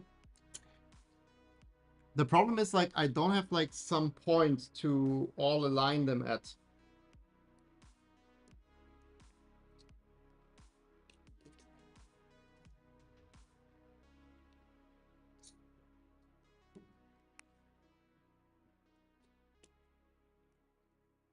But this one is like tense, seemingly a little bit lower. Let's do the following. Let's loosen additive. Just in time for sprint. Well, we are facing quite a lot of issues. We had a broken fan of the hot end. We had some non-working gears. We had this one. We had, what else did we have?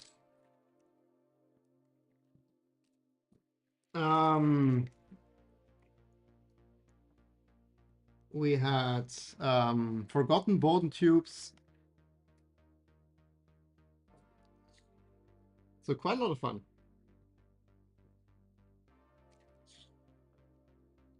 Okay. So the front two are now on the same height.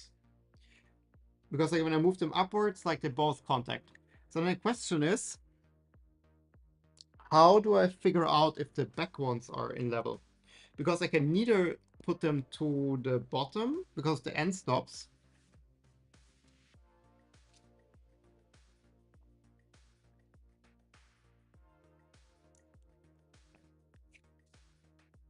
I mean, they're definitely higher. Let's do the following. Let's quickly remove the end stops that we can just like make sure that from the teeth, basically, this is all level. Like not necessarily like left to right, but like front to back, that this is like, this is aligned. Because like these two are driven together, so there's no way to adjust them later.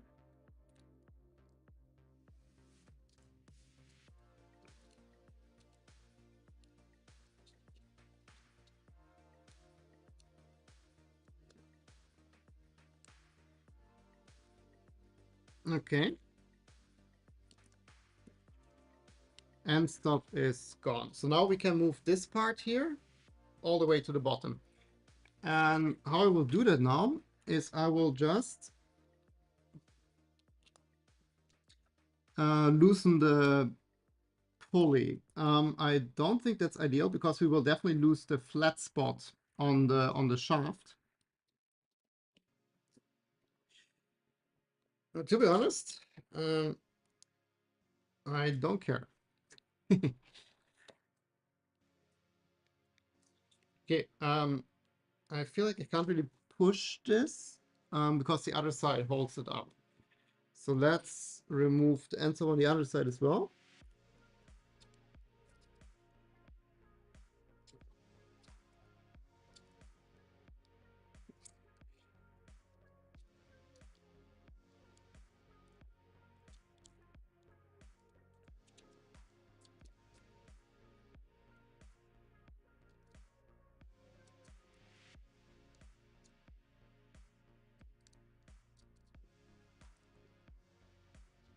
This cable is annoying.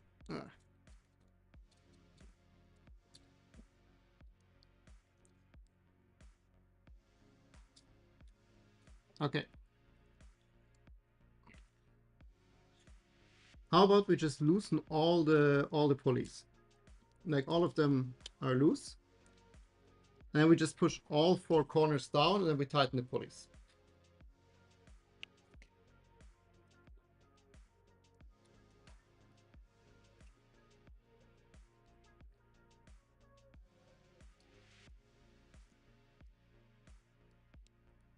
Because like when I push it down, like it springs back up.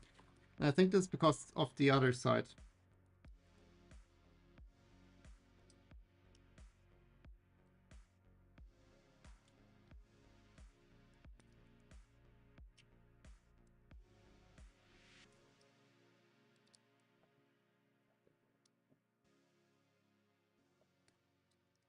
Okay. Yep.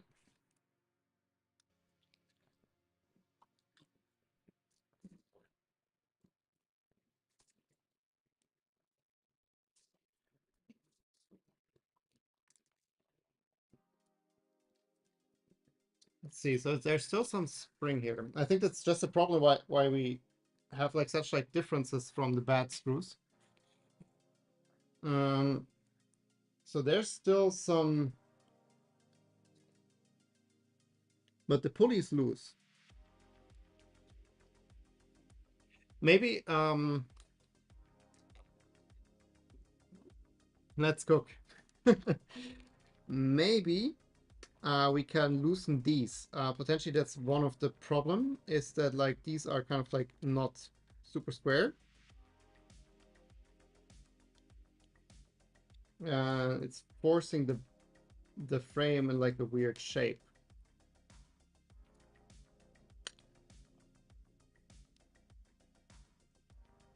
Because all the others are on the bottom. It's really just like this corner that like doesn't want to.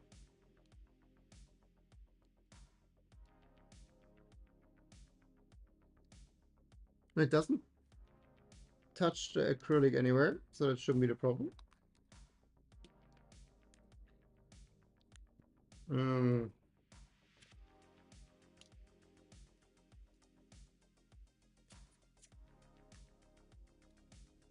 That's also not. Ah, now it's better. Like if I take this part off, it's better.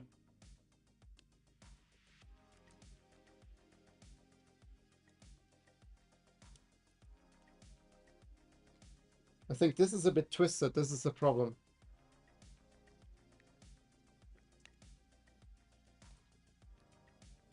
So I definitely need to have some better routine to like trim the beds.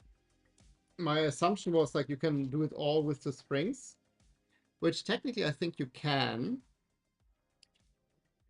But at the moment we don't quite have the range to do so. Yeah, that was, I think, what was the problem now?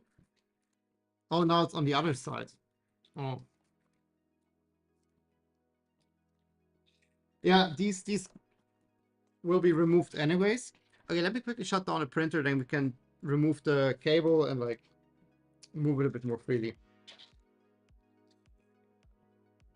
Oops. Okay, let's move that. Man, it's so close.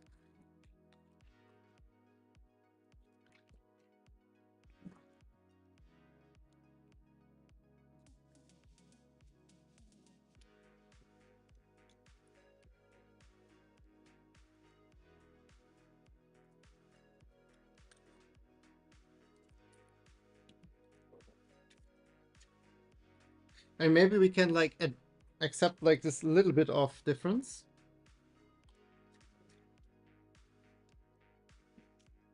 Because all the others are kind of there. I mean, now also here, it's somewhat square. But yeah, this is a bad design. This needs to go. We already said like 2 streams ago that like these two will be replaced with like one connection between this and this.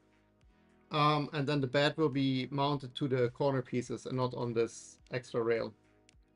I think then you don't have this like problems we are facing now.